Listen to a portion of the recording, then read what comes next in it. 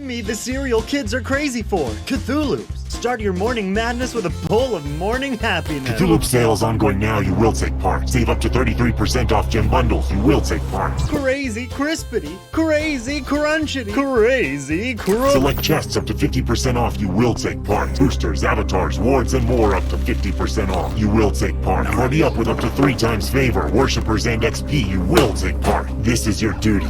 Crazy Cthulhu-y, Cthulhu. Surgeon General's warning, Cthulhu's are not of this world and should not be ingested by children or adults over the age of 80. Gems are not included as a surprise because Cthulhu's are not real. Reality is meaningless, time is a construct. Abandon all hope when you ingest Cthulhu's. Use as directed, part of balanced breakfast. For the crispity, crunchity, crazy crunch, get cuckoo with Cthulhu. You will take part. Of a balanced breakfast. Can we take a commercial break? Hey there, SMITE fans, Aggro here. Look, every single year, the SPL just keeps getting better. Season 7 was incredible, and in Season 8, I'm sure our players are gonna take their game to the next level. But in order to do that, they're gonna need the best gear they can get their hands on. And that's why I'm so excited to announce that the title sponsor for Season 8 of the SPL is Alienware. Yeah, that Alienware. Our players are getting the best of the best in computer gaming. These Alienware Aurora Ryzen Edition PC setups are insane. Not only will these be the PCs that the players will compete on once we are in studio, but Alienware is also providing one for each player at their home setup to make sure their practice is as good as possible. Now let's get down to brass tacks. The specs on these Alienware Aurora Ryzen Edition desktops are amazing. An AMD Ryzen 9 16-core processor. That's a lot of cores. That's plenty of processing power. Plenty of cores. If you want to stream, this is the way to go. I know a lot about my cores, so. I mean, Pilates, right? 64 gigabytes of DDR4 RAM. What? Is that true? That is true. I mean, this thing has 64 gigs of DDR4 RAM. Which you can do literally anything with. Literally anything. I've never had more than 16 gigs. That's quadruple the amount I have at home. And one of the hottest commodities in the PC world, an NVIDIA GeForce 3090 graphics card. Insane how much better this is than what I have. The best graphics you really need, Ultra, of course. Content's gonna look good. And what's the point of all the power if you can't see it? Players will also be using the Alienware 25-inch 240 Hz monitors. Man, when I load into scrims with this bad boy, I'm gonna feed so hard. And it's gonna be in perfect picture quality. We are so excited to be partnering with Alienware for Season 8 of the SMITE Pro League. And the best part is, this VIP treatment, it's not just for the pros. You too can get the best possible SMITE experience. Just go to smitegame.com/Alienware and use code SMITEAW to get special discounts on some of Alienware's best products. Thanks again to Alienware. Make sure you're following them on Twitter and Instagram. That's @Alienware on both platforms. And you can join their community at alienwarearena.com.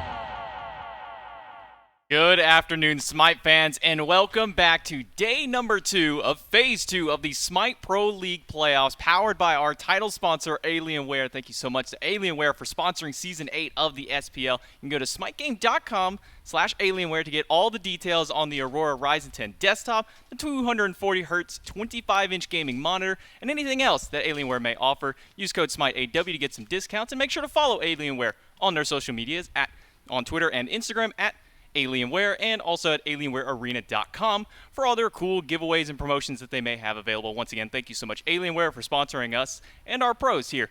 Speaking of pros, I've got one standing by with me today for our sets. We've got Nika from the Oni Warriors, and we got Taco joining me on the desk here for our first set of the day. It's going to be a big one for it. Atlantis Leviathans and the Olympus Bolts taking place here in studio. That's a pretty spicy matchup whenever it comes to the actual in-studio performances, J-Mac. And Nika, I know there might be a little bit of envy on your end not being able to participate just yet, but as far as it goes, when you're a pro player in that sort of environment, what are some of the changes that you would kind of expect to take place? I think the biggest difference you see for playoff Smite is the drafts get a lot more affected. Teams start to dive deeper into their god pools, and as the tournament progresses, in these sets, I'd say, I think we'll see a lot more unique stuff maybe coming out. We've seen a lot of healing, a lot of hell, and picks like that. Maybe we'll see a few more healers. And as you've seen by the schedule and the standings, you do have the Olympus Bolts and Leviathans our first set, and then we'll have the Camelot Kings and Tartarus Titans playing after that set has done. And don't forget, it's also a best of 5 throughout the entire tournament, so plenty of Smite action available for all of you guys here. Going immediately into it, though, the Atlantis Leviathans and the Bolts. They've had a nice little history so far here in the studio. The first time that they faced off, it was a 2-1 in the Bolts' favor. And then the very last week of the SPL, they came back in studio and faced again. It was a 2-1 in favor of the Leviathan. So it's definitely a heated little rivalry that we've been having between these players here. Let's talk a little bit about the Olympus Bolts, however, and kind of their path into here. Nika, what are some of the obstacles that you've had to face so far going up against the Bolts? I think the Bolts this season, they've just individually, I think they've all improved a lot. Their players, I'd say, have been some of the best in their roles. I think Ven and Lasper in particular have been up there for top 2 junglers and mids in their role. And I think they just work really well together as a team. I think Haddix has added a lot of leadership, it feels like, to that team and communication. And yeah, I think they've just all been playing really well at a high level. Yeah, talk us a little bit about Venenu and kind of the adaptation that we've had to see. A lot of this we've seen mid lane kind of explode as of recently. Talk a little bit about that. Mid lane in general has just been such a dominant factor for the competitive season in general. I'm sure, Nika, you know that better than anybody else, how it goes dealing with some of these mid laners. And I think the flexibility in terms of what you're actually able to play, I don't think it's so much reserved to necessarily the Giannis or the Merlins or the Ryzens. I think that as far as compositions are concerned, you're primarily just looking to try and either do one of two things as a mid laner. You're either creating space or you're just looking for that immediate follow-up damage. And as far as Venenu is concerned, I think what he does best in comparison to a lot of other mid laners is he is a mid that will hyper carry a match. And what I mean by that is you don't necessarily expect to see him just looking for that utility option. He is someone that the Bolts love playing through because he will almost always consistently be able to follow it up. What are some of the struggles that you find just kind of drafting against this Bolt squad, especially with Venenu in that role? Well, I think Ven specifically, one thing that he's done really well this whole season is like you said, Techo, a lot of mid laners do one or the other, and I think Ven's been really good at adapting his playstyle. We've seen him play utility gods. He makes rotations where he loses farm a lot, but then he also has these games where he's just dominating and hard carrying on any pick he gives him. So I think drafting against him today, they're gonna have to look at stuff like Raijin, Hell, etc. And I think both the mid laners in this set will kind of dictate picks and bans for sure. Yeah, we've been seeing a lot of Raijin and especially a lot of Hell. Kind of talk a little bit about this Hell real quick, and what kind of just brought Hell back out of nowhere? I think around a couple patches ago, she got 3 or 4 slight tweaks and buffs, and I think it kind of made people revisit the god a little bit. And I mean, most teams have found success with it, so they're going to keep playing with it. It's a frustrating god to draft into and play against. So. We've been talking a lot about Venenu, but let's go ahead and talk to Venenu directly. We've got Goremizer standing by with an interview with the mid laner himself. That's right, I got Vin right here, and I want to ask about it because I know the last few times we talked to you guys, there was a lot of, hey, you know what, how after the win streak was ended, there was a lot of, well, we don't really care, we already know we're going to be in the top 4, seeding doesn't matter, it's just playoffs. How do you feel the prep went for the event? I think it went pretty good. We got a lot of practice going into it, and we practiced all the, we practiced Leviathans and Jade the most. We got a little bit of scrims versus Titans. Thought they were going to just pop off really well as well, so it's good to see who we scrimmed against did well, so we're excited. As the Leviathans is an interesting matchup for you guys, though, because, so last time, and they had mentioned this on the desk, you've gone 1-1 this year on land so far, but every playoffs, you guys always seem to be the ones eliminating them, and in Worlds this last year. Do you feel any pressure going up against this team because the last time they were able to win, or do you think that streak for playoffs is going to continue? I mean, hopefully it continues. We prepped really well for it, but honestly, always fun playing in LAN and been waiting for it for a while, and nice to get a little revenge, so we're ready to play for it. I've got the easy one for you, the last one. What do you think the set score is going to be? 3-0 us. 3-0. Oh, wow. A lot of people, they like to hedge their bets, just give themselves that window, the 3-1. But, hey, we got the 3-0 here from Vin. We'll see if it can happen. Good luck in your games, man. Thanks for hanging out with me. We'll go back to the desk. Thank you so much, Gore and Venani. A lot of confidence coming there from Venani. 3-0 for the Olympus Bolts. That's a lot to throw out, especially against the Leviathans. And these two teams, they've gone the distance every single set they've played so far this phase. It's a 2-1 the first time, 2-1 last week when they played here. A little bit, kind of looking against their opposition here. He's got to go against Shinto specifically for the Leviathans. Well, what are some of the difficulties of trying to face off against this Leviathans roster, Taco? Well, in general, I think that it's always crucial as a pro player. You have to have that kind of confidence in yourself, especially when it comes to this Bolts versus Leviathans matchup, because, again, as far as mid laners are concerned, I feel like we're looking at two of the best in the league right now going head-to-head. And Shinto, as well, is someone that I think really tries to drive very heavily into that hyper carry play style, and I think that he's exclusively more of a hyper carry mid lane, Nika. Yeah, I'd say Shinto's the best example of these hyper carry mids. I think his team funnels a lot of farm into him, but why wouldn't you when he's consistently a game winner for them? I think if you give this guy too much space, he kind of runs these team fights, as you can see in these clips. Yeah, we saw yesterday Shinto was getting the brunt end of the farm for the Leviathans. In y'all's game specifically, Shinto was basically just sitting there almost untouched. Even Panatom didn't want to go to his lane, just kind of left him alone there. How do you kind of adapt to whenever they just decide on their team, okay, you know what, mid laner, have fun. What's kind of the adaptation you have to make on the fly for it? I think you have to make sure you punish Panatom the most on this team. He's obviously... Jungle's a high-impact role, even though some see it as weaker. It still controls the map. And if your jungler cannot get reliable farm and he's being put behind through invades and stuff like that, then that's a pretty good avenue to victory, even if Shinto is getting all that farm.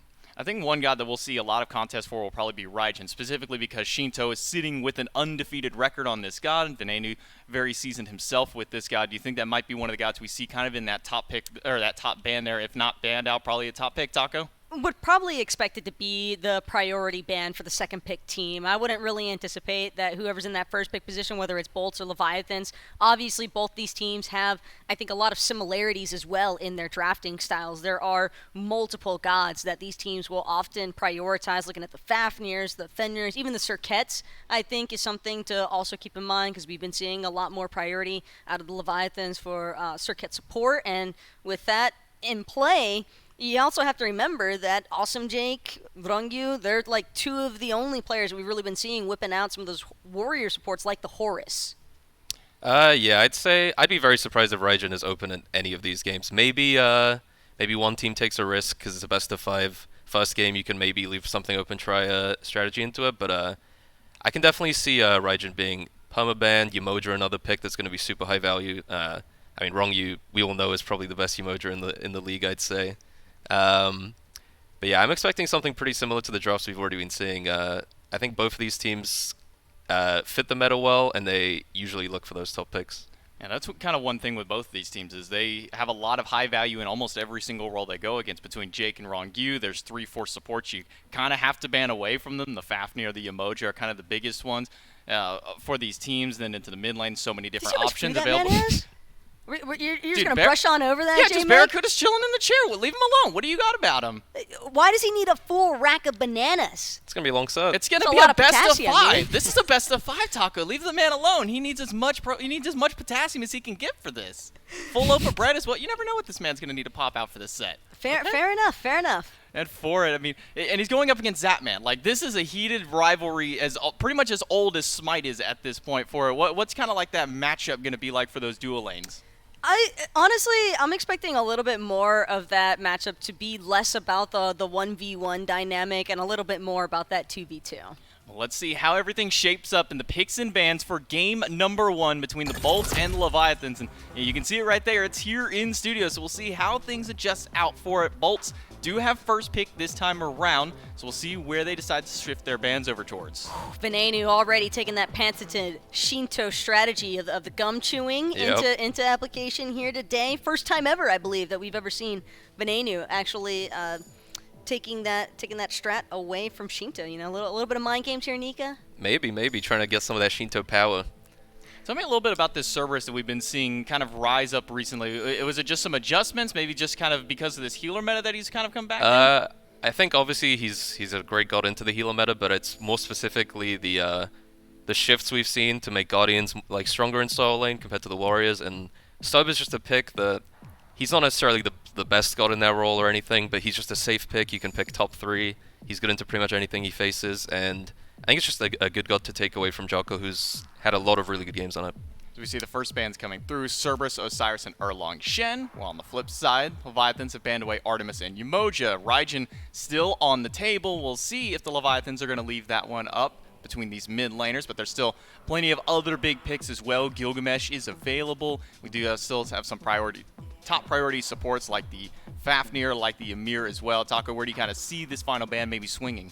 Well, it's interesting because, if anything, that quarterfinals of playoffs so far has kind of led me to believe that Gilgamesh has sort of fallen out of favoritism, so to say. I think the Erlong Shen has really risen in the ranks for playoffs exclusively, and seeing that hell ban, I'm inclined to believe that the Bolts might want to prioritize the Raijin just because you don't want to allow that pick to go to the Leviathans. But if they take Raijin, then you have to assume that there is ample opportunity for the Leviathans to respond with a nice solidified front line. And I think that when there's options like Terra, Artio, Serket, all open and up for grabs, it's a pretty tough decision for the Bolts. Yeah, I was thinking it would be more of maybe a Gilgamesh trade here, Gilgamesh Raijin trade, but it looks like they're giving that up to Leviathans, which is, I think it's risky. I mean, I think both these teams are probably the two teams that value Gilgamesh the most, and Odin was open as well. We forgot about that one.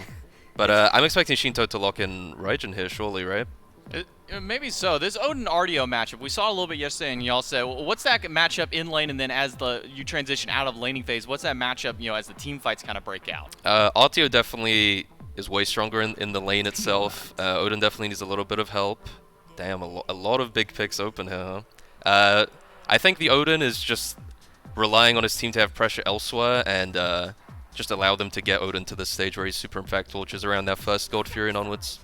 It's kind of wild that, we talk so much about all the other mid laners and we just kind of forgot about Tiamat for a moment. But then again, it's one of those gods who's almost always first ban no matter what. Teams are just always taking it away. So for Tiamat to kind of just slip through right here and Leviathan's able to pick it up, not too bad of an option for them. In the Bolts, they also pick up Serket, taking that one, funny enough, taking that one away from most likely Rong Yu from the support lane, putting that one in Lasper's hands. See, this is what I was expecting to be the responses from the Leviathans, and assume that the Bolts would want to take their mid lane pick earlier on, but this Giannis response is actually really cool because it introduces a lot of mobility, I think, and when you're already trying to lock down this Serket, you're going to have a lot of issues, I think, in terms of just protecting that Tiamat in the back line, because Odin, while he can technically corral members of a team, I do think the Leviathans are going to need some very heavy crowd control follow-up to really assist inside of that Odin cage. Otherwise, I'm not even sure that anyone aside from the Artio is really all that much of a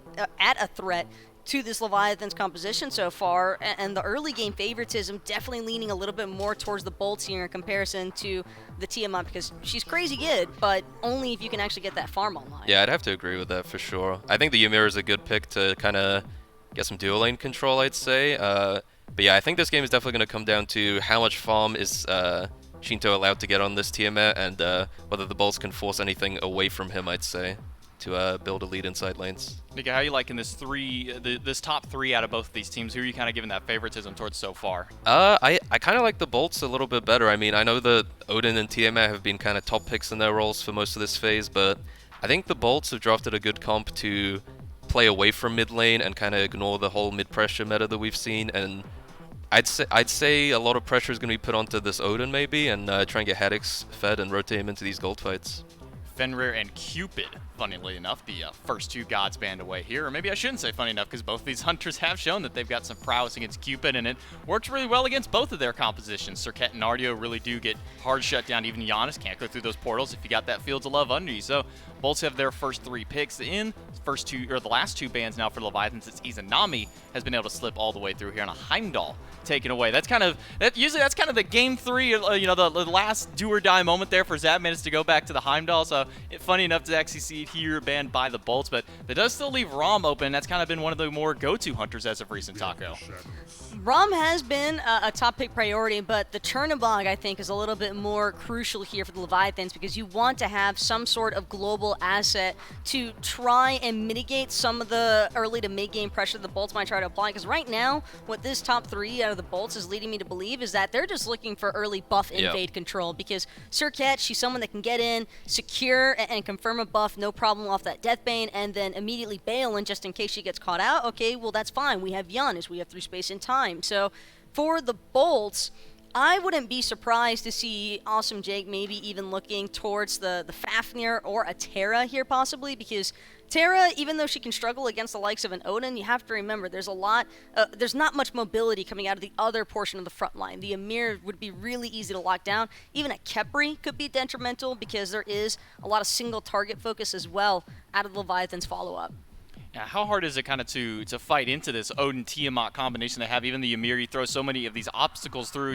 Nico, what's kind of the response that you make here as a team? You see this much structure base picked up here, between the Ring of Spears, between the wall. What's kind of the answer you have to go for? I think exactly what Bolts are doing. I mean, they can't really deal with the Yanisol. I mean, if that hits, right? But I think Leviathans are at risk of getting completely out-pressured everywhere this game. I mean, the Bolts draft is ridiculous. Pressure everywhere other than maybe mid, but the Yanis just allows them to play through anywhere. And then they lock in the Gilgamesh and Apollo, which we kind of briefly talked about how Gilgamesh may have fallen out of favor here, but this is a god that Lasbra and Panatom both do like going towards. And speaking of new and developing things that have popped up as of recent, Kabrakan as a 10th pick for the Leviathans. We saw this band pretty much exclusively yesterday versus in the Titans and the Jade Dragons matchup, but what's up with this Kabrakan kind of slipping through here? Well, I think Dragon specifically, Finake has been playing in solo and being really successful. For everyone else, I don't know. I think it's been an average pick. I mean, we've tried it a couple times. I think some other teams, but I'm kind of surprised to see it locked in. I wonder if it's going to be in the jungle here, maybe. It might just be the mentality of just solely trying to control Barracuda in team fights, because the Apollo, sure, he can match that global pressure out of the Chernobog as well and further assist the Giannis, but he's probably also the most likely to get locked down alongside of this RDO. You basically have double wall features from the Leviathans, which I think introduces some reinitiation aspects. I mean, you throw a Kabrakan semicircle wall, and then you have the Ymir wall right behind that, making basically no escape possible for a Giannis or for an Apollo or even this Ardio. They get locked down into it. How difficult is it going to be, Taco, for this Bolts draft to really kind of escape this very heavy structure comp? Well, that's only if the Leviathans actually get the ball rolling. They've got to get their feet underneath them first, kind of walk before you run mentality, and I'm still seeing a lot of the same issues where the Bolts just kind of have immediate early to mid-game pressure in comparison to what the Leviathans have drafted for. If the Leviathans are able to stalemate the laning phases, though, I think that's really what their success is going to hinge upon. Yeah, I feel like the Leviathan draft kind of lacks a lot of damage unless Shinto has one of his games where he's just able to carry this. I mean, the Bolts draft is really hard to lock down as well. There's so much movement in that draft, and I really see them struggling here. Yeah, this is a very tanky composition from the Leviathans, and we've seen what happens to some tanks in the late game. It kind of feels like even though you're 35, 40 minutes in, 6 items, you're maybe not the tankiest person. How do you kind of deal with this more damage burst composition? Is it something you really do have to just try and fight against early? Yeah, I think the game is really fast-paced right now. I think you can't really bank on getting to that later stage, and I think they're just going to have to try and match this pressure somehow, maybe just for individual plays, and just hope for the best, honestly.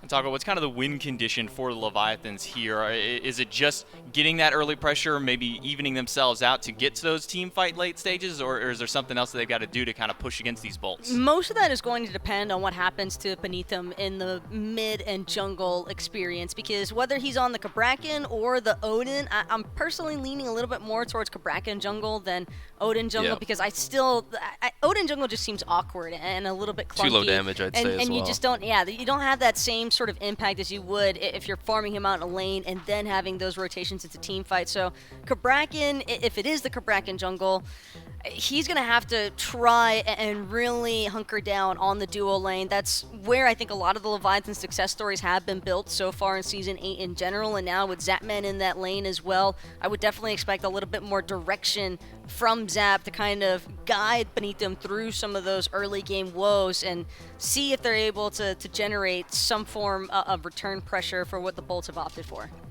Looking at these two compositions, without looking at what team they are, what players are on there, which of these two compositions are you favoring a little bit more here, Nika? Definitely the Bolts draft, I'd say. That's the one I'm leaning towards. He said everything for me as is. It's hard to look at this comp and think, wow, like there's just no real lockdown capabilities. And then even when you look at what the Leviathans have in terms of just keeping members restricted to a certain space, okay, fine, but you need some form of follow-up for inside of that restricted space. And Chernobog, Tiamat, those are gods that are just so much more in the late game. They also have such good gods at getting onto the Tiamat and making her uncomfortable. This is going to be a little bit of a rough match for the Tiamat here, and maybe a little bit of a rough match here for Venenu as well on this Giannis. There is a lot of gods that can keep him from going through those portals between the Ymir, the Kabrakan. Odin can hold him back as well for it.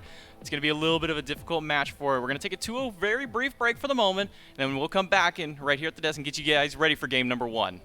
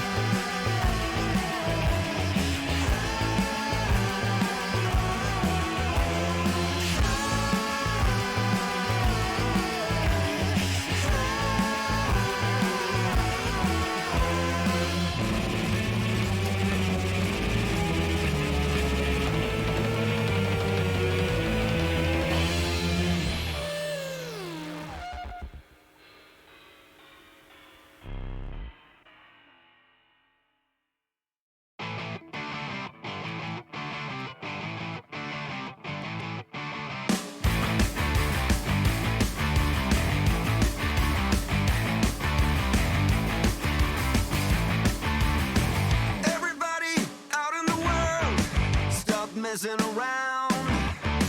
Calling all you freaks and nerds. You're just missing what you want. My brother's going down the drain. My sister's living the dream. But everybody's singing along. It's okay, we'll all soon be gone.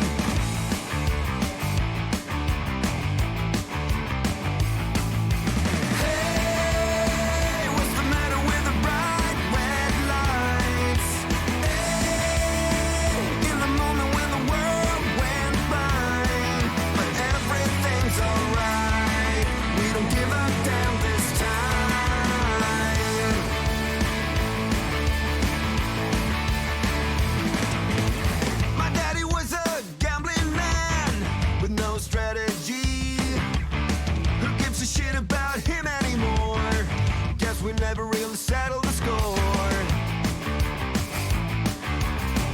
Half the town screaming out in vain, the other half is fake, but everybody's singing along.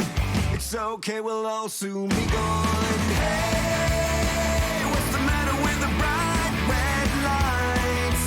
Hey, in the moment when the world went blind, but everything's alright. We don't give a damn this time.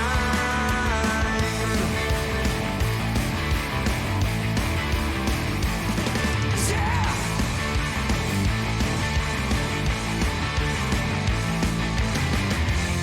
Everyone's a hypocrite. In this game we cannot win.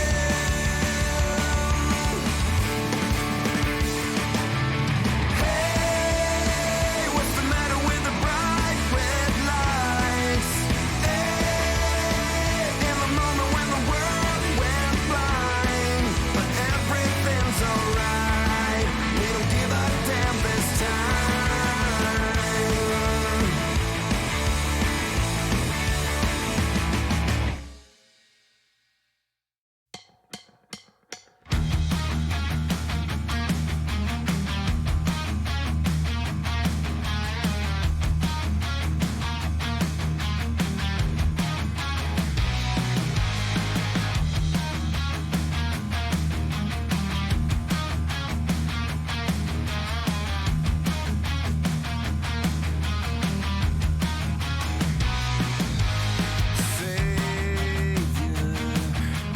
Where are you now? I'm waiting here. Sing for me sweet lullabies. Savior, I'll stay inside the lines. Don't let my prayers go unanswered now. Bright nights, everlasting darksome days. Bright nights, I'm wearing the stain you made of me, and I wait and I wait and I wait and I wait for the bright nights to lead my way through the maze.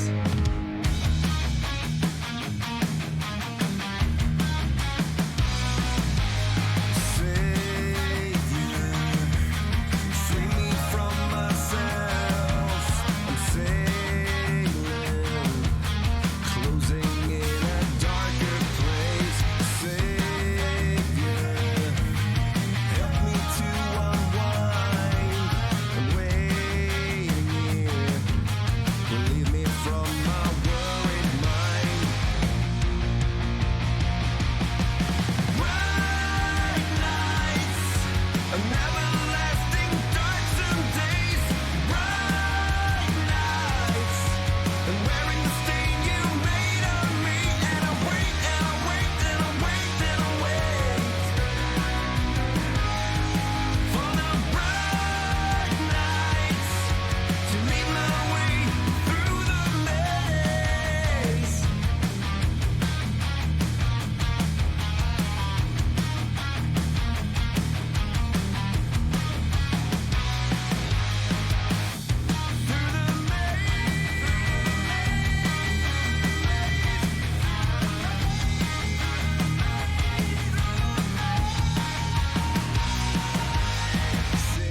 Savior, where are you now?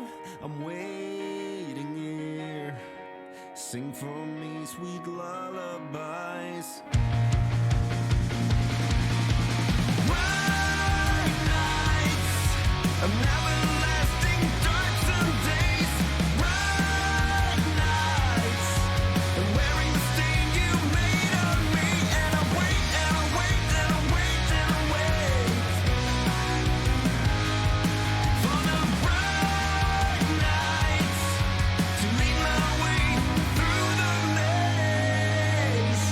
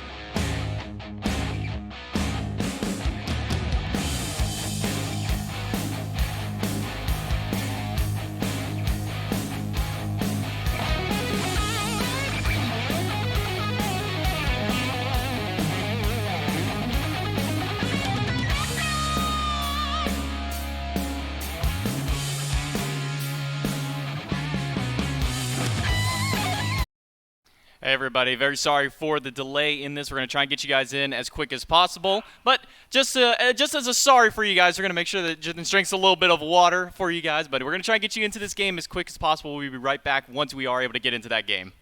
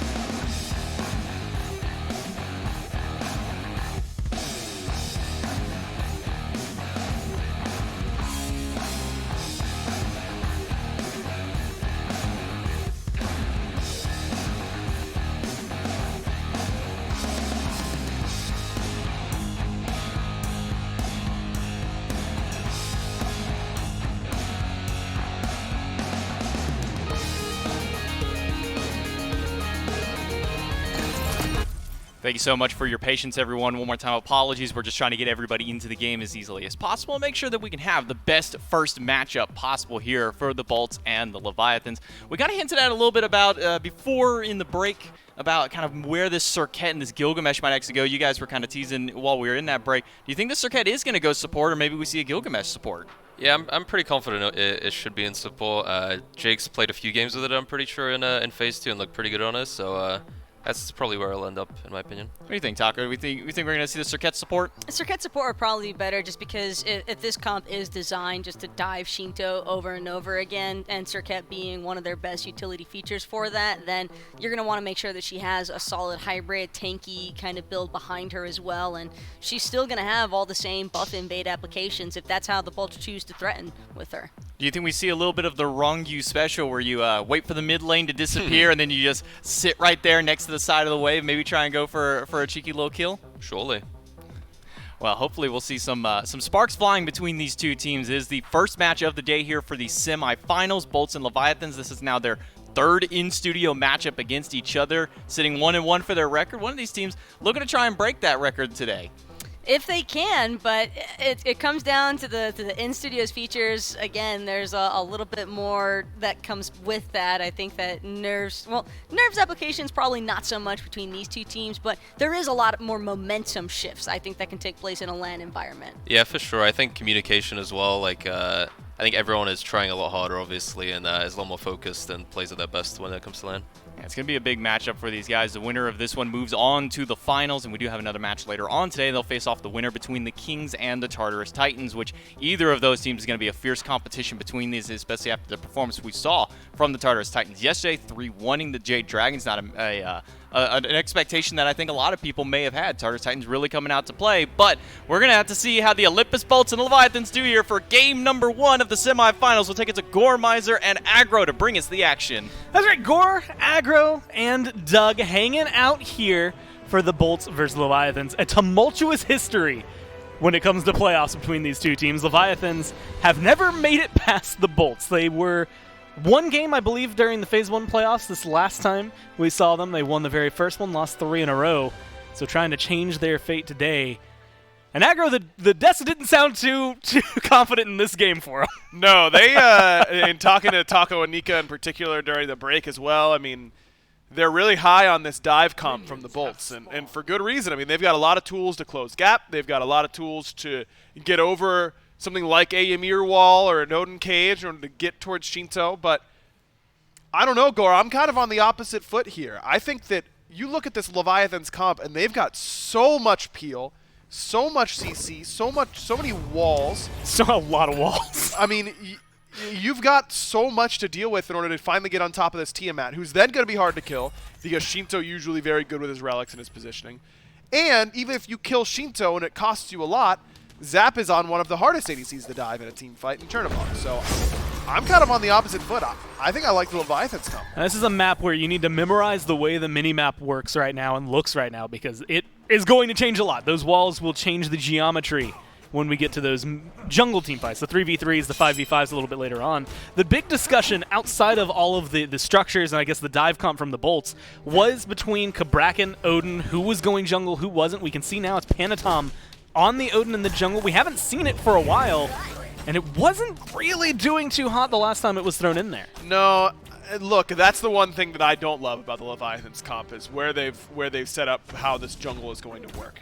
Whether it was the Kabrakan or the Odin, don't really love either of those picks in the jungle in this meta right now. But I think that when you look back at the last set that these two played against one another here in studio, Panatom looked like a absolute world beater. I mean, he was going absolutely nuts.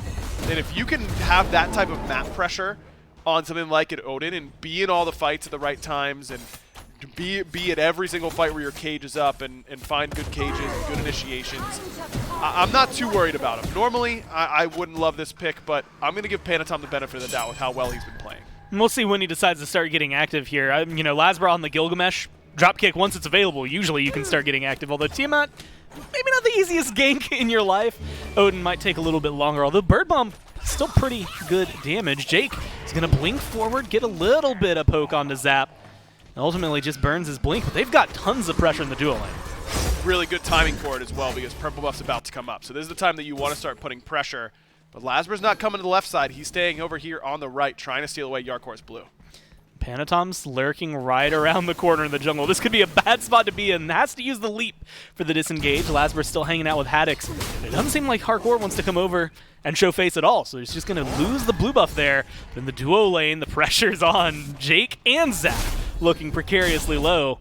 But with Barra still full health, decent enough mana, I think they're maybe going to look for it. No, they're thinking twice. Yeah, they don't know exactly where Panatom went after giving up that blue buff. So good call from Barra, who clearly is trying to pull Jake back, where Jake is kind of slinking into the jungle and heading towards that purple buff. But it looks like Veneno was able to seal away Shinto's red in the midst of that as well, even without using the ultimate. Just kind of a cheeky little portal in and an unstable vortex. So Leviathans lose 2 buffs on that rotation. They lose red and blue. They are able to secure their purple, which it looked like they might not be able to for a little bit. So a small win there for the Chaos side. But the Bolts up a nice little 500 gold or so without that first blood.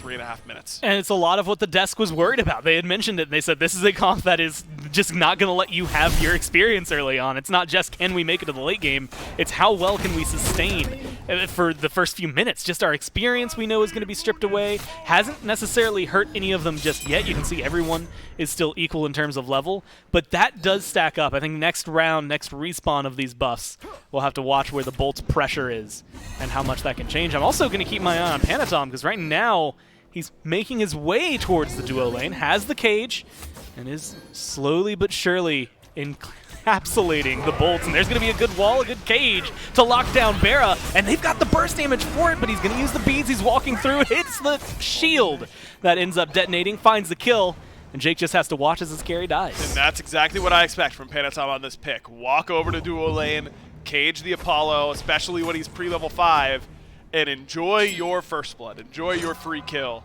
And because what is Barra supposed to do from that instance? I mean, he auto-attacks his way out as fast as he can, but the damage from Zap and Rongyu is relevant on a gank like that, and it ends up being an easy first blood for Panatom. Really smart rotation. Well, Haddix and Lasber once again getting aggressive on the blue buff. They are able to secure it.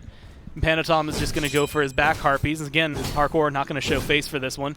Will mention Rongyu's on this side of the map, or he was at the time. Now he's starting to make his way back towards left. And so with that first blood, the Leviathans feel a lot more confident in their capabilities to roam. And that's what this Odin has to be able to do, because that's the problem for this Bolts comp, if you're the Leviathans, that they have so much mobility. Serket, Giannis, Apollo, I mean, these are really mobile picks.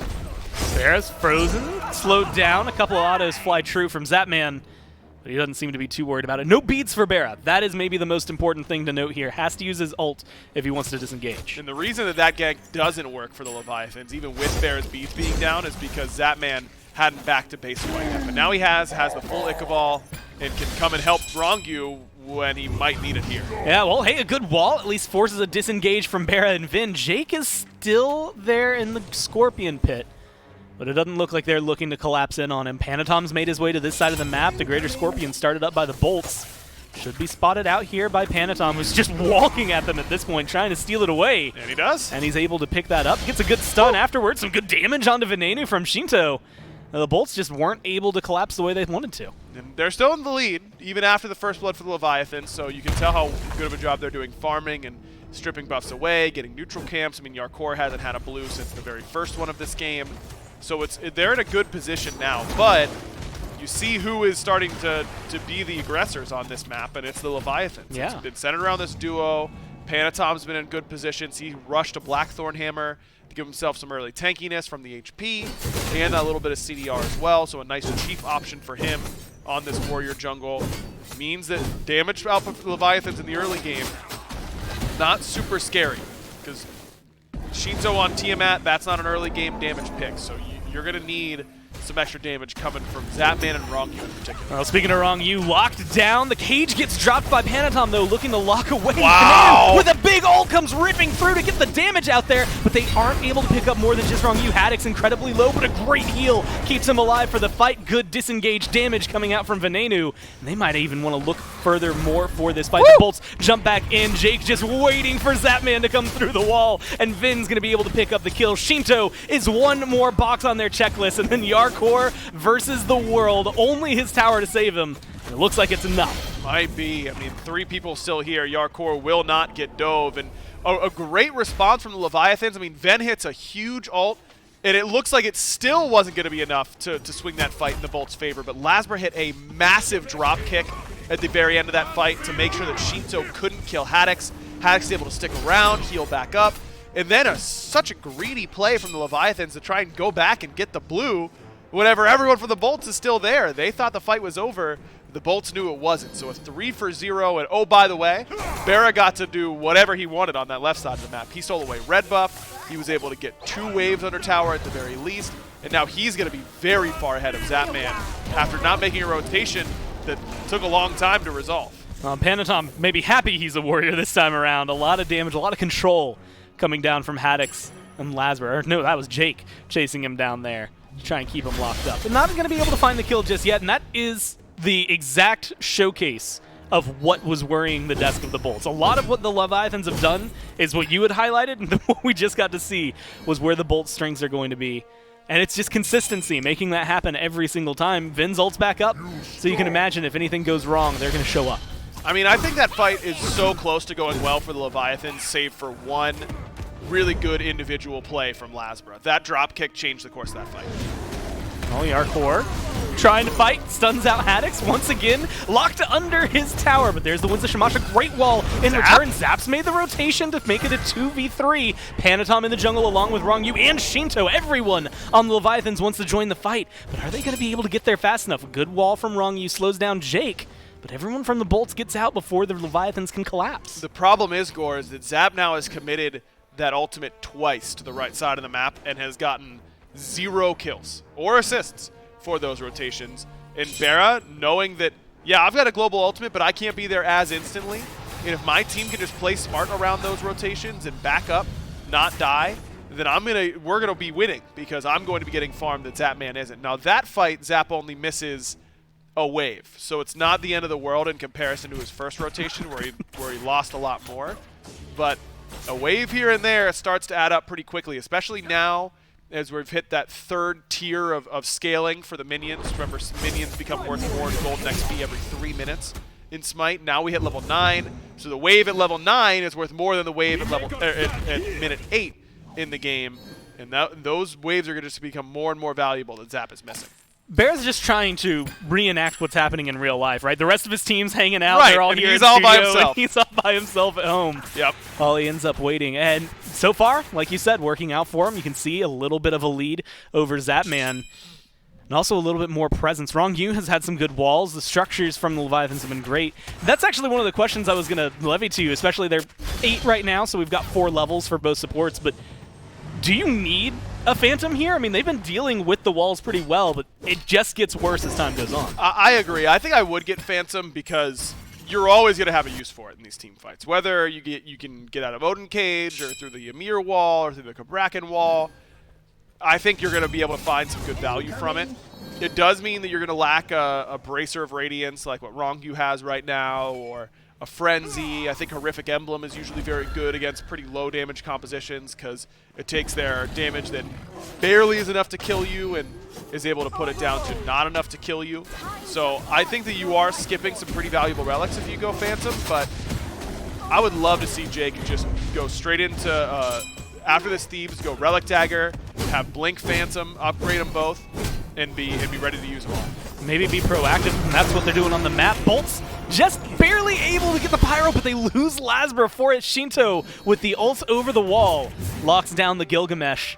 And so a fair trade, and now it's the aggression on the Zap. Beads get forced because Jake uses the ult. He goes up into the sky, comes crashing back down. No one from the Bolts looking to get aggressive too deep on him. Instead, let's just take a tier 1. Yeah, Zap uses the beads right away, or the dash right away rather, and then gets caught by Jake with a good idea to use Last Breath instead of potentially missing my 2 and then ending up where Zap doesn't have to use a whole lot. So instead he forces a global ultimate cooldown and a beads at the same time. Very much worth Jake's blink and ult. Nice play. It's just aggression at this point. Shinto wants blood. I think they're starting to recognize now the gold lead 3,000 in favor of the Bolts, despite the kills being right next to each other.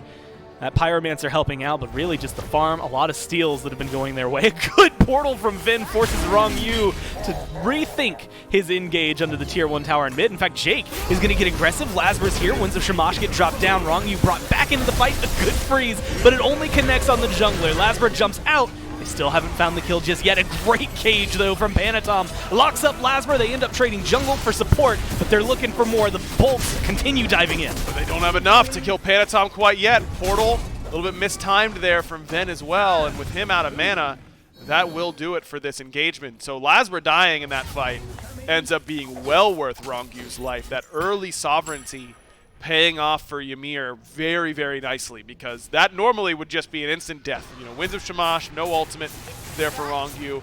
No shot he's able to win that. But because he's so tanky up against this Serket doesn't have that ultimate. Lazarus does have a lot of damage in the build. Surprised it still took him that long. Frostbite is it's a hell of a drug, Gore. That damage reduction is really strong. Definitely an underrated part of the Ymir kit. And it ends up being enough time for Shinto to put out a ton of damage. And that's what we're going to keep on seeing, is Shinto putting out a ton of damage. Look at the player damage charts. He's up top. And by 1,000 at this point. Not like, oh, well, he's beating him out by a couple hundred. He has the lead distinctly. And I think we're going to continue to see that route. Like you had said, his ult about to come up. And we've already seen the pressure that Shinto is able to throw out on this Tiamat. This Gold Fury has been danced around right now. The Oracle Vision in favor of the Leviathans. You can see a lot of positioning from the bolts on the left-hand side. Maybe looking more for the red buff, purple buff.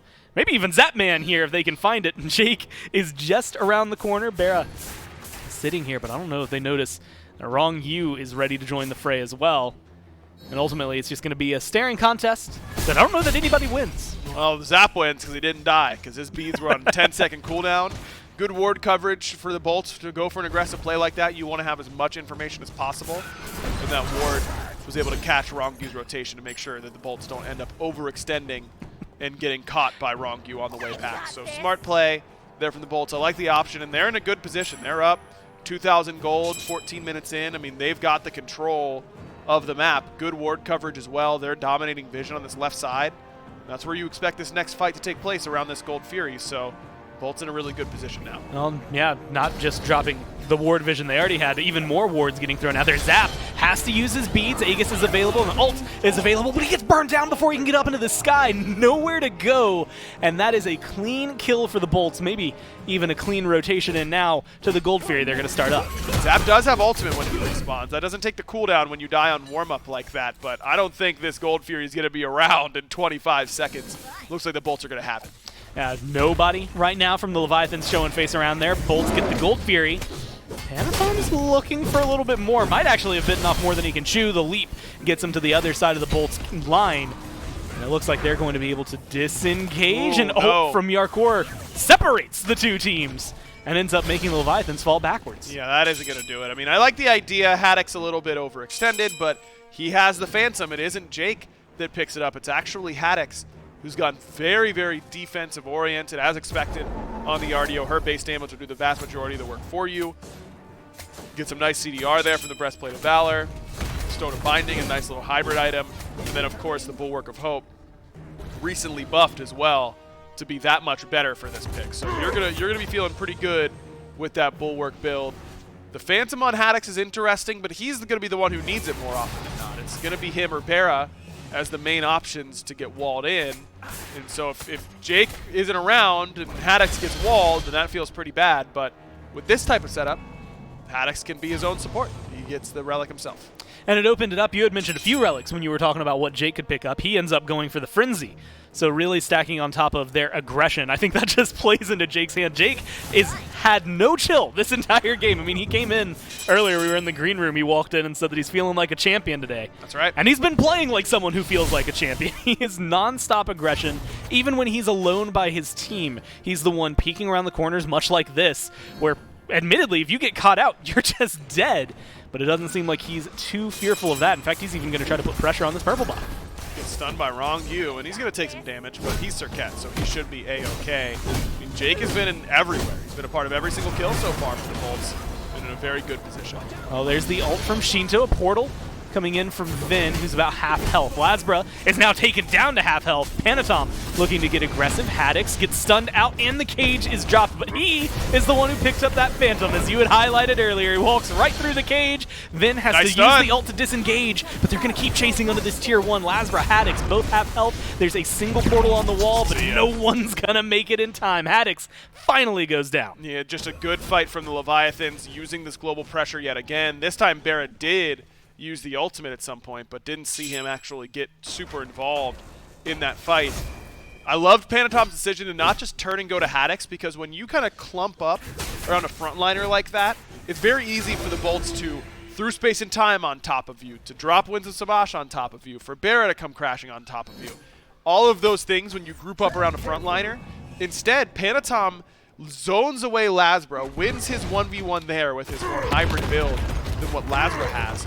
It allows Shinto and Yarkor to be the ones putting damage onto Haddix. Well, right now, damage onto Zap seemed to be the idea, and Jake's going to get a little bit of that. But ultimately, they end up picking up a Pyromancer on the side of the Leviathans. A big deal. Shinto had dropped the ult on the Pyromancer to thwart the Bolts from picking it up. So they get that win, they get a good fight, and they get the objective that they were looking for. And now we're in that weird middle ground where technically 18 minutes, like that's where we've seen a lot of Fire Giants this year.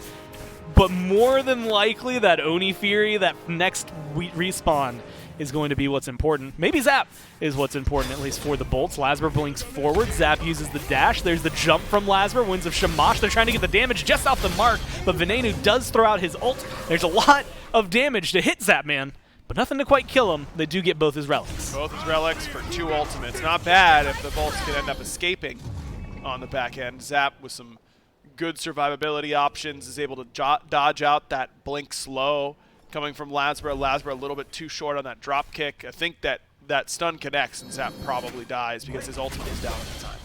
And this is a good spot to be in if you're looking at Zapman pressure that he can have specifically around, say, a Fury that we were just talking about. Well, you're waiting a little under, 3 minutes before you're going to be getting those back. About 2.5 at this point. And that Fury should be up, so maybe pressure on the Bolts to make sure they enable that when they get the chance. Lucky timing for the Leviathans. They get aggressive onto Vin. He has lucky timing, makes it back to base before anyone can stop him.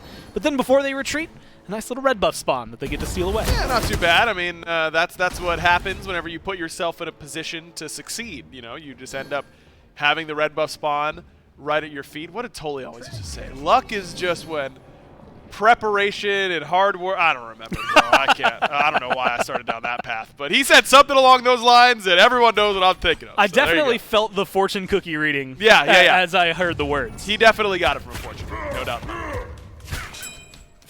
Well, we'll see, I guess, which way fortune favors for this next Fury, because it does finally respawn Jake Barra. Preparation meets opportunity. Preparation meets opportunity. That's what luck is? No, I think so. I guess, yeah, I guess, kind of. Sure, yeah. But also luck is like luck. Right. Like, I got lucky there, and things went my way. Well, no, you were just prepared, and the opportunity arose, Gore. That's all that happened. Well, yeah, sometimes. Anyway, 2,000 gold. They're prepared right now. If you're the Bolts, we'll see if opportunity presents itself to them anytime soon. As it is just the pressure right now. I mean, these teams have been doing a really good job. Ward coverage was a conversation we had earlier. Right now, I see a lot of wards in inventory for the Bolts, a lot of wards on map for the Leviathans. Look, the Bolts have a gold lead, but it hasn't materialized in itemization anywhere except for solo. Haddix has finished off a tier 3 item, whereas Yarkor has not in their 4th item slot. But what this lead means is that the Bolts should have positional advantage. Well, Jake is looking to be the one who's zoning out, does take half his health to do so. But burns Shinto's ult, doesn't have to burn anything of his own. Beats and Aegis for Zap, just about to come off cooldown. Not off cooldown yet. Haddix is now half health. There's a good cage to lock him in. Phantom's available, doesn't need it because there's a good portal from Vin, but the Leviathans have pulled the Fury. Now Zapman, no Aegis and no ultimate, but the Leviathans on the Gold Fury, but Haddix takes a massive chunk. That's a great deal of damage. Panatom jumps forward. Another good portal gets Haddix out of there, and the damage in the backline is looking good from Lasbra and from Jake as he jumps in to get aggressive. Panatom, Shinto, Rongyu, Hardcore, all at half health, and they're getting pushed away. A good wall from Rongyu lets the team disengage, and it seems that's all the Leviathans want. For now, I mean, the Leviathans still have Shinto around, both relics, little over half HP, so he's tasked with sticking around and making sure the Bolts don't do this Oni Fury, and they will not. Just didn't like that call from Zapman at all. I mean, I don't know what the Leviathan saw to make Zap think that was the time to ult in, but the Bolts hadn't committed on the Gold Fury. No one was out of position. No one was low HP. Zapman wasn't in trouble.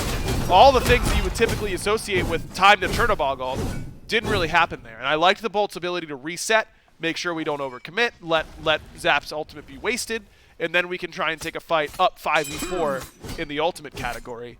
And Ven did a great job that fight. He had a really good scrap there. Not only providing those portals, but his ultimate hitting Shinto in the back line, forcing him to be a little bit more scared throughout that team fight. The difference between starting a fight at full HP as a backliner and 70% HP is really, really big. Oni Fury pulled by the Bolts once again, getting burned fast this time around. They're going to be able to secure it before the Leviathans have a good chance to respond. Wall. A good wall, but not good enough. Haddix walks away. A great wall coming down from Yarkor, but it's not enough to lock up Lazar. He's low. Through space and time is used from Vin. The disengage from the Bolts is good. 23 minutes in, and they've now managed to push this to almost 4,000 gold. Love the way the Bolts are playing right now, because they seem like they're not getting caught off guard by anything the Leviathans are doing. That looks a play to me where they go to the Gold Fury and go, all right, we're gonna go to gold. We're gonna get it because we have ward coverage and we're still pretty healthy and we're in a good position. And then if they show up, I'm gonna Giannis ult us out of here, and we're gonna all take the portals. And I feel like every time people say that, they then don't take the portals and die. But that time, the Bolts were on the same page. Jake's looking for blood as of right now. Good body blocks, Rob. You can't go anywhere. The winds of Shamash get dropped. The Ymir has nothing to do and nothing to say. Gets taken down, and Haddix, Jake, and now Barra want more. Barra dives onto Shinto, gets some good damage out there. The portal taken by Vin, of all people. A drop kick into the wall forces Zapman to get stunned out. He has the dash, but it is the chase from the Bolts right now. They're looking for more. Shinto manages to get the back off, but that is more than you could say for Zapman. Killed off right outside his right Phoenix. Yarkor still has that ultimate, but portals there from Ven once again. 205 on this. Giannis has been able to do a lot of work, and it's not like he's lacking in the player damage department either. He's second from the top, only behind Shinto. Ubera did a good job of taking out of that fight last time around. Shinto, if you can put that type of pressure on him, he's not going to be able to step up and deal damage to your front line. He's been under a little bit too much pressure from this dive from the Bolts, and this is what the desk was expecting from this draft. We dive 3 people on this guy, send 1 to Shinto, keep him out of the fight, and just keep the Leviathans split up. Now that the Phantom is on cooldown, though, Gore, this is where the Leviathans, I think, might be able to make a play happen. Now that Phantom's down, we've got Odin Cage back up, Zapman's up in about 10 seconds, but he has no ult. I think I still might be looking to be aggressive here among the Leviathan. Shinto still has Aegis. We'll see what they decide to do. The Bolts got their backs off. Jake just uses his ult and gets some good damage onto Yarkor. A great stun from Haddix keeps them engaged, but they are looking for that fight. Unfortunately for Shinto, he doesn't have much to say about it. Burned before he can do anything. Panatom body blocked, locked down. Barracuda picks up the kill there, and what was a 4v5 turns very quickly into a 2v5 with the Leviathans running. Now the difference there in that fight is ward coverage. The Bolts have a ton, the Leviathans have near 0. And this is where those marginal advantages sometimes materialize. Not so much in the items or in the XP. I mean, the Bolts have been ahead all game, but haven't been able to create giant item advantages. It's that they have dominated the vision. And when you've got a composition with this much mobility, and you've got this much vision, it makes the job of a Apollo, of a Giannis, of a Cirquet so easy, because they've got perfect information. And in that fight, Lasmer is able to follow Shinto. He stalks him through the alleyways of the jungle. Shinto's got no idea that a Gilgamesh is behind him. And he gets some good damage on Ven, and then turns around to see 2 feet inches from his chin as he goes flying into the rock wall and never gets a chance to use his Aegis because he's just CC locked from that position.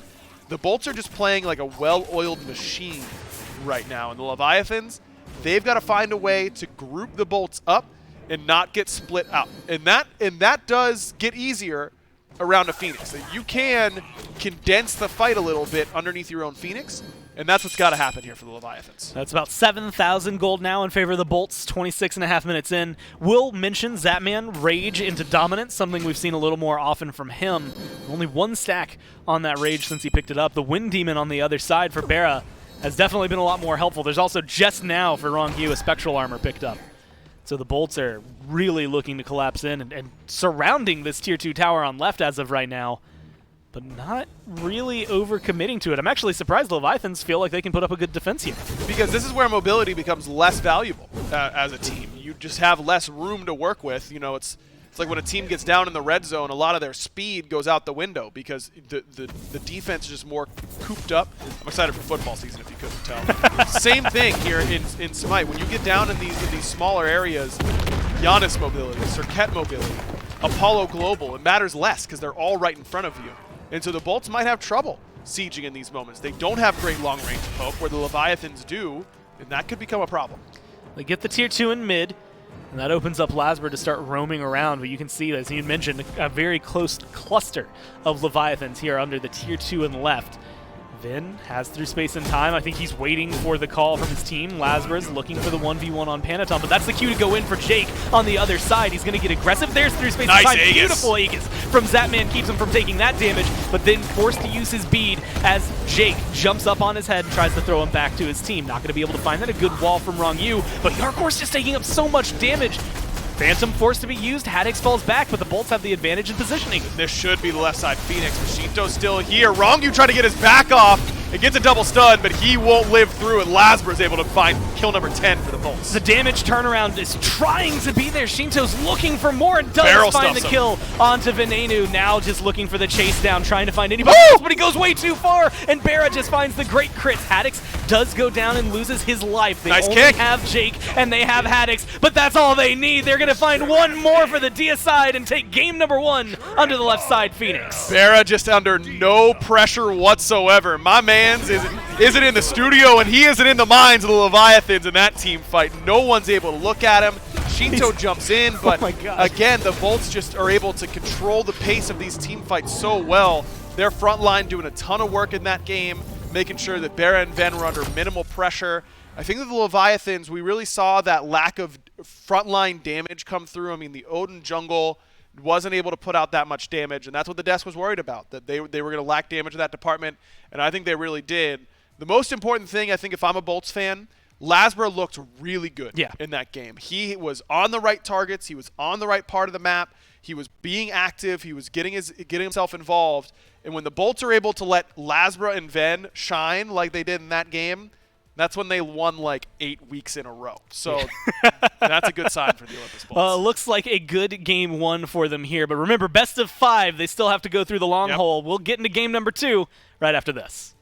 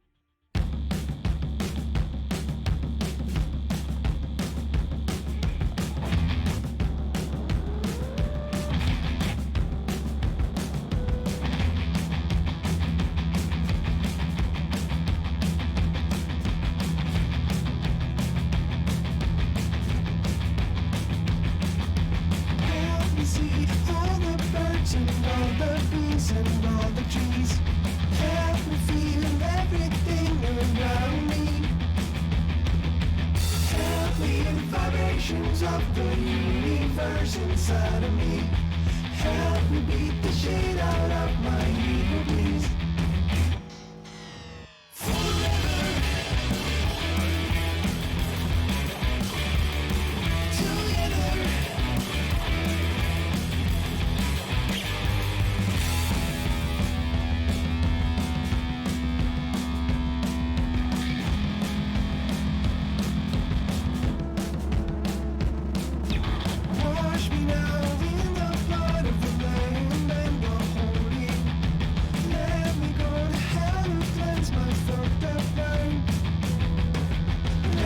embrace the sunrise and the sunset and the time between them. Let us stay forever young and never die.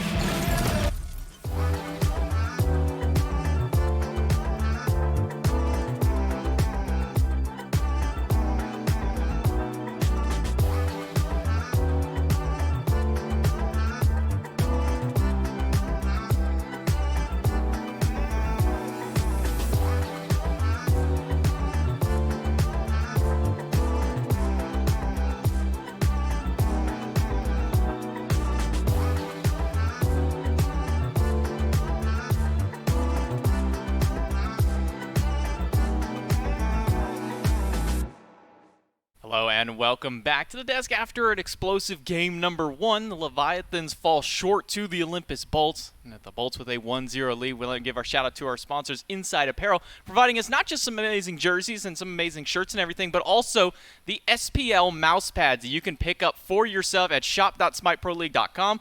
Got one right here. This is the one that's like 18 by 3 foot. You can see just how massive. Look, fit it right over. It goes right perfect with your Alienware laptop that you can pick up for it. But you know, Nick, I'll let you hold on to that one for you right there. You can hold on to that mouse pad as we kind of dive into game number 1 here. Don't take it home though. Taco, what was kind of the falling point here in game number 1 for the Leviathans? I think a lot of that backline dive is what really came to fruition. There were a couple of instances early on where I liked that Benito was trying to initiate some aggression through that dual lane, especially. He got a really nice early pick onto Barracuda. Unfortunately, it just never really was able to amount into a large enough lead for it to mean anything substantial surrounding the objective fights. Yeah, I think it's like we said in the pre-game, or like in the picks and bans, just they don't really give Shinto any room, it felt like, in these late game team fights to do what he needed to do.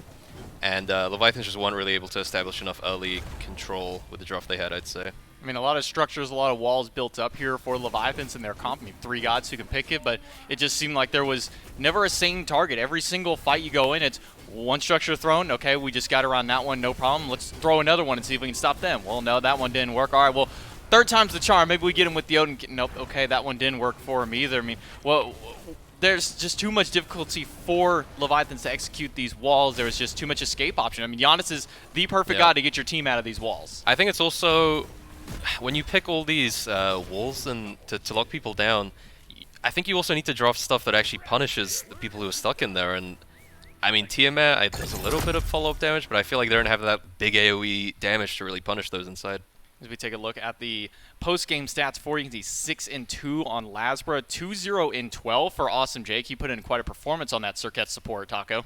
He was able to just have all the mobility in the world, and that was really what ended up biting Leviathans in the butt at the end there. I think it's just too problematic when you have the leaps from a Circuit, the leaps from a Gilgamesh, the ultimate from an Apollo, on top of the Giannis portals and everything else. It's a lot to keep track of, and even if you manage to isolate 1 or 2 pieces at a time, well, you still have several other options from the bolts in terms of backline dive. And again, it's just like Nika stated, they're really just too much chaos, I think, for Shinto to really be able to perform, and can't really expect a whole lot of follow-up either from Zapman's end, because as the hunter, I mean, you're kind of relying on the front line to create that space for you, and unfortunately the space and the time bought from the Leviathans was not really anything that he could actually work through. Yeah, I think we're gonna have to see a lot of changes up in the draft tip from Leviathans. I could see this Gilgamesh being higher priority for them. I mean, Lasper had such a good game, and I think, like we said, both of these teams love Gilgamesh. They are both very successful with it.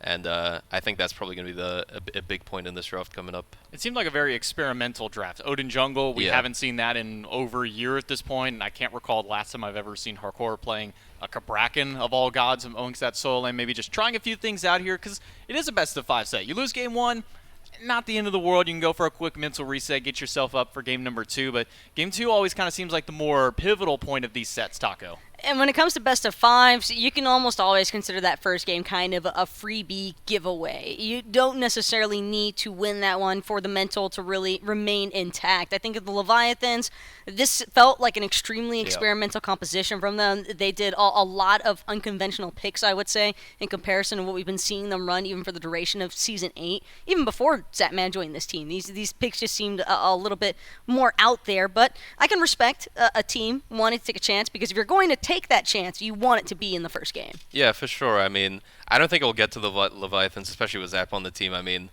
I think they're comfortable with dropping one game. They know that they can beat this team. They've done it before. So I think we'll see more of a back to normal kind of drafts from Leviathans. So. Let's see what kind of reset we have for game number 2. Picks and bans are ready to go, and we'll see what adjustments have been made for it. Will we see some similar fancies of the Leviathans of game 1, or maybe we see some changes up here to go against the Bolts. Bolts up 1-0, and Leviathans will take the first pick, and leaves plenty of options open. We saw the Tiamat get let through last time around. That means that the Raijin also got left open, but nobody cared about the Raijin, which was one of the kind of the hot topics we talked about a lot in the early stages, kind of pregame for it. I'm more curious to see whether or not the Leviathans are going to be able to keep their 100% win-loss when they're in that first pick position intact. That's a little bit more impressive, I would say, even than that Raijin record that Shinto has been rocking, because game 1, that was all the Bolts in the driver's seat. So now with Leviathans in this first pick position, if they are able to respond with a game 2 victory, that's going to be a lot for the Bolts to think about probably moving forward. And I wouldn't be surprised if it essentially amounted to these two teams kind of just taking turns being in that first pick position. When we see this Circuit banned here for the Leviathans, we know that this has been a pick that Rungyu has liked, but is this just a case of they don't want to first pick this one and they also just don't want to give it away to the Bolts, or is this just kind of a respect ban towards Jake from game 1? I think it's for sure more of like, even though Leviathans like the pick, Bolts can flex it, and you don't really want to first pick Saket. A lot of stuff is good into that pick, and there's just higher priority stuff as well for them to look at. So I think they just don't want to deal with it. It's just an annoying god for them. We see the first sets of bans have completed themselves. It's going to be Artemis, Circuit, and Giannis on the side of the Leviathans, and the Bolts will ban away the Artio that gave them so much trouble, the Osiris, and Yamoja. That still leaves a ton of top priority picks available, like the Hell, who we saw Shinto pilot in game number 2 yesterday, and now we'll get to pilot in game number 2 today. But there could be a chance of an immediate response for a Raijin Odin here, and the thing is, when we look at the Odin in game 1, I mean, one of the things that was missing the most, it felt like, was just that follow-up after the fact for whenever you had somebody isolated in there, and I think that a Raijin could definitely fill the gaps, but some other immediate answers of anti-heal application. I like the Cerberus pickup. It's just going to be something with some direct pressure early on if it is intended for solo or support. Yeah, I think like you said, I mean, they could go with the Odin again, but... Oh, they would go for both, actually.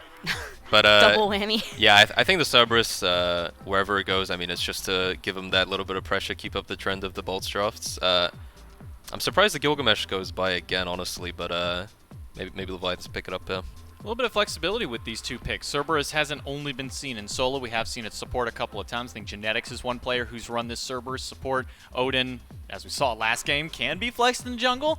Maybe not the greatest success with it, but we'll see what kind of shakes up here as the picks and bans go through for them. Bolts, because they have that ambiguity, they can still kind of flex around their third pick and maybe kind of whittle around the bans and see where the Leviathans end up throwing some bans. And when you have a pick, these kinds of two picks like this, Nico, what does that do for you guys in the bans? Like, do you say, okay, we're just going with something safe? Do you go for a more targeted aggression at that point?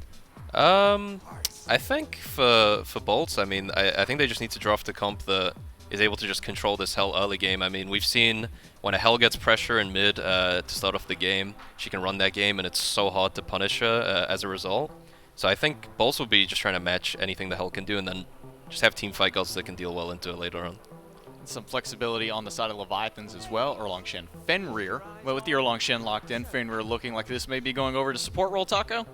Could be Fenrir support. I would have to assume that it would probably feel best in the support role here in comparison to an Erlong Shen support or even an Erlong solo. I know we've seen Haddix rock the Erlong solo once before, but even then, it is a little bit more stressful, especially if he's going to be having to deal with either Cerberus or Odin. Not exactly ideal matchups there, so that really only leaves Drongyu to be playing this Fenrir in the support role. Plus, in the dual lane, Brutalize application against Apollo, going to be able to follow through that dash, some good harassment utility there, but I am concerned again because one issue that the Leviathans had in Game 1 with the Bolts was how easily they could get to the backline and get to the Hell, and Apollo being prioritized so early on here, I think it's simply just the Bolts putting a lot of emphasis on the fact that Barracuda can just take that Chariot and immediately dunk down onto Shinto.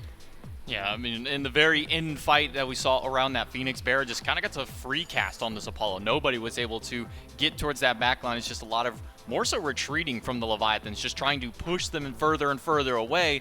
They weren't able to push them far enough back. Bans for Phase 2 come through. Heimdall and Izanami with the Apollo ban. Rightfully so. Take a couple of extra hunters away from the Leviathans, and they respond with a Gilgamesh as a safe ban, as a, we don't know where Cerberus and Odin are going, so let's just go with something safe in Gilgamesh. Lasper did well with it in game number 1, and just also taking a shot at the mid lane, taking the Morgan off the board. Yeah, I think the Morgan ban it kind of fits a similar role as the Yanis, right? They don't want to deal with a mage that can clear mid quickly and then rotate around and impact the side lanes. I think Leviathan's definitely just trying to play around mid control here with the top 3 that they've picked. Do you go with a mage pick here for immediately out of the ban, or do you leave that flexibility option open for Venenu? I feel as though the Bolts would probably be better off just holding a pick for Venenu, just because then they get to see the rest of their composition kind of rounded off, but it does seem to be a reoccurring theme here of just non-stop harassment to the backline through the Cosmos, going to have that semi-global utility, and again, just be able to dunk down on top of this Hell. And it's not just the Hell that's at threat here. Looking at this Erlong Shen, I would personally not be a fan of having to pilot the Erlong into a Cerberus, Odin, and Ratatoskr. There's so much to basically counteract a lot of his initiation features, and maybe you could speak more on it, Nika, but the slow applications as well seem I think the thing with Erlang, he's always this pick where he's so good into everything he plays against, but I mean, just so easily he can get counted. I think it's like a coin toss here from Leviathans, really. If Panatom gets a strong early game, I don't think it'll be an issue that they've counterpicked him this hard, but if they fall behind, then he's going to be a very easy target for the Bolts. They do hold final pick for Venenu, and one thing that was hinted at earlier was maybe they just top 2 Odin Raijin here to kind of fight against this Hell, and well, Raijin hasn't been banned away just yet. It has only been the Giannis. Tiamat and Morgan Le Fay still open, who have been 2 of the gods that a lot of players and teams have still been going towards, and 10th currently Tiamat. Looking at a 10th pick Tiamat. Nika, how often do you get to say a 10th pick Tiamat? I don't think that's ever happened, right? I can't think of a single I've seen games where she's been like just forgotten about, like nobody cared about her, but I don't think I've ever seen a 10th pick of a Tiamat. I actually personally think the Raijin would maybe have been a better pick here into the comp he's into, but I mean, you can never say no to a Tiamat. A god that strong the whole season, I mean, you probably just have to go with it. I mean, going against a Hell and an Erlong Shen, 2 gods with some great sustain within their kits. Does the Tiamat work a little bit better for applying that anti-heal, or would you want something like a Raijin or maybe even a Merlin to be able to spread that anti-heal quickly? If it's about just anti-heal application, I think it doesn't really get much better than Merlin or Raijin. Yeah. Those are easily 2 of the best gods for applying that, but the Tiamat, again, it's just so much damage, and I think that there is enough early to mid-game presence elsewhere on the map for the Bolts to kind of shift the focus away from that mid-jungle 2v2 action a little bit more towards that side lane, which would give Lasbra a little bit more leeway, I think, on this Ratatoskr to have responses. But seeing Leviathans fall back to the Kabrakan here, it does seem a little bit odd, just because, again, I'm not really sold on the follow-up utility that the Leviathans have opted for. Most of their burst damage is really going to depend on this Hell. I think the Kraken is more just for a reliable laning phase, just to make sure they're not losing pressure on that solo side. And I mean, he'll have a pretty good matchup into the Odin. I think Guardians in general are just a little bit stronger than Warriors, and kind of just gives them somewhere to funnel the pressure into, I'd say. So interesting on that, now that we are seeing this Ratatoskr locked in, are we thinking that this is going to be an Odin going into solo lane, or are we thinking maybe that Cerberus will flex back over there instead? It is Haddix. Yeah, it's really hard to say, honestly. Haddix has been playing sub a good amount, I'd say, whenever it's locked in for the bolts. And I mean, Jake has been leaning towards some physical supports recently, so I'd probably put the Odin support here. It's going to be interesting to see where they line these drafts out. We're pretty much sold where the Ratatosker is going. I don't think that we have any doubt in our minds that this one's going jungle at all. Yeah, for sure, especially with Lesper. That's one of his signature picks, I'd say. Oh. We have only seen it as PBM brought it out in the matchup against the Titans in that last week of play so far. I think that's the only support rat that we've seen, so probably not going to see it here. Though we have seen Days of Old with Ratatosker solo lane. I think Variety was one of the big players with that one for it, so maybe some potential there. Probably not, though. Probably not. I think it would be very risky for them to do that. Leviathan struggled a lot in game number 1. This Cabrakan wasn't able to get them a whole lot in solo. What did Leviathans got to do in this game to maybe bring themselves a game 2 win, Taco? Probably just try to pressure a lot more through the Fenrir and the Erlong Shen in the early game. We saw a little bit of that spark generate in the duo lane in game 1, but it's got to be that consistent application of pressure. You can't just visit the lane once and then be like, okay, I'm out of here. I'll see you guys, around 20-minute marks. It's like that 2 minutes mentality. I agree. They just need to be on the front foot, I'd say, to really get the most out of this comp. I guess since we're seeing a lot more of the hunters don't really matter for the first 20 minutes, just wait for the team fight. How does this Jing Wei kind of fit in that composition with it? It doesn't get much better than a Jing Wei if you're just allowed to just free farm and not really get pressured at all. But I'd be surprised if you don't see any aggression on duo lane. I think it's such an easy lane to play through these days. And Taco is the resident. Oh, never mind. We'll hold that thought, and we'll have to see how it actually pans out in the game 4. We got Gormizer and Aggro standing by for game 2. That's right, and we'll see right here, right now, who's going to be able to find themselves a good advantage. And let me take you back, Aggro. Sure. Go to, let's say, Season 7 World Championship. Okay. You're playing against the Bolts. Picks that I'm thinking of most of the time are this Ratatosker and this Apollo. 2 things that they very often went to and were actually forced to be banned against them, to the point I think that Ratatosker was actually the first ban up against them this year. Yeah, I mean, this is a pick that we know that a lot of junglers seem to like, and for good reason. I mean, it provides early pressure around the map. It transitions okay into the late game. I mean, having a knock-up and a stun and a prot tread, even in the late game, is typically still pretty good. I think that it's the right type of pick for Lasbra. He just we say it all the time. At least I say it all the time around Bolts games. Lasbra, when he's involved and ganking a lot, looks much better than when he just tries to farm it out until the late game. So I think that Ratatosker is the type of pick that he could be very successful with. And even though the Jing Wei on the other side doesn't really mind too much about the knockup, guaranteed to get on top of a hell is probably a good place to be. That's actually the thing that was interesting to me. When we've been looking at hell, Barra theoretically can dive back there no problem, but, he puts you in the back line. We've been seeing, yesterday we saw a lot of Ratatosker to help deal with it, but a lot of Rom as well, who's completely glanced over, and maybe makes sense. Barra had already locked in this Apollo. Zap goes for this Jing Wei, who we have not only not seen lately, but haven't really seen be widely successful just in general this year. Yeah. I mean, does she have really many merits in this game? I think she does, because the build is moving back towards crit a little bit, and of course Jing Wei better in crit she builds does love than in that. bow builds. And you've got not just the Ratatosker, but the Cerberus as well. Remember that you can actually use agility as you get hit by Stygian and Torment. As Cerberus kind of rises you up, you can just agility out, and you don't go to where you want to go. So that can be a difference maker in these team fights. I'm fine with the Jing Wei pick. My only concern is the laning phase and how much bullying Zapman might receive. As Nika said, it's pretty easy to play around duo this time of year. They've got Rongyu on the Fenrir to maybe try and balance it out, but there's an Odin on the other side that is going to make it just as aggressive for the Bolts. And once again, just flip sides, they are sitting just outside the tower line for the Leviathans. Haddix taking a little bit of poke of this, specifically when we look at this Cabrakan. We anticipated it potentially being jungle, but it's been Yarkor 2 games in a row. Had some good moments, had some not so good moments. I mean, it just kind of fell right down in the middle. I mean, Sat has not impressed me a whole lot in general, whether he's yesterday for Fine OK or today for Yarkor, but Erlong Shen has impressed me so far. So we'll see if Panatom's able to have that type of performance like Sam had on it yesterday, like Layers had on it yesterday. I think that's the real key to this game for me here, Gore, is what is Panatom going to be able to do? Because Erlong has looked really, really good throughout this playoff so far, but at the same time, there's a lot of tough matchups for him in this game. The Cerberus, the Odin. I don't think the Rat is a particularly good matchup. I think that Panatom prioritized it, and for good reason. It's a good god. It lets him do a lot of things around the map. But he's going to have his hand full dealing with all the counter picks on the other side. Yeah, it feels like there's just as much that is going for the Leviathans, maybe going against him. Right now, it's held damage. Not quite a connection there from Shinto. Vin is just barely going to get out of that one alive. 15 HP, and that might be more than we can say for Yarkor. Forced to run towards the Bolt's tower line. Lasbra with a clean gank picks up first blood. Almost good for the Leviathans, and then not so good. I mean, if Panatom lands the center of that pin, Shinto could just step up and auto-attack Venenu in that position. But because the pin does not land, ends up being no kill for the Leviathans. And then Yarkor, so gankable on this Cabrakan. I mean, this is before the Rat has his ultimate online, just a simple blink in and free kill onto the immobile Guardian.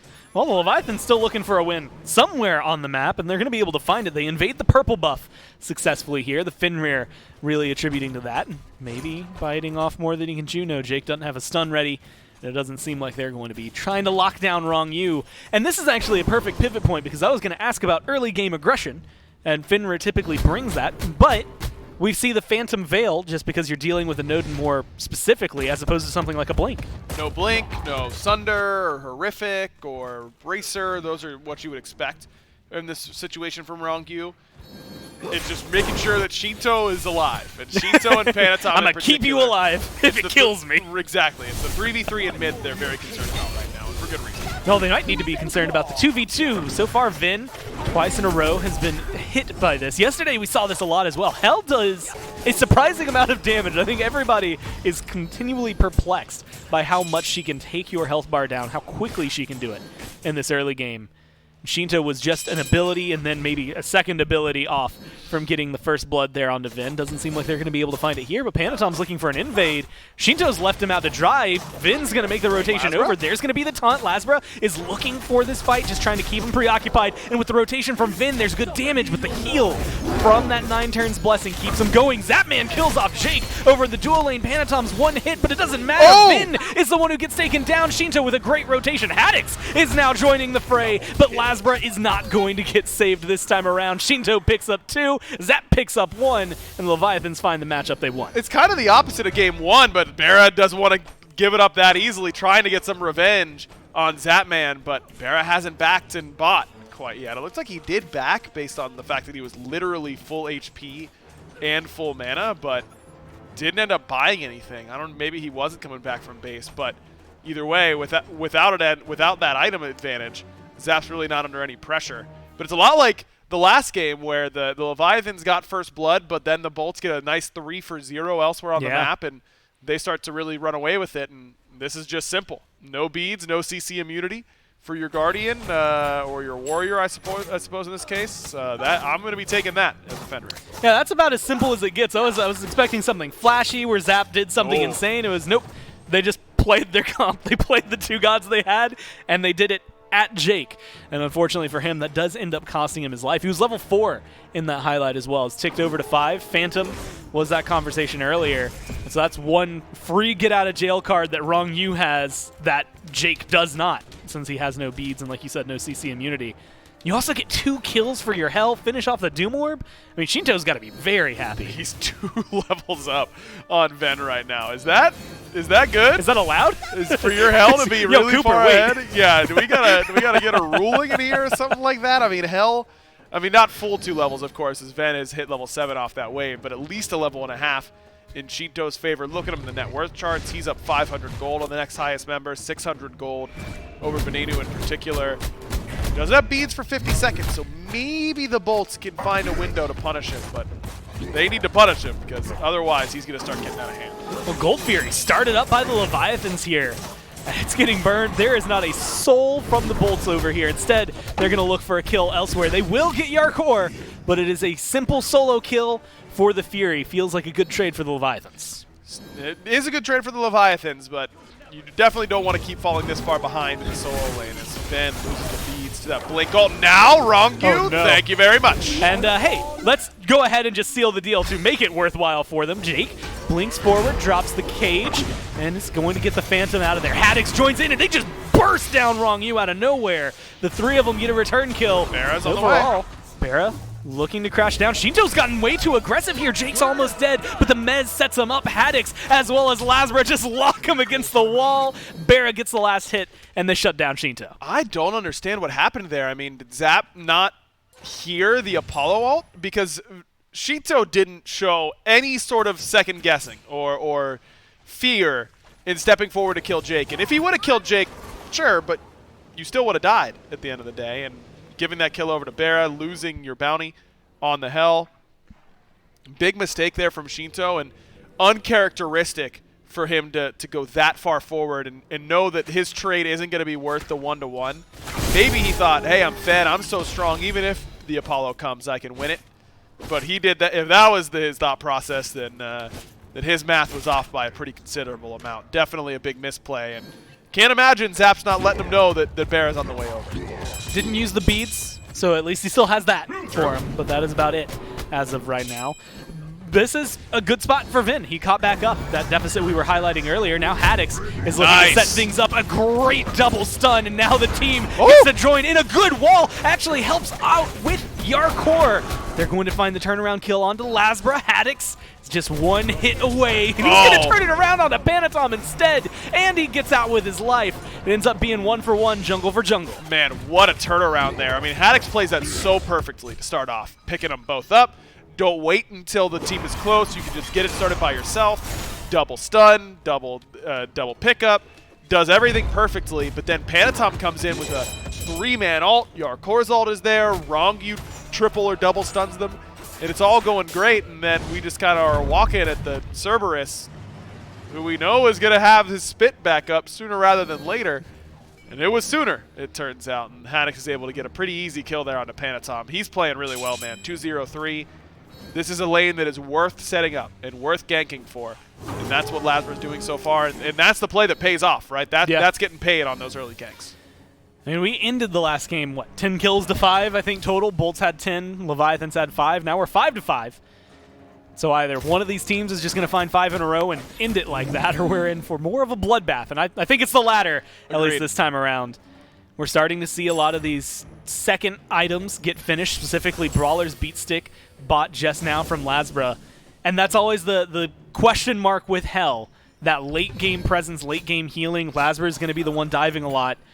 Is Rat going to be consistent enough? I mean, usually seen as this early game god. Can he get the kill? He can. I think that depending on how much damage Lazara goes, he can put pretty significant threat on a Shinto through the mid to late game even. If he goes full damage, then it's just a DPS race between him and Hell on who wins. And most of the time I'd favor the Hell.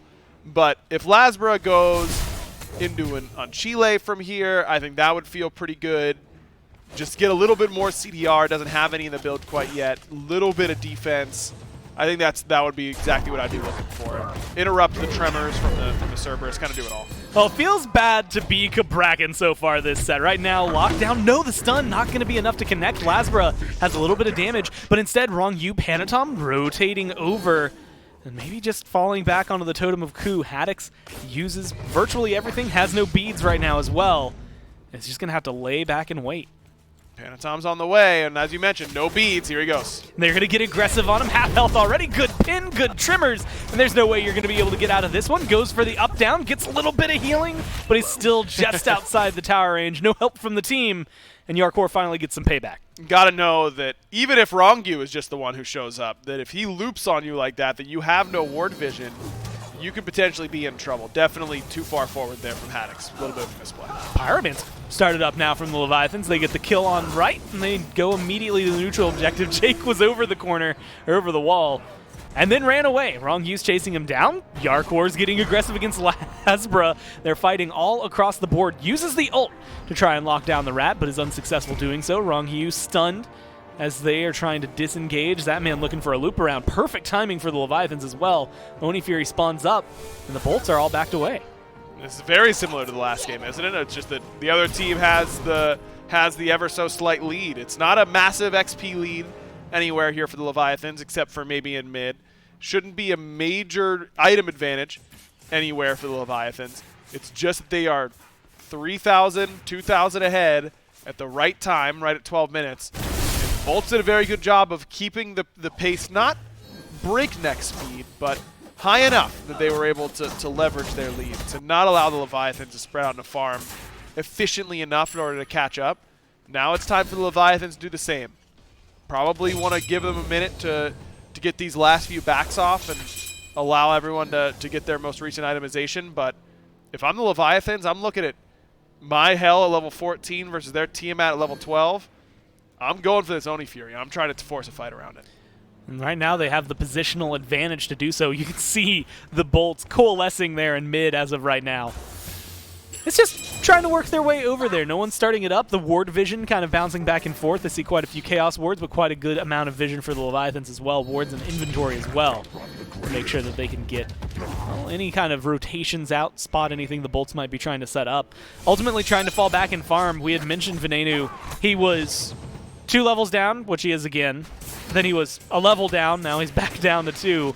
And it feels like this Tiamat, which admittedly we've seen more successful in the late game, is struggling a little bit right now. I mean, when Shinto gets that early double, it's hard to not fall behind, especially with Shinto's play style on top of that. This is kind of as expected, and I like this. Group up. Even Haddix and Yarkor are here. Yarkor has to use, or loses a good amount of HP right off the front end. And goes in, good stuns from Haddix to make sure they get the peel. The Bolts grouped up, just waiting for him. Same thing could be said for the Leviathans. I don't think I've ever seen this grouping from both teams on the other side of the wall, waiting for the other one to aggress onto an Oni Fury or take 2 steps too far forward. Nobody's going to bite on the Bolts. Leviathans are going to be the ones who chomp down. Fury started up already at about half health. Jake, Haddix right around the corner. Good jump in from Wrong Yu. Picks up Jake and brings him back to the team. They drop the Fury, and Jake has to drop his cage before his life gets dropped down. He jumps out. Barra crashes in. Wrong Yu is 1 hit away, and Barra picks that one up. Yarkor cleans off the support for the Bolts. It's 1 for 1, and now Yarkor's versus the world. Double stun. Good interrupt on that Mez, and Yarkor's going to fall, but Barra now in trouble. And he's got the damage to turn it around, but not enough to get the kill. Panatom picks him up, and now Zapman with the collateral kills off 2 in 1 shot. Lasber's the last man standing for the Bolts, and he's not going to be able to run away here. It's a 14-minute deicide for the Leviathans. And they've still got the damage alive in order to go and grab this Oni Fury, and that's where the difference is for the Leviathans with this style of composition versus last game, is that they can split up, they can get a little bit separated, and then they can re-engage the fight much better. Love that play from Yarkor. He's in such great position during that fight. It's a good example of how your job sometimes as a frontliner is to die, is to get in there and do enough and have them kill you so that your team can come in and clean it up. I don't know if I've ever seen an easier splash kill than Zapman's explosive bolts hitting 2 at the same time. A great call from you on the collateral reference. And Shinto is just able to worm out of the danger with that second item, Mantle of Discord. That extra prots made a huge difference for him when he got dunked on by Barra, that Haddix landed a paralyzing spit that just got cleansed, and the Mantle procced at the same time, so no stun came home. And the Bolts have to try and do a better job of keeping Jake safe off the rip as Barra, speaking of rip, rest in peace, Barracuda, Zapman with the easy solo kill. Bringing us the Boomer 1v1, the throwback to the 100 Day. Barra, I believe, won the Honor Joust. Well, that's not the one that's going to pay the big bucks. This is the one, and Zapman finds the kill. 4-0-3 right now for this Jingwei. Does have to use those beads, but ultimately I'm sure Zap is more than happy with that. 5,000 gold, 15, almost 16 minutes in. The Leviathans are in a good spot. In last game, Zap had 1 rage stack as the Bolts were starting to siege with Fire Giant. His rage is fully stacked already, and Barra was probably checking how many stacks he had after that last play. All wrong, you picks up Jake. Jake brought back to Zap. Zap's feeling more than happy with his level 11 versus the 17 that Zapman is. 3 levels up over Barracuda. He's still forced to fall back here. Lasber's trying to get aggressive alongside Jake. Cage not dropped just yet. The dash out from Zap. There's going to be the cage. Phantom's going to be here. The crits are ringing true on the other side. Finally, they shut down Zapman with the dive from Barra, from Lasber, and they're going to take out Rongyu with them. They're taking quite a good amount of poke from the tower. Vin comes in just to help seal the deal, and the Bolts pick up 2. Good example again. Sometimes your job is to die as a frontliner and as a backliner. That's sometimes your job in a MOBA is to take the L and take the loss in order to set your team ahead. And that was massive because Barra just got a double kill. He was down 2.5 levels to Zapman. He gets the shutdown on Zap. He gets the double kill on the Rongu. And now Barra's back in this game because he was out of it after that solo kill by Zapman. Now he's back in it. He's able to actually be a presence in these team fights, and Zap wasn't able to get the Aegis off in that fight, so nicely done. Then gets locked up a little bit. Tiamat at this point of the game, though, isn't as susceptible to that damage as what we have seen in the past, although that might have been spoken too soon. Now he's looking to get locked down. Great wall from Yarkor, and then a good taunt follow-up. Shinto gets the kill onto the opposing mid laner, puts himself up 2.5 levels. And it's just backline diff in the level department right now. Barra has caught up to Zap because of that shutdown and double, as I was mentioning, but a little bit ago it was a combined like 6 levels down in mid and ADC for the Bolts. And even if your front line's doing good work, this is going to start happening to them where they can just get gunned down by the damage from the backline. 3 in a row now for Shinto, 5-1-5, and he's still hell. Like, he's still scaling at this point. That's a scary thought. Your backline collectively is 9-2-9. I mean, they are doing a great job for the Leviathans.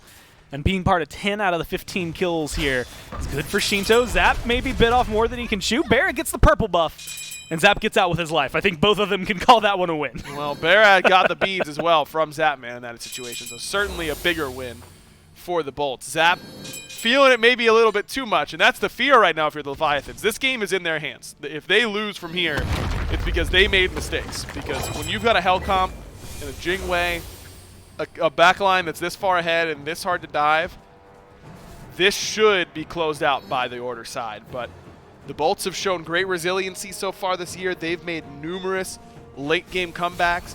They scale pretty well as well. I mean, they aren't horrible in the late stages. I think I prefer the Leviathans comp late game, but don't hate what the Bolts have.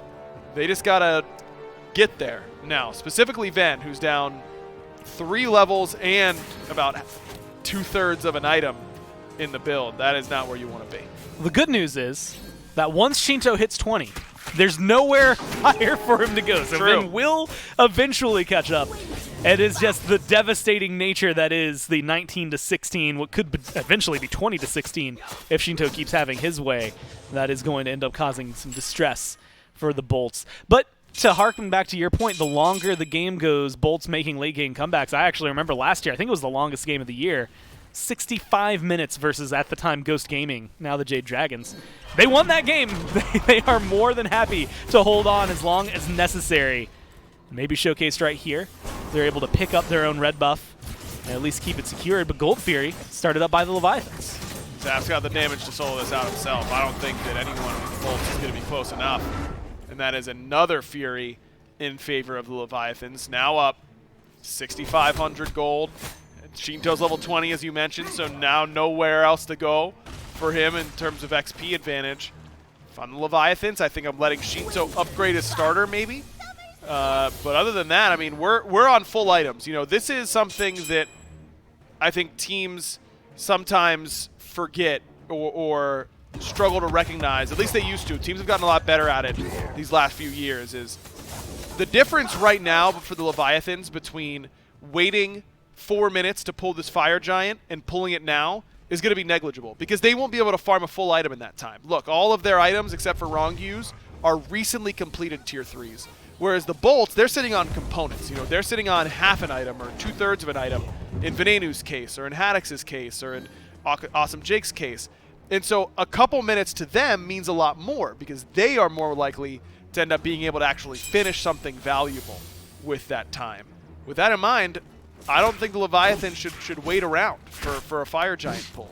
Get your ward vision, set up your wards, and pull it so that we can actually leverage these advantages. On Zap, speaking of advantages, hits level 20, second player to do so after Shinto upgrades his starter on his back. And those are just enough to maybe tilt things back in his favor. The still half a level lead over Barra, who's just now taken a tier 1 over there and left. And it's 21 minutes in, 7,000 11,000 gold separating the two teams right now. Pyromancer's available, Fire Giant, you had highlighted, available, and ward coverage right now looks pretty good over on the right-hand side for both teams. Everyone throwing down a little bit. Fire Giant pit coverage maybe just a teensy bit better from the Bolts. But ultimately, they're trying to make the plays. Barrack, knowing he can leverage an global ultimate, knows that he can push down this tier 2, but I see Wrong You, I see Zap, I see a lot of people looking for blood. A good Mez gets him out for a little bit. He's got Lasbra for backup as well. It's going to be the ult from Wrong You. He's not going to pick him up. Barra gets to maintain both relics. Yeah, I would have liked to see Wrong You actually use the bite there, force Barra to sit in your mouth the whole time, or use his beads. If they don't panic beads right away, bite him. I think we saw Aurora do that yesterday too.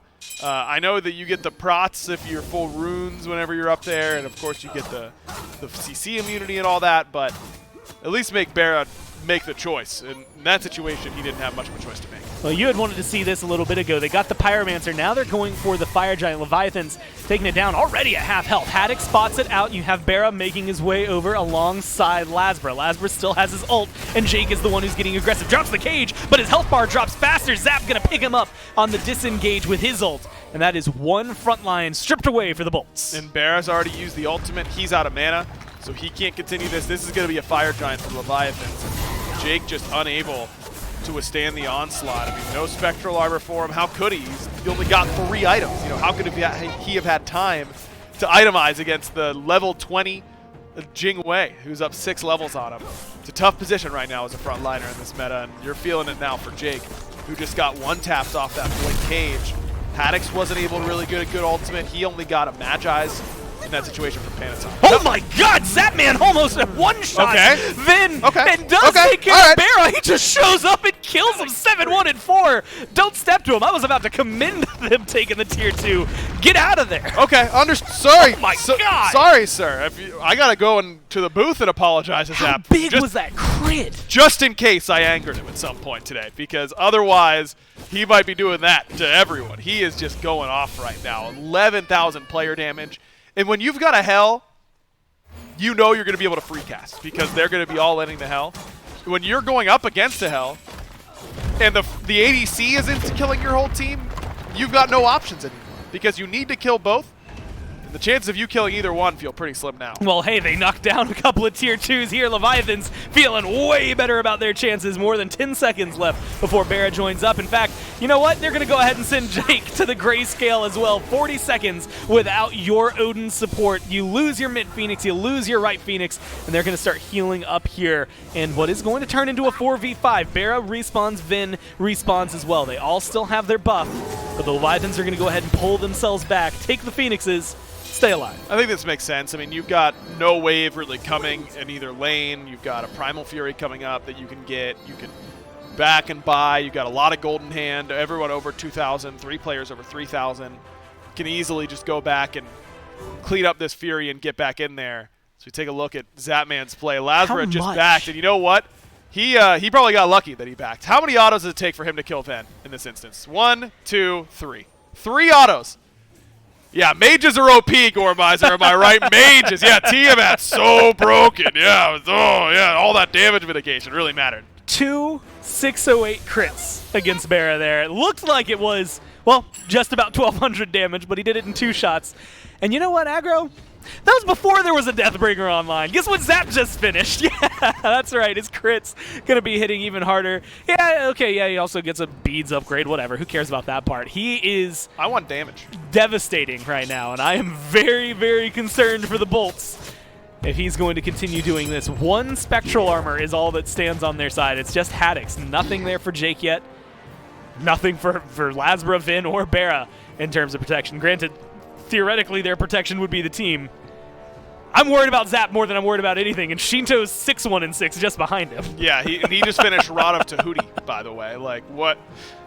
The Bolts are out of options for this game is no longer in their hands. This is a Leviathans game to lose with how well their backline is playing. Anytime your backline is 13-2, you've got a really good chance to win, and that's certainly the case here. Especially when you've got, what, 14,000 gold, or at least approaching 14,000 gold. They're grouping up, are the Leviathans, over on left, trying to get this left-hand Phoenix.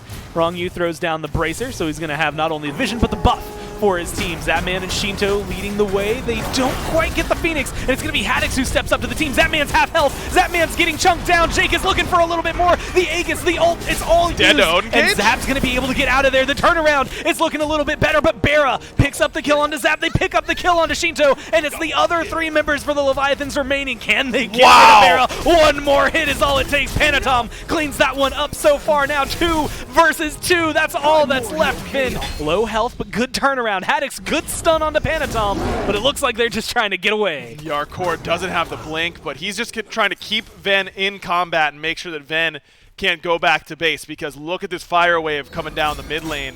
That being said, Gore, I mean, right side isn't pushed up. They aren't going to be able, these minions aren't going to end all by themselves. As Ven goes in? He's going to jump onto Yarkor. He gets the kill, but now Panatom's here. Panatom doesn't have the taunt. Vin doesn't have his cooldowns. That's going to be a good pin from Panatom and a kill. Kind of a delayed deicide. They kill off all 5 of the bolts there. And you had mentioned it. They're going to deal with these fire minions just in time in mid. Maybe just in time on the right-hand side as well. Look, that is the best case scenario for the Bolts. I can't believe that fight went wild so well. fight. Yeah, that was crazy that they were able to do that much, because they get Shinto and Zap just 2 grouped up in that engagement. They're getting double Odin Cage, double Cerberus ulted, double Rat hit. I mean, they just can't be that close, and that's the hard line to balance as a backliner, is I have to be close enough to my other backliner that I can peel for them and hit who's hitting them, but I can't be getting hit by the same ability. And that was the problem there for the Leviathans, that Zap and Shinto a little bit too grouped up. They get hit by too much of the same stuff, and the Bolts are able to really coordinate their dive really well. Cerberus in first, then Odin, then Apollo. You know, it was really, really well staggered. It made it hard for the Leviathans to stand up. Ooh, Lasbra just now uses his ult, comes crashing back down to the blue buff, dealing with the fire minions on right. Bera dealing with fire minions in mid. Fire Giant just a minute and a half shy from being enhanced, and Jake is getting burned down. Deja vu to the last FG fight. He's gone before the Bolts can even reply.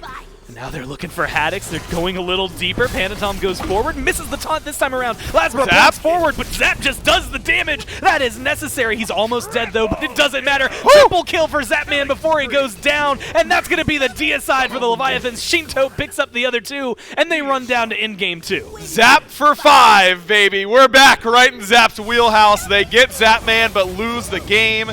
10, 3, and 10. A double-double for Zapman for the 2-time. And man, that's the problem with this Leviathans team, is that normally Shinto's the win con, but when Zap has a game like that, all of a sudden he can really start to feel it. And this is where he does it, man. He steps up for these big LAN events. Gore, I felt in my bones this game was over whenever Zap soloed Bera. Yeah. Like, as soon as, when your ADC makes a big play like that, the ego play to dash in, 1v1, get that kill, then he double kills them on the left side tier 2. When your ADC starts to feel it like that, it is difficult to stop. So I'm not surprised that's the way that one turned out. That double kills when I started to see a tombstone with bolts written on it. That just did not feel good to be up against. Zapman with some big crits, big plays. He takes down 3 for his own life in the last one. The Leviathans tie us up. Are we even that surprised they pushed every single set so far to 3? No. We're going to be going to game 3 right after this.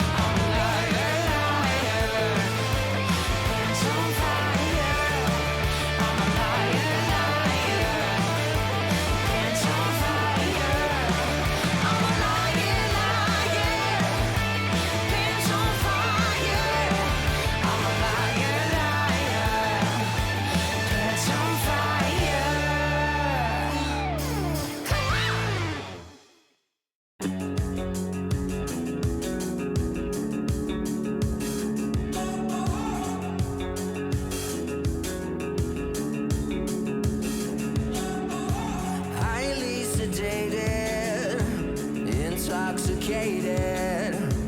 We're automated and overpopulated.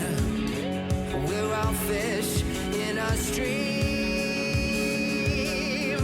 swimming towards a vicious dream. Don't you know we're the walking dead?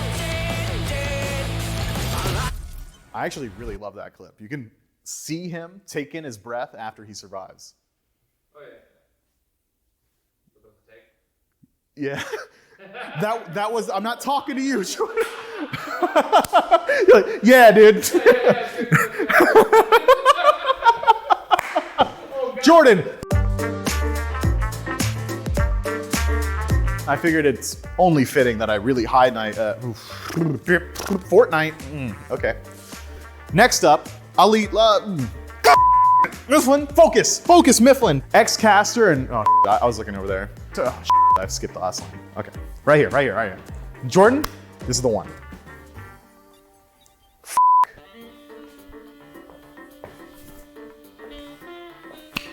X-Caster and Bloodbath.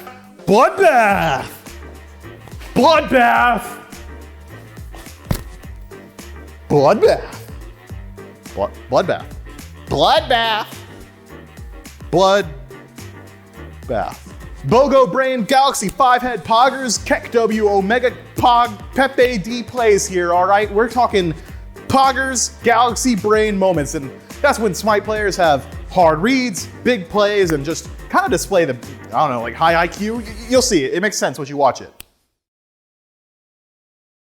Hello and welcome back to the desk. After game number 2, the Olympus Bulls fall down to the Leviathans in the second one, bringing us to an even set. Before we get into it, though, we have a special little announcement. If you haven't been paying attention to Twitter, we got a little tweet coming out here from one of our community managers, Rach. If you're looking to be a moderator for Smite Game, go ahead and respond to that tweet, send her a message, and maybe you'll have a chance to throw some ban hammers out and have some fun over here in the Smite Game chat. We're always looking for new moderators, so be sure to stop by that tweet and maybe get some info there. But I think Mifflin may have said it best in the Miffs Whiffs. That game was a bit of a bloodbath, guys.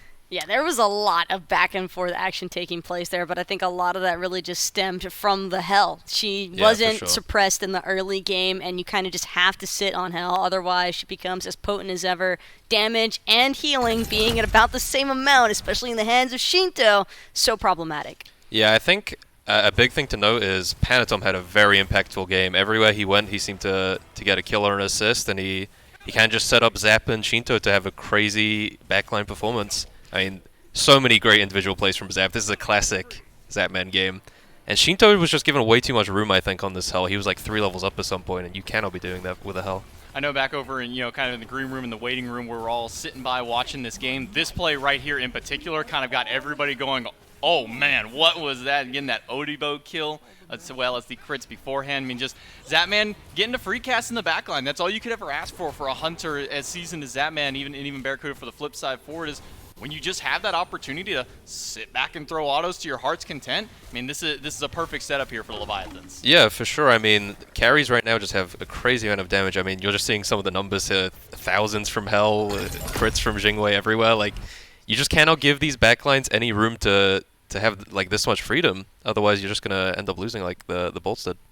And 8-2 from Shinto, but 10-3 from Zapman. Even Barracuda got about 7 kills in that game himself. So even despite the loss, Barracuda putting up some big numbers for his team. Maybe not as high up in the damage chart, but at least getting some big kills and some fight back here for the Bolts. But when you look at the healing, 11,000, a little bit more than 11,000. So you could essentially look at the Bolts, and there was about 4 of them, I believe, that had 10,000 to 11,000 from Barra, and you just negate that from one of them entirely. Yeah, I think the issue was, I mean, we saw a fight around Gold Fury.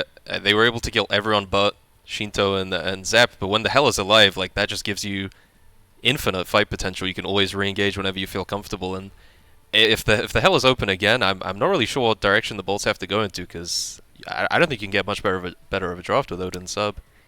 It depends on because I think the problem was they had the Odin and the Cerberus for the responses, but I think that we even talked about the Tiamat in that last position, Raijin having been another openly contestable option, and it's just tough because, you know, in the heat of the moment, I can definitely see where the priority would want to shift towards that Tiamat, but for sure. Raijin might have had a little bit better follow, something with a little bit more AoE coverage for Shinto.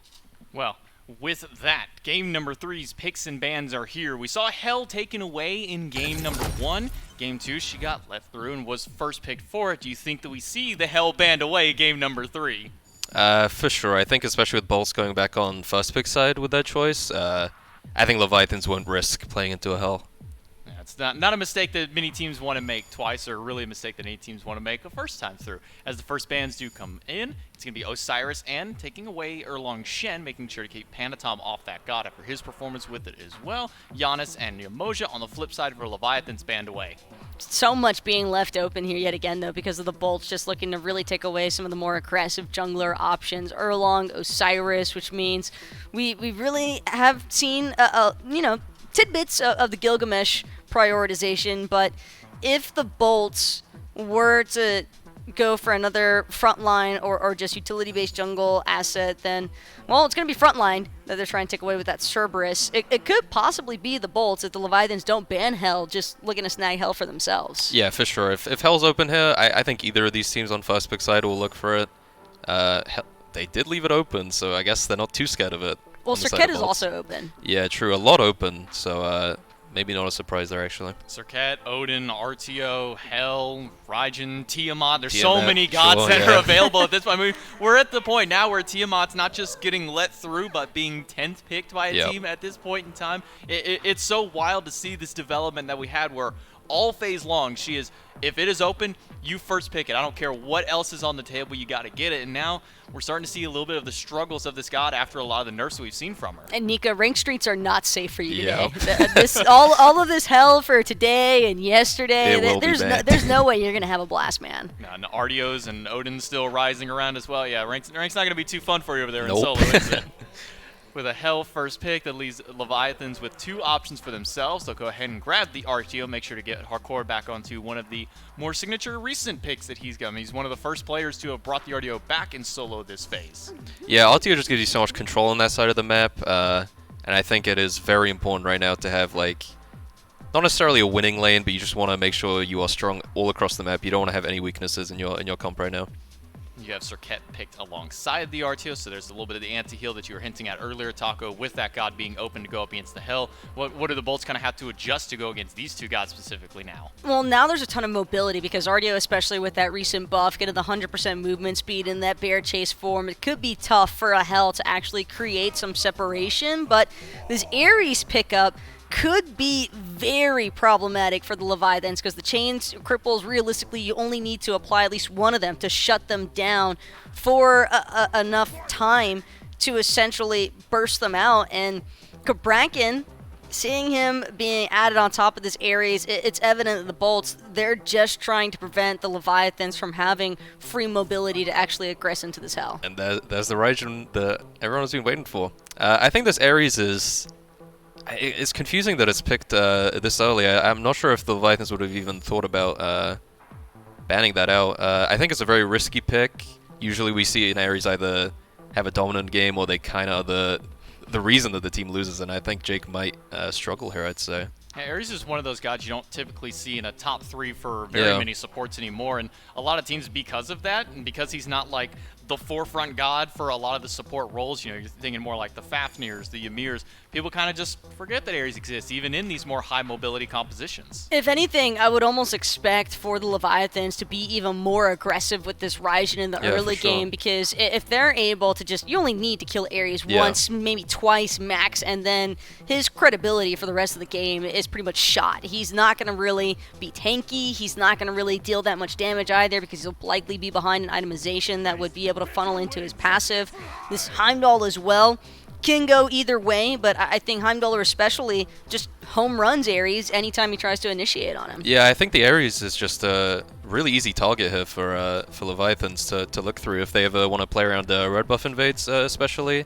And I mean, Zap on Heim, you can never be annoyed at that. You know, even in a best of 5, it's funny to see that it's a Game 3 Heimdall from Zapman. This is when they're on the Game 3 of a best of 3 set. This is what he always goes to. It's the old reliable, but it's not a bad game, best of 3 today. It's a best of 5, but doesn't matter. We're still going to get Heimdall from him out here. As the second round of bans went through, we saw Gilgamesh and Izanami taken away, and the Apollo Ymir. Curious that the Bolts would actually ban the Apollo despite the performance Bears had on these last couple of games. Well, his performance in the last game, he didn't really get to have as much of an impact with that global capability that Apollo is typically known for. Not only that, but would definitely say that Apollo a little bit weaker trying to box into the Heim, especially during the laning phase. And the CC Immune ultimate can take a second to actually proc, so that makes it a little bit easier for the Heimdall to get an advantageous initiation against him. Ratatosker, though, I like this component here for the Bolts, because one thing they do need with an Ares is you need another consistent form of beads burn application, and Kabrakin, while he does technically have 2 separate stuns, I'm not sold that would be for sure. enough. So having the Ratatosker is definitely a good look here, and the Hachiman to kind of round things out, that feels like a little bit more of an initiation feature as well from Barracuda. I think it's more just to make sure he has at least even matchup in duo lane. I don't think they want to like drop any pressure if possible. Similar to the Tiamat, where she was kind of first picked for a long time, first banned for a lot of time. We've been seeing that similar vibe with Terra. You just got to make sure to take Terra away. Now we're seeing a 10th pick Terra locked in here for Leviathans to round out all of these compositions for it. How are you kind of liking the Bolts composition this game versus the last game?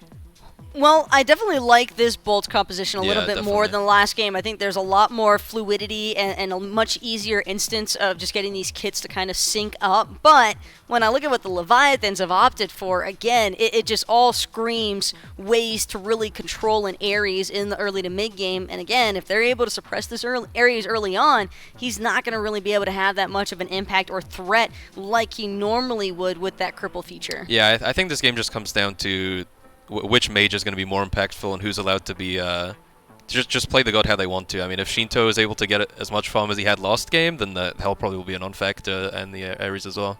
Is that kind of the win con for really both these teams, to just kind of get their whose mage comes out on top? Yeah, I think so, especially with a Hell. Like, when you have a Hell, you want to make sure that she has pressure and she's just getting to play the game as freely as she can. But the Leviathans comp really will not allow her to do that, I feel like. Well, we'll have to see how they can go for it. This Hell put on quite a show last time around. Lots of damage, a lot of healing. As you mentioned, it kind of just negated one player's entire set of damage. What's the god that gets in there and kind of shuts this Hell down? It's got to be the Raijin Circuit combination. That's going to be so potent, I think, in that mid lane. And it looks as though it's going to be Benitum on the Circuit. I have to assume. I don't think we're going to see him rocking the Terra jungle by any means. No, I think it's a Scream exclusive. Yeah, okay, so you're fine with the Scream, but you don't think Benitum can rock this one through? I'm not going to say that he can, because he most certainly can. Whether or not it's successful is an entirely different debate. But I think it's just such a volatile matchup in this mid lane between this Raijin and Hell, because even in the 1v1, it could go either way. We'll see who's going to make the bounce back and take the lead in this set. We're going to take it to the casters to see how it all breaks down. Game 3, somewhere both of these teams have been quite a few times this phase against each other, and we'll have to see who is going to pull the advantage. I'm going to go ahead and throw it out there now. I won't be surprised if we're sitting here 2 games from now for a Game 5 between these two teams. We'll see what they're going to be able to lock up. Vin gets the Hell this time. Lazra back onto the Ratatosker. It's a different look for Haddix, though, is maybe the one that stands out the most to me. I don't know that I've seen him play this Kabrakin at all. All of a sudden, Kabrakin rising up in the valuation of a lot of teams. Now everyone trying to put it in the solo lane, and Yarkor made it look pretty good last game despite getting camped in the early stages. Died 2 or 3 times in the laning phase. Still was putting out serious damage whenever it came to team fights. Still was able to make a big impact with the CC and his walls. So it doesn't surprise me too much, I suppose, but I still come away from this draft feeling really good if I'm a Leviathans fan. I mean, you've got Shinto on Raijin, undefeated on that pick, right? During phase 2. So at least during phase 2. Yeah, so that immediately feeling pretty good about that. You've got really good anti-heal applicators. You've got a great team fighting support in this Terra. A little surprised that Wrong You picked it into a traditional counter matchup in Ares, but goes the beads right away to make sure that he's as safe as he can be in the face of that no escape. I would look for a Magi's this game as well if I were Wrong You, because now without, he's going to be losing out on a pretty significant relic. Either he doesn't have Blink or Frenzy or Bracer, the same things we talked about before. Ankh, all those same things we talked about in Jake's decision, now going into Rongyu's decision now that he's forcing in the beads. And you had mentioned not just forcing the beads for Rongyu, but I think it is worth mentioning every player has the beads. All 10 of them have lined that up. So we aren't going to have any crazy blink plays until level 12, no slows, no anything really outside of CC immunity from these teams. And that might slow down a couple of players. Jake comes to my mind as well, someone who we're used to seeing Ares with a blink. That's the classic engage for him. Maybe going to take a little bit of time versus when I see Panatom, you don't necessarily need the blink if you're Serket. You've got a lot of mobility. It opens up an interesting conversation to see how these teams are going to take these fights. It helps on Serket, though, to have that blink, and I think that you're right to think that this early game might be slowed down because of the lack of aggressive relic options. I'd expect a pretty tame early game, especially in comparison to Game 2, where things were pretty breakneck for a little bit there. I'd expect something a little bit slower. Bolts are saying, all right, so Shinto's not allowed to get a double kill to start the game off. And the Leviathans equally saying, all right, look, we got a Hell that got a double kill early last game. Vin is not allowed to be put in the same position, at least for mid. And that's where a lot of the pressure was. We saw it a lot yesterday when the first blood's happening in the mid lane. We've seen it a lot, I would argue, all year.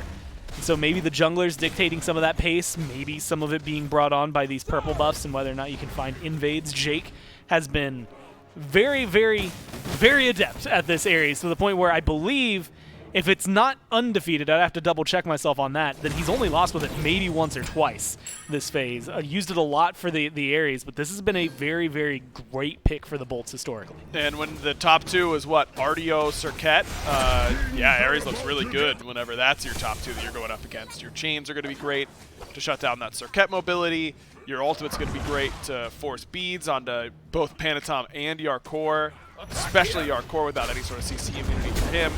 I think that this Ares pick makes sense. Then to have the Leviathans continue to pick gods that it's good against later on into their draft, I mean, to go particularly with that Terra is a bit surprising to me. But hey, whenever you can just press 4 and influence the team fight as much as Terra can, even when she's counterpicked, I don't think it's that bad. Rongyu doesn't seem to be too worried about it right now, although they haven't gotten to spend much time outside of their tower line. Maybe something the Bolts have actually been doing all 3 games now in a row early on. They found good control in that duo lane. The Hachiman as well. Heimdall is like the classic. Hey, in fact, Ovren made a meme about it. Hey, it's game 3. Guess what time it is for Zap? Yep. He has to play Heimdall. But the Hachiman feels like one, first off, that really Zap and Barra have been playing. I don't think of many other hunters when we think of this pick. Really, Zapman, I think, has been slamming it a little bit more. Stuart's been playing it a few times lately as well, but it's not really one that, until they're left in a 1v1, that I expect to see much of. Exactly. Hachi is just the character that can help facilitate the dive a little bit with his ultimate in team fights. You can do a little bit there, but mostly just there for some safety, good laning phase, can't really be bullied too hard. You're run-of-the-mill hunter. Well, speaking of bullied, Panatom getting forced away from the blue buff here. Good stun from Haddix, but he's just going for the zone. Lasbra going for the buff kill. Steals that one away, and looks like Yarkor just a little bit too late to help with that one. Pushes the wave forward, but the Bolts get what they wanted. Experience stripped away, and a nice buff around the belt of Haddix. May as well. I mean, Haddix does have those beads, so not really a good all-in candidate for the Kabrakan. Good idea by Haddix to just zone him away instead of trying to full-on commit with something like his ultimate on top. And this is kind of the pace we expected through 5 minutes. Not a whole lot of action with this many sets of purification beads. And I think both teams probably sitting there thinking, all right, this is great for us. The Bolts probably sitting there thinking, okay, we got Hell. That means we outscale. It's that simple. Whereas on the other side for the Leviathans, hey, we've got double Guardian, a little bit more safe engage from the Artio in comparison to the Kabrakan, I'd say. And you've got this Heimdall in the late game, which I think outscales the Hachiman. You've got a great Divine Ruin applicator in Raijin, so you're not super worried about the healing on the other side, in combat at least. And then you've got a Terra, who is one of the premier late-game supports. So it doesn't surprise me that both these teams are playing it with this type of mentality. And just being able to get aggressive, well, as aggressive as they are in this space, it's all the neutral objectives, neutral areas on the map. The Bolts are the ones kind of controlling that in terms of the invade. And it's honestly getting to the point, Or I'm starting to remember, I think, first off, the latest First Blood we've ever seen in a game was like 27 minutes. That's not going to happen. No. But if you told me this one was 12, 13, maybe even 15 minutes, I would believe you. I mean, they're going to be hitting that level 12 mark right around there. I'm looking more towards the supports right now to maybe make the difference. The only lane that might change in my eyes as of right now is the duo lane, because it feels like Zap, first off, has to be feeling himself after that last game. There's no way not to. But also Bara in a good spot to potentially try and fight. And it makes things really interesting for the two hunters. That is certainly an option in the 1v1, but if I'm a jungler, I think I'm looking over here towards the solo lane. I mean, we saw how easy it was for Lasbra to gank this Cabrakan last game. As Ratatosker, RDO has the dash and therefore more survivable and some healing, but still not a impossible character to gank. The same goes for the Cabrakan on the other side. We saw how easy it was to kill him, and even without Blink, Panatom finds a little window, a little path through the jungle that doesn't have it warded, then that's a good option to gank through. So I wouldn't be too surprised to see a solo lane gank be our first blood in this game. We'll have to see where they decide to put that pressure. Gold Fury spawned up thanks to the bolts clearing out that neutral objective, that Scorpion, just a few minutes ago. Maybe making things a little more pressure-oriented somewhere in the middle of the map. Was double-checking it. Is 100% still win rate for the Raijin, just to make sure that we do have that one going for them. Shinto has been and continues to be unstoppable on this pick. It makes sense. I mean, I had mentioned to you when we were looking at the picks and bans that it was wild to me that there was no Tiamat, not even looked at, not banned, not picked. And I think it makes sense. Shinto specifically hasn't necessarily, like, he's not bad at her, but why pick her when you can get a better pick in your Raijin? Same thing on the other side. You've got Hell. She's been doing just fine. You don't really need to look at any other mage. No, not with the way that this weekend has been going. Hell has certainly looked like the priority pick in the mid lane. And when you need to be able to fight better in your 2v2 in mid, we saw that a little bit more prevalent yesterday than in today's set so far, where the 2v2 in mid hasn't been as explosive, but it only takes one game to really hard lose that 2v2 in mid for you to feel like, okay, we've got to draft for that a little bit better. And Raijin's so much better in those skirmishes than a Tiamat. So with that in mind, and knowing that Shinto's undefeated on it, I think that gives this team a little bit of confidence. And hey, you know, Shinto's on the pick that we can just wait until late game and he'll kill everyone for us. Yeah, like the damage is going to be there for Shinto, the healing's going to be there, and the damage is going to be there for Vin. As they split the Oracle Harpies, these two teams are getting to the point, this is where things like that matter, that little bit of experience, your mid-camps, in my eyes, starting to have a lot of pressure on them. The last couple of games, we've been able to highlight early game leads. I mean, I think it was 500 before the first blood in favor of the Bolts in game number 1. I want to say it was something similar there in game 2. Whereas of right now, I mean, maybe 300 gold separating these two teams, starting to favor the Bolts as they're getting a little more aggressive on the jungle camps. But it is such a small step between these two teams that first blood bounty actually means a lot at this point. Yeah, at this point, I mean, it could easily turn into a first blood in a tower because you've got a lot of damage. If you kill someone and still have a wave on the way, specifically in dual lane, then that could be a problem. Pretty easy to get the first tower of the game that way. Gold Fury is going to feel pretty squishy to all the damage that they have. Those things start to add up pretty quickly. So as we're looking at some of these power spikes, I mean, Ven going the same build that we saw for Shinto last game, which was to Doom Orb into the Mantle of Discord, get plenty of power from the Doom Orb, MP5, movement speed, and then straight into some CDR and defense with that Mantle of Discord, assuming it's going to be Mantle, not Spirit Robe, though I can't imagine it's going to be Spirit Robe. And then Shinto finally gets his Divine Ruin done, so he probably feels like, okay, you know, I can actually contribute in these fights, even with a little bit lower of a first power item in Charon's Coin. Well, first to level 12, that's going to be Vin this game. I don't expect him to get a blink and really cause any initiation, so I don't think that one's going to matter as much. Keep your eyes on Panatom, on Lasbra, both level 10 as of right now. And Lasbra clearing up some wards in the Gold Fury pit. This has been the most methodical. Like, you can see both of these teams, they've been looking for the opportunities. There have been opportunities for them to get aggressive, get a little bit of poke out there. The Bolts are the ones that so far have been coming out just enough ahead. They've got that 500 lead that I was talking about earlier. And it's just on the back of Invades So I thought Panatom was about to start up a Pyromancer. Instead, just dancing around, getting some vision over here in the jungle. And again, going to fall back and feel more than confident. And they like playing the waiting game, and I'm all here for it. Hey, I mean, if you really think that you outscale, then why risk it? And there's going to be like one fight, everyone's going to die. There's going to be like one man standing or something ridiculous. That's the only way that they make up for it. Very possible. Yeah, very possible. This is game 1, only, what, 15 kills, you said? Game 2, a lot more in that department. They're now just balancing it out. Exactly. Reverting back more towards the game 1 pace for sure. Well, it is a... that's fun. I like poking fun at it when they're this Here slow. we go. We'll see if they can do something here, though. Wrong. Use the one who gets caught out. A good ult coming down from Haddix, locks him up. And just in the blink of an eye, 12-minute first blood. Feels There good it to is. call that one out. And you finally get the lockdown if you're the Bolts. Take a 500 lead and turn it to 1,100. Hey, sometimes that quick shift into the extra gear will catch your passenger off guard, and that's exactly what happened there at Wrongview. He thinks that, guys, we're just politely trading mids, like we're not taking it serious here. We're just trying to wait it out.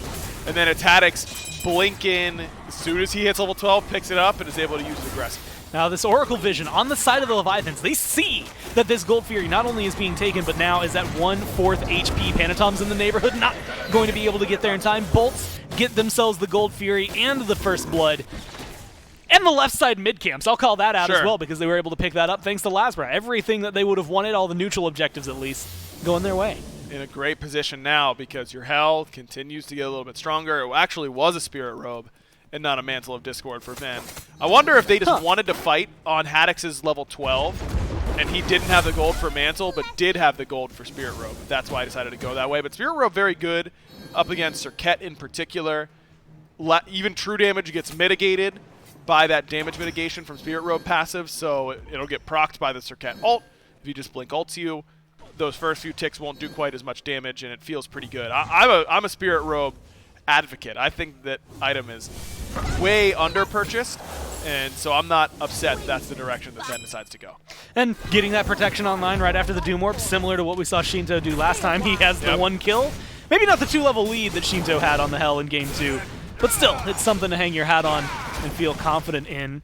Something you can't feel confident in right now, I think, is just Haddix in general. 3 members of the Leviathans over here. Haddix gets stunned out, locked down, taunted up, and they're going to keep chasing him. The wall's not going to get enough separation, but a good stun. The tower helping him out. Some trembles. He's just buying time for his team to get here. Haddix goes down, but Lasbra comes crashing in. Yarkor is incredibly low, but a great taunt from Panatom pulls back the Bolts. They leap through, and the Leviathans get their kill and get out. What a play from Panatom, man. Gets the kill onto Haddix underneath the tower, plays so patiently on that Cobra's Kiss, waits it out perfectly, gets both members, and then sets himself up for the Deathbane out of there. Really well done by him, and I'm a little surprised that Lasbra couldn't get a little bit more. I don't know if he used cooldowns on a jungle camp or something like that, but I feel like he kind of crashed down and auto-attacked. Like he didn't have a lot in the tank after that, and I don't know why, unless he had just come from clearing a camp. So a bit unfortunate timing, I suppose, for the Olympus Bolts, but a great play from Panatom sets up the Leviathans to get on the board. And keeps things mostly even. Actually dips things maybe back in favor of the Leviathans. 1,000 gold in favor of the Bolts now, 15 minutes in. And most of that can be chalked up to that Gold Fury. Not a whole ton of experience separating these two teams, which is maybe the bigger deal as we start to round this mid-game, starting to pivot into the late-game portion. Ultimately, eyes keep drifting back on the minimap right around that Pyromancer every time someone steps near it. I think that's going to be something that, if you're the Bolts, sets you further ahead and finds some success. But if you're the Leviathans, takes this game right back to even and keeps the Bolts from pulling anything away. Panatom going full tank. I mean, he's just going to be the fight starter for the Leviathans. Trying to rely on him to just get the fight started on the right targets, almost certainly on the Hell every single time, and then just allow Shinto and Zatman to do the damage for him. We saw a pretty similar idea from the Leviathans in Game 1 with Panatom going tank jungle. That was on Odin. Didn't really ever work out. Shinto was never really able to put out enough damage, and same with Zatman. So maybe this time around, I mean, it is Raijin for Shinto. That's a lot easier damage to get off in the late game than even Tiamat. Maybe that can be enough, but that's something that I'm going to keep my eye on, is how well Panatom's able to execute who he's going on and how much damage he's actually going to be able to provide. Well, asking you shall receive. The Pyromancer goes pretty cleanly there for the Bolts as they get a little more gold in their favor. Panatom potentially looking for a little bit more. He sees 3, gets another taunt onto 2, and gets a clean disengage. Haddix looking for a chase. Yeah, not going to be able to find anybody there. I will say, Blink's available. Aegis is being picked up. These relics at level 12 have now changed things. Specifically, it's just the fact that it's so monochrome. When it's 10 beads and 10 vision shards, it is so bland down there in the relic section. A lot of blue. Yeah, not necessarily, you know. Now, Gore, if he was all orange, you'd probably be going, yeah, I love how love it that. looks. Yeah, we love to see that, but maybe throw in some purple? Okay. Yeah, a tinge of white? Sure. I think we could make that happen. Look, Are there any purple relics? Bracer used to be the purple relic. Bracer, Sunder. Sunder's purple. There we go. Yeah. Ankh is kind of purple. Pick up nothing but Blinks and Sunders in every game. That's the old school PBM strat right there, so certainly wouldn't be too bad. But look, I mean, with where the power spikes are for both of these teams, now a bulwark of hope for Panatom, so he is really committing to the full tank. Yarkor, I wonder if he needs to pick up some type of damage item. I mean, not necessarily a Soul Reaver or something like that, but you know, you see the binding over there for Haddix. That helps for your tanky style compositions. Yeah. Lasbra's going a little bit hybrid, though mostly offensive. Looks like it's going to be a serrated edge after this on Chile. So I don't know if the Leviathans are really going to have enough, because remember, against healer comps, you don't need to do 100% of the health bar. You need to do 125 or 130% of everyone's health bar. We'll see if they're able to do that. Jake gets aggressed on, finally gets the Ares ult that he would want, pulls in Panatom. That's all they wrote for now. Lasbra looking for the dive deep, knocks Only up one. 2 in the process, but only able to find those 2. Lots of damage onto Yarkor right now, though. Crit, it looked like ring and true for Bara. Finished the Wind Demon, and he's hitting decently hard, but no one dies just yet. The Bolts, Leviathans, take a couple steps back, but the Bolts start the Fury. Because they've got the health, and this is the problem, is that you can't really go low damage compositions against Hell. Because if you don't kill them in the first rotation, you're host. I mean, you just have no options after that. And no Ankh quite yet. Rongu just now hitting level 12 and buying that cursed Ankh. That would have made a difference in that fight. And it's not like Shinto's going to be doing less effective damage. He's only going to continue to do more. So I don't think the Leviathans just can't win with this comp, but I think it is going to be difficult. Well, the Bolts, surprising me, actually going for the tier 2 here, putting some pressure on it. Lasbra going to join the fray, potentially looking for a gank there. They're going to go ahead, yeah, pump the brakes, call it back a little bit. There's a pretty massive wave over there on left for them. They've found, what, 2 Furies now, plus a Primal. They've been feeling pretty confident about themselves. Only 3,000 gold, though, not even the full 3,000. And so they are definitely not as far ahead as you'd really like. No, not super far ahead, but I like this decision to stay grouped. I think the Bolts should just keep taking fights, because it's not like the Leviathans missed a whole lot in that fight. I mean, that was Earth and Fury and Tycho Drums through the middle of that team fight, and no one from the Bolts even got close to being under threat. So if I'm on the Bolts, I think I'm sticking around and trying to keep these fights going. Well, key was grouped up fights. Lasbra didn't get the grouped up part, got the fight part. Now let's eat an ult from Panatom as well as a blink there from Hardcore, but it's the tier 2 on left that the Bolts find for their success. Ult for ult trade from the junglers and the beads burn from Lasbra. Ultimately, it's all about the gold right now, though, and the Bolts are starting to line their pockets. They are. They're in a good position, and this is what I want to see. Just stay grouped. Don't worry too much about farming perfectly. We just want to abuse this hell as much as we can. And the Leviathans, if you let Shinto finish off Soul Reaver, upgrade his Vamp Shroud to a Sacrificial Shroud, let him get Rada Tahuti, I think he's going to start doing too much damage for Ven to be able to keep up the heals. So, in that respect, I think that normally with the hell, you are content to sit on your hands and wait it out. You know, if they don't pressure us, we won't pressure them. And we'll handshake deal to everyone level 20, and then we feel like we're really far ahead. But I feel like the Bolts are really more far ahead in terms of effective combat damage right now than they will be if this game goes later. Well, this is a, much more interesting position for them to be in. Feels like a lot of skirmishes despite there only being 2 kills on the board. 21 minutes in, the Bolts are controlling this lead.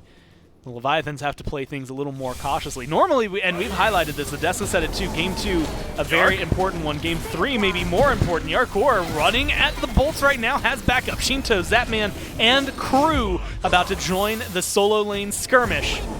Tier 1 has no health. Panatom blinks forward. They're looking to continue this chase, but the tremors from Haddix are enough to pull them back. A 5-man grab from Jake, but not all of them are getting pulled in. He's going to eat a little bit of damage in return. Vin is half-health. Vin is taken out there. Shinto, credit for the kill, and they're going to be able to dive even deeper. Sent through the realms is going to be Lasbra, dead on impact. Solo for 2. Hey, and the big one is the hell that they got. And what do you know, Gore? It's like this Raijin gets Soul Reaver, and all of a sudden, the damage starts to feel like it's actually there. But the big thing there is also that Panatom was able to find a blink into the back line and a last breath onto Venenu. He can have all the protection that he wants. He can have all the relics that he wants.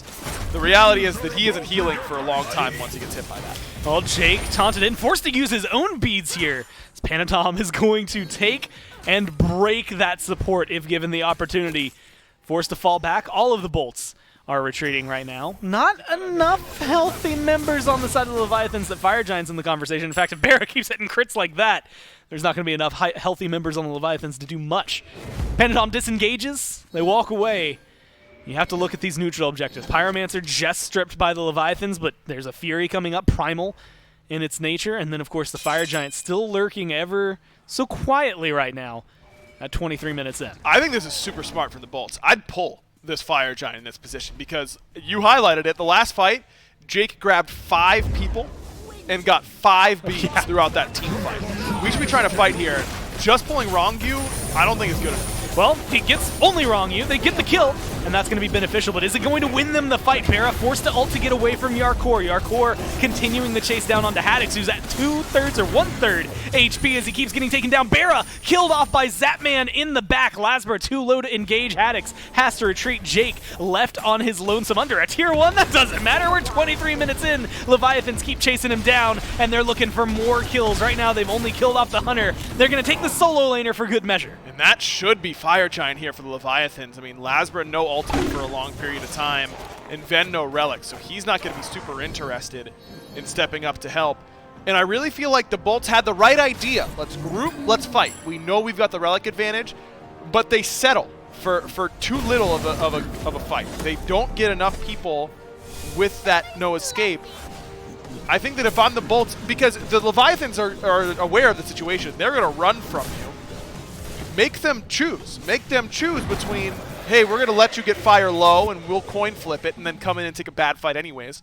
Or you can have it because we're so scared of getting 5-man Ares ulted again. Jake not having blink makes a big difference in that because it's harder for him to get that really big ultimate without that blink. But they have the opportunity to get good ward vision. You know the Leviathans had to reset after their fight. I think that was a really big missed opportunity there for the Olympus. Well, especially because now, I see 5 full beads available for the Leviathans. Right. Shintos were the last ones to come up. And so they're more than happy to start taking fights now. They're feeling safe. Granted, no Aegis there for Shinto. Maybe feeling a little teensy bit more awkward. But ultimately, they're going to feel confident in their capabilities of trying to take a Fire Giant fight. Primal Fury as well, being stripped away, was a big swing for them. Leviathans, for the first time this game now, in the gold lead. And they're going to continue taking fights like this. So the Bolts, I mean, the way they've been shaking, Zap got to Barra before I could even recognize that he was getting back there and getting the damage out there. I think that is something that is opening up a lot of conversations for these Leviathans. And it's making me a little nervous for the Bolts here in Game 3. I mean, Panatom has been in the right spots. He's hit backliners with each of his last 2 ultimates. He's been in great position.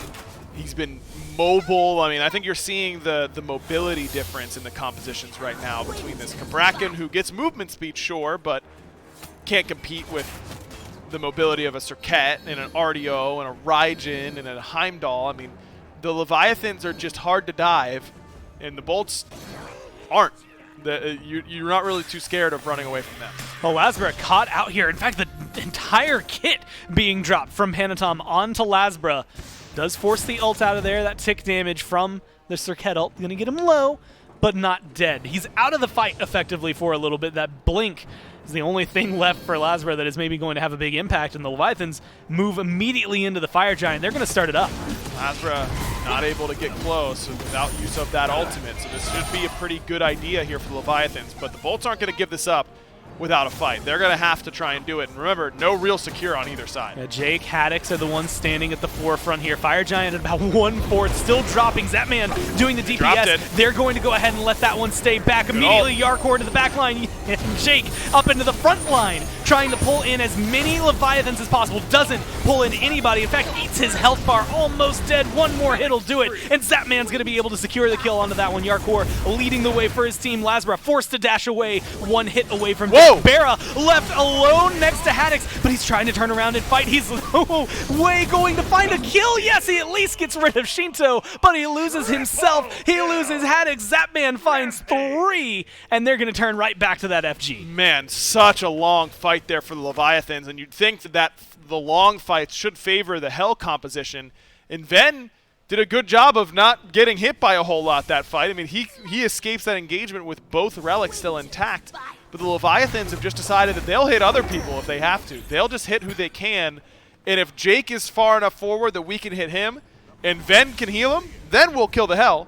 But if Ven's going to stay that far back, who cares? We'll just take what we can get. And they just insist on hitting who's in front of them, which is the best thing that you can do a lot of the time. And they really punished Jake and Haddix for going too deep. Shinto expected a bit more damage from the squad there with his double jump in.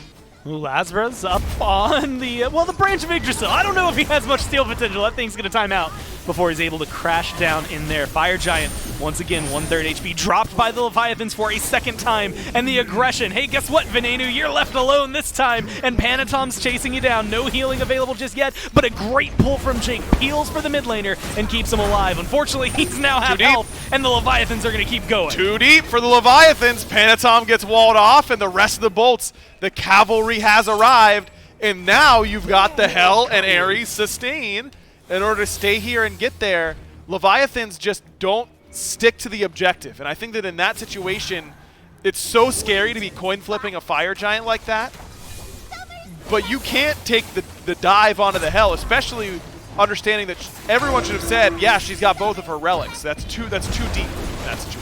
Oh, speaking of too deep, I don't even know if Jake was that deep, but he is gone. Zapman, credit for the kill. They get the Pyromancer for the Bolts, but what will it cost? Haddix is now the next on the chopping block. Nothing left to survive. Zapman gets the double kill, assisted there by Shinto. Hey, Lazra, guess what? You're the next one up. But he does have that dash, does get the disengage.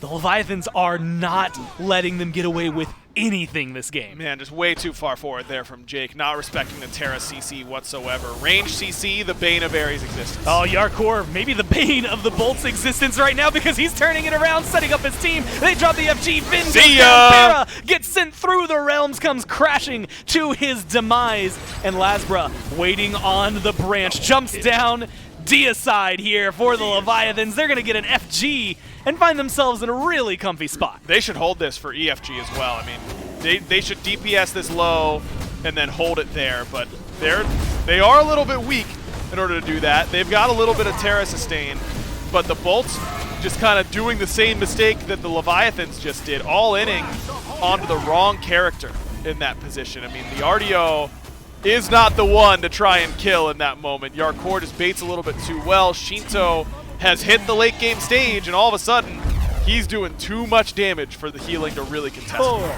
3, 2, 1. Happy New Year! Leviathans get themselves an enhanced Fire Giant. Takes them a little while. I mean, exactly like you said. Wait for it. You're going to be happy with it. And all the while, the Bolts still have 3 members dead when they're able to secure that.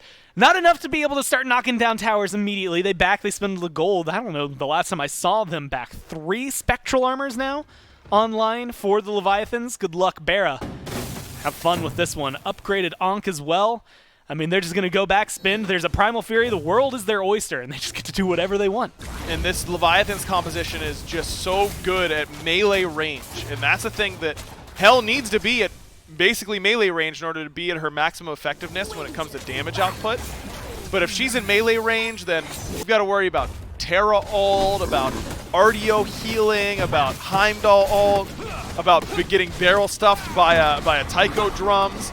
I think Leviathans have just really drafted well for what Hell needs to do with their dive. And the way that the Bolts have played, they need their front line to be able to withstand a little bit more than they can. But Kabrakan and Ares are these two characters that just get range rooted or range stunned by these Guardians from Leviathans, and then Zapman just gets to slam with his auto attacks. I mean, that's really just been the formula.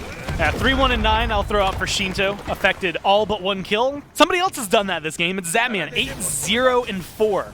All but one kill for the Leviathans being affected by him. 8 of them just straight up being him.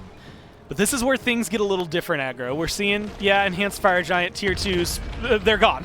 They don't matter anymore. But the Phoenix, it's a lot harder to get over or to overstep yourself when you're at your Phoenix line. So theoretically for Jake and Haddix, this is a better spot for their defense to go, but it's a 3-2 split from the Leviathans. Oh, now it's Lasbra in trouble, has to use the beads, and Haddix is in onto Shinto, got his beads as well. Well, I said maybe going too deep. This might be in a good wall from Haddix. Is going to separate the team fight. Jake goes up for the ult and gets a little bit of the pull, but the sustain seems to be favoring the Leviathans. They get rid of the Phoenix. Lasbra is up on the tree, but what can he do? He has to crash down back. The Bolts stay alive, and they do heal up in the fountain, but they lose the Phoenix to do so. Still beads down for Yarkor, Panatom, and Shinto. That feels pretty good. No Onk or ultimate for Rongyu. Zapman's the guy to watch now. He's got everything up and available. Really the only one on the Leviathans that you can say that about. Bear's been doing a ton of damage. Look at those two dueling at the top of the player damage charts. Which Hunter's going to be able to do it here? Well, Bear's got 8K up on Zap, so he's going to hold on to the crown for a little bit longer. A minute and a half, a little under that, for this EFG still available. Phoenix is just one hit away from getting taken down on the left-hand side, but one hit means it's not quite dead just yet. Leviathans have to put in a little more work. Yet they're timid to go ahead and get aggressive. Terra healing, keeping them going. Phoenix goes down, Bolts start to fall back. Haddix gets a stun onto Panatom. The Leviathans are going to go ahead and go for the engage. Panatom gets isolated and killed off. The rest of the Leviathans turn to run. Terra doesn't have that ultimate anymore. Used it just now in that engagement. And yeah, they kill Panatom. They send the Leviathans running. Leviathans don't care. They got what they came for. They broke 2 Phoenixes, including the left side Phoenix, of course, the one furthest from the Fire Giant. So they're happy with how that engagement went. And it's still been the strategy of just hitting front line. And Venenu, can he step up in order to actually punish them for that sort of strategy is the question. I just looked down. Yeah, Zap's player cam, I think, speaks wonders about how he's feeling. He has a smirk on his face the entire time.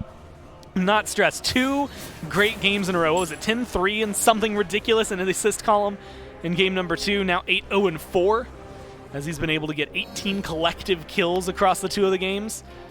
And he is not looking to slow down here at all. Beads Aegis going to be up for him. A lot of relics still up for the Bolts. So maybe a defense is in the conversation. Fire Giant buff wore off, so we have about a minute before that respawns here. Leviathan's in a good spot to try and deal with that, especially because Zap is now trying to push over on left.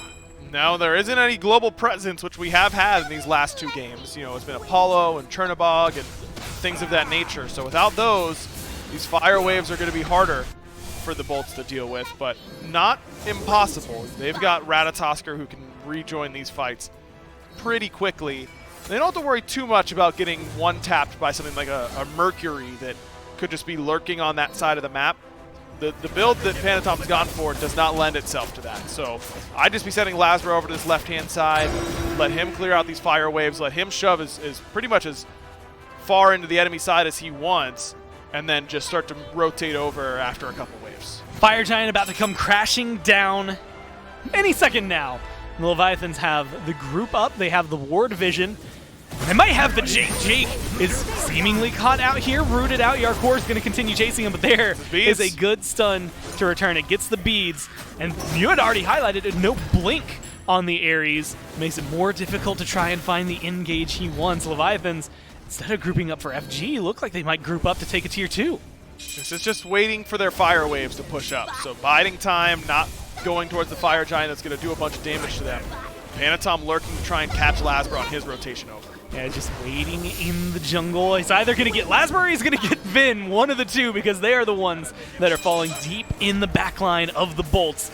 You have to watch left side fire minions starting to run into the base. Mid fire minions right there at the tier 2 line for the bolts. They're going to be able to get aggressive. That gets caught out. He goes through the Bifrost, though. That gets him out alive. But is it enough? Barra gets a huge crit. One more hit is all it will take. Lasbra is able to find it. They shut down Zapman, and now they're trying to turn this fight around. Haddix gets a good stun on Shinto in the back, but they're so separated as of right now. The Phoenix is taking damage in mid all the while. They need to win this fight, or the bolts. Barra, Lasbra go down. Yarkor is so close to dead, but they aren't able to secure it. They've lost most of their damage dealers. Vin's just trying to keep them alive, but they're forced to run away. Titans dying at the same time. Bolts on a clock, but Vin gonna step up and try and send someone back. Shinto now down to a sliver, and Haddix gonna finish him off. They're gonna be able to find a little bit more. Vin's going for the back. Titan 1/3 HP, and they're trying to stall out the Leviathans. It will be a back from Rongyu. It will be the back from Panatom, and the bolts narrowly avoiding having the minions. And I don't even know what I want to call it. Look, left side fire minions coming in, mid fire minions coming in. You got to go back to the Titan guys and make sure that this defense happens. Scary situation now for the bolts, but they get their left side Phoenix up. The big thing is that mid Phoenix ended up falling in the midst of that, which means that this Titan won't start to regen for quite some time. And now there's Oni Fury, which is worst case scenario for the bolts. Question is, Leviathans now have 3 viable options. Do they want to go to the Oni Fury and just get some Oni Fire Waves down mid, put some pressure on the left side Phoenix, do it that way? Do they want to shove and just try and end the game by all-ending the Titan? Or do they want to go for the EFG? And it's a little bit of rock, paper, scissors on where they go versus what the bolts are ready to defend for. Curious to see which option they're going to go for. Of those 3 options, my least favorite is all-ending the Titan, because look at the relic situation for the Leviathans. It is bare. And if they just end up getting locked in by this Ares, I don't know, Gore. I mean, Tycho Drums can basically solo that Titan from this health. So maybe you go Oni into trying to end, but good ward coverage here from the bolts means that they can't just waltz in. I mean, they'll engage on you in the lane before you come down. I don't envy who's ever's making this call for the Leviathans, because it is so tempting when you see a Titan at that HP to just throw all caution to the wind and get your hands dirty in the Titan. That's been the conversation here for this Leviathans team. Up to this point, I mean, we'll call it as we see it. Choke artists at LAN. They have not been able to make it past this specific Bolts squad in a LAN tournament. And picking up Zap, they've talked about how much that tenure and experience has been able to help them in terms of their shot calling, probably helping out a ton right now. They do get that Oni Fury. You can see those waves spawned right as they're marching down the lane. Maybe one of the scariest things you can see, the Fire Oni minions there in mid. Fire Giant started up by the Leviathans 39 minutes in. It'll be the second enhanced FG that we've gotten to see. We'll see what they can do with it as they're getting aggressive. Panatom almost goes too deep. It's getting low. Haddix is going in. They're going for the kills, and they're going to actually be able to come in. Let's take the Fire Giant away. Jake is going to be able to pull someone back in. They get a kill on a Zapman. They do lose Vin in the process. The fight still rages on. Yarkor burned away, and now they have Barra's damage to thank for it. Lasbra's deep in the back line, and the Bolts are looking for more. But who's backing? No one's backing yet from the Bolts, and Barra's in trouble now as Panatom has chased him down. Jake is here, but someone's got to go back. Rongyu, stop! No, he missed! He didn't stop Haddix's back. That might have been enough in order to change the course of this game, but the Bolts steal away the Fire Giant. They kill 3, and Haddix is back in time to defend against this Oni Fire Wave. Looks like we're going to ride along with Venenu to see if he was the one who stole it away. And this is the problem, Gore, is that you just don't have guaranteed secure on your side. It was Ven that stole it away with that Dark Stance 1. Incredible play right there. And now you're just in a position where you're the Leviathans that you're losing this game. Like, who's winning and who's losing? The Bolts are winning. They've got 4 enhanced Fire Giant buffs for their team. A 3K pot just popped by Lasbra. And now the Leviathans, when you're sitting on your Phoenix line and thinking about your defense and that kind of stuff, it's hard not to think, damn, bro, we should have just all in the Titan. We should have just not messed with that Oni Fury. We should have pulled EFG right away. We should have gone Oni to Titan or Titan right away while they were defending. There's so many you got to stay focused in this moment. And that's where that presence from Zap going to have to be big. Mid Phoenix respawned here for the Olympus Bolts. That does mean that Titan can finally get a breather, start healing up, and the Fire Minion's gone out of mid. In the last two fights, Lasbra has been someone's found Zap. It was Haddix the fight before, it was Lasbra that fight. Zap has been unable to free cast in these fights these last few times. Look at where he is in the player damage now in comparison to Barra, who has continued to go through the rank. Up. I mean, he has been absolutely slamming in these fights. If they can keep diving this hell and keep letting Barra free cast, then the damage is just going to keep going up. I said 11,000. That's between him and Shinto. It's 20,000 separating him and Zap. I didn't notice that. This is also the first game. Nearly doubling his. Zap doesn't have the rage. He hasn't got any sort of crit, which is maybe helping out the Bolts here. Barra with the Wind Demon Deathbringer has the dominance as well to just pack an extra punch. And they're starting to group up for the left-hand Phoenix Siege. I mean, they only have about a minute and a half on FG, so not an eternity on this Enhanced Fire Giant. And this is the only wave that they're threatening. I mean, you can let Lasbra go push mid all he wants. He can backdoor that tier 2. I don't care what happens.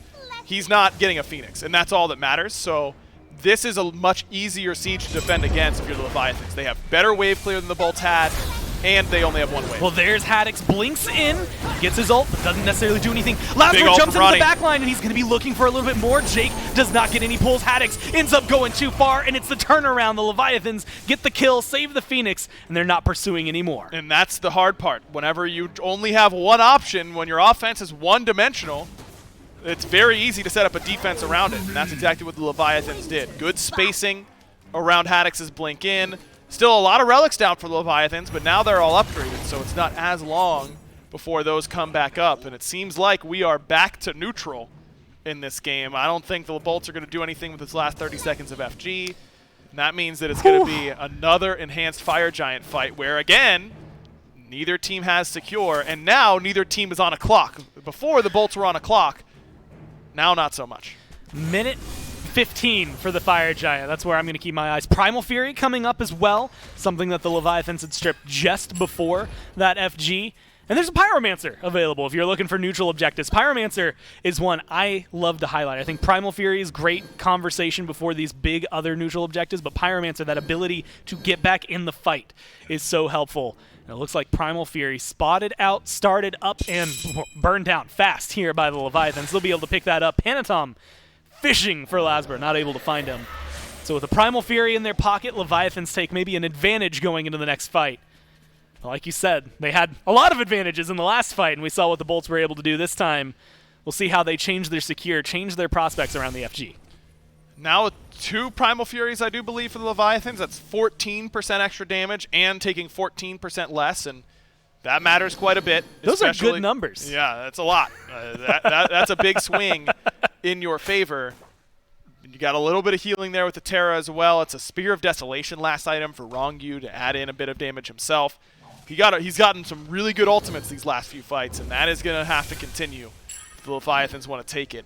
The big thing, that last fight under Phoenix, very hard to get on a Zapman. Zap's able to free cast, make it happen. Now we're in the jungle. Now we've got Rat Ult being a real threat. You know, these corridors aren't very well warded right now for the Leviathans. And they don't have a whole lot of sentries in inventory to clear out some of this vision. I think the Bolts are in a pretty good spot now to have Lasbra find a way around to put some pressure on the Zap once again. 3 seconds, counting down to none. And that means every relic now is available in the game. Ven was the last one waiting to get that Aegis back. Everything is up. Blinks are going to be available for both jungles, but solos. Cursed Onks are on the table. But most importantly, as we've highlighted, Zapman has both his relics. And that makes it a lot harder to get back there, kill the Heimdall. We see these spectral armors. They've mattered a lot dealing with Barra, although I will say I think since we've seen them bot, he's got way more kills than when they were prior to that. So ultimately, he's still got good damage. Seems like the Bolts are going to take a little bit of time to back off. Pyromancer goes the way of the Leviathans. And that gives them yet another, again, small, but still distinct advantage going in their favor for the FG fight. And a lot of times these FG dances come down to reset timing and sentry ward placement and prioritization of your wards, things along those lines. And, you know, it's like Shinto having Health Chalice at this point in the game. How much does that really give him instead of having the flexibility to grab 2 extra wards? I mean, I having Health Chalice this late is a tilter for me, and it always ends up coming back to bite you in my mind, because even having 2 extra regular wards when your sentry gets cleared, can place those down in extra positions, that's really helpful. I feel like the Bolts are gonna be winning this ward war around this Fire Giant, and when you don't have Secure, and Burn is your only option, and Leviathan's Burn isn't exactly great anyways, then not having vision dominance makes it very easy for the enemy team to not respect you on these fights. The Bolts have no reason to stick their necks in there and get killed whenever they know exactly what the HP is going to be on these objectives. If I remember correctly off the top of my head, somewhere in the high 70s, maybe it was low 70s, percentile of games won by the team that wards more. Yep. And so that is something to keep in your mind. Wards win wars. You say that for more than just, well, alliteration and how fun it feels to say, because W's are a fun noise to make. But now it is that vision that's maybe going to be paying off. It's what allowed specifically Lasbra to get so deep into the backline. Panatom right now is pushing up mid, so he's away from his team, but maybe in a great spot to try and find a loop around if this fight breaks out. Bolts move forward. Bolts start running backward. They get back over to the solo lane, and that's actually going to be the engage here. Yarkor's the one trying to do it. Haddix is trying to get it going. Lasbra goes up. Panatom's on Vin, and it doesn't seem to be worrying Vin too much. His health bar is just fine. They dive in. Lasbra on the back onto Zap and trying to find a little bit more, but it's the forefront. It's Panatom right now, who is taking too much, pulled right in, taken right down, and Lasbra gets both relics from Zapman, still stays alive. Man, the lack of blinks from the front lines on both sides really coming into play, but the fact that Panatom dies, relics are down for Ven, and Taiko drums are still up. Let's see what plays Shinto can make. Oh, they're going to get aggressive. Yarkor slowed, stunned, and killed this time. It's a 3-5, but the damage, is it going to be good enough? Haddix ends up getting burned down. Vin is going to get taken down as well. Shinto's damage looks great, but can Barra can maintain the top? The answer is no. Zapman gets a double kill. Lasbra left alive, and the Leviathans say, let's just forget the FG and go get that Phoenix. Gotta be you can end in this position as long as Lasbra doesn't find a way on to Zapman in particular, but Shinto's got both his relics, so Shinto's job in this situation is just to bait his life and use his relics properly in order to secure the DSI. All right, Lasbra, show us what you got. He's able to get onto Shinto, but he takes way too much damage in the process. The full-on DSI. The Phoenix will go down. The Leviathans will take game number 3. A little bumpy there towards the end, but they find their way to victory. Look, that fight was so awkward at the beginning of that engagement. It just did not come to pass like both teams really expected. But I looking at that diamond for Shinto, my man still has Taiko drums, his full build Raijin going into that fight, and the Bolts just did not play around that ultimate cooldown at all. They group up, they try and all in onto Yarkor, and Shinto just goes, sweet, I'm gonna slam the drums. He does a ton of damage, jumps in onto Ven. I mean, that fight being awkward and split felt a little bit weird, but the fact that Ven didn't have relics at the end of it, that Barra didn't have his beads, meant that Rongyu's stun was really valuable. And that one big cooldown for Taiko drums, it felt like a lot of team fights just hinged on it. How good was that ability? Now, last fight, they were pretty good. You have to imagine the Bolts were playing on borrowed time, or at least it felt like that from the fact that they lost 2 Phoenixes. They got a nice FG steal, but they weren't able to seal the deal this time. The Leviathans lead the set 2-1. We'll jump into game 4 after this.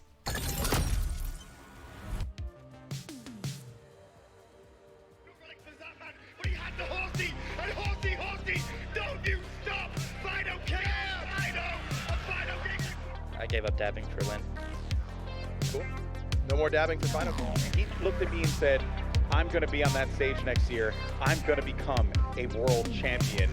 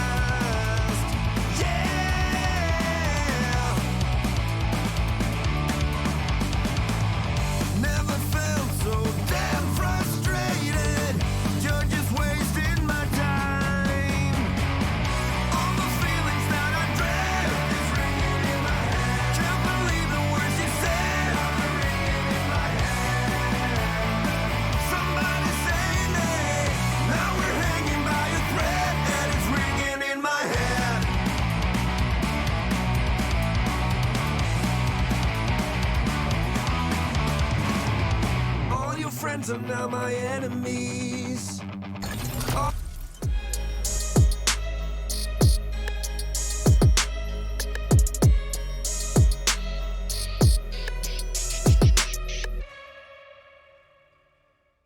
Welcome back, SMITE fans. In the first set of our semifinals, we're 3 games deep now with the Atlantis Leviathans coming out on top. And we got to give our shout out to our title sponsor, Alienware, for bringing us all of this action. You can follow Alienware on their social medias, on Twitter and Instagram, at Alienware, and on their website at Alienware Arena. Bring us all the power here for the pros. You can check out SmiteGame.com/Alienware. Use code SMITEAW to get your hands on some nice discount codes and get some information and see all the cool specs that come with those Aurora Ryzen desktops and those gaming monitors at 240 hertz available to you as well. So again, check out SmiteGame.com/Alienware to see all that. And one more time, thank you, Alienware, for sponsoring the SMITE Pro League.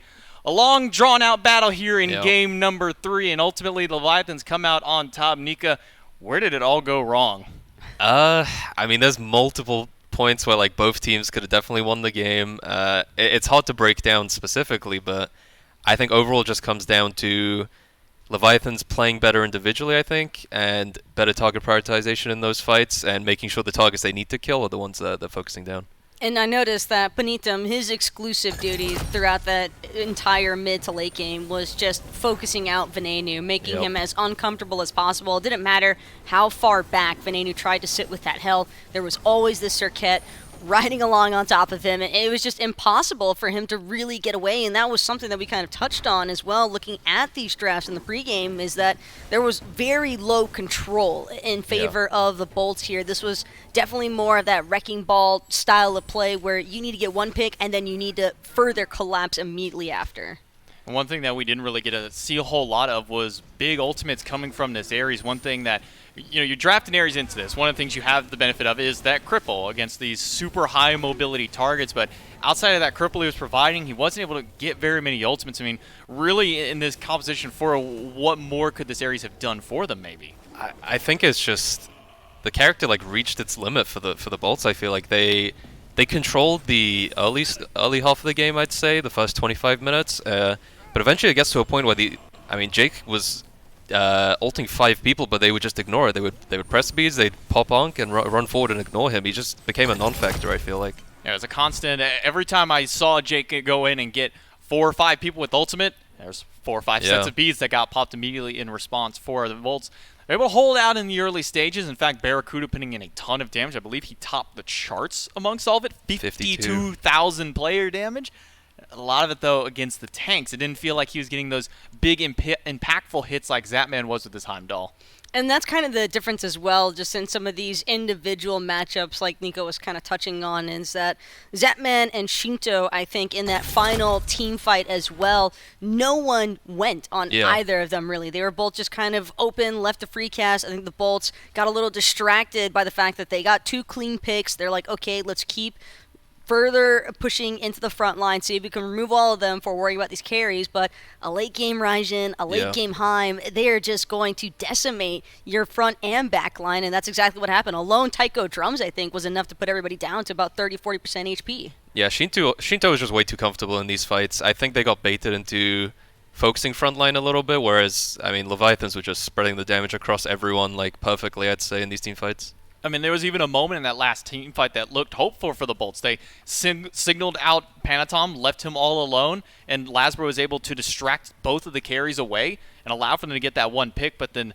afterwards it was just the collapse on this Raijin who had held on to ultimate that entire time. And well, when you're staring at a, what was it, near 50-minute game with a late game Raijin, Elixir of Power build, I mean, how do you really combat about something with that? And that's the other thing, too, is that this was one of those 50-minute stackers. And when you go this far into a slugfest and then you wind up losing after arguably having had a little bit of an advantage in that early to mid-game aspect, it's just, that's a tough one mentally to even recover from. I know these are very experienced players on the Olympus Bolts, aside from maybe Jake, who's got probably the least amount of experience on that team. But even with a veteranship behind you, I'm sure even you can attest to this, Nika, that's a tough one. Yeah, definitely. I think the biggest issue for them will be how do they rework their drafts now? Because I don't think Leviathans will be scared of being on the second pick side and giving up hell again.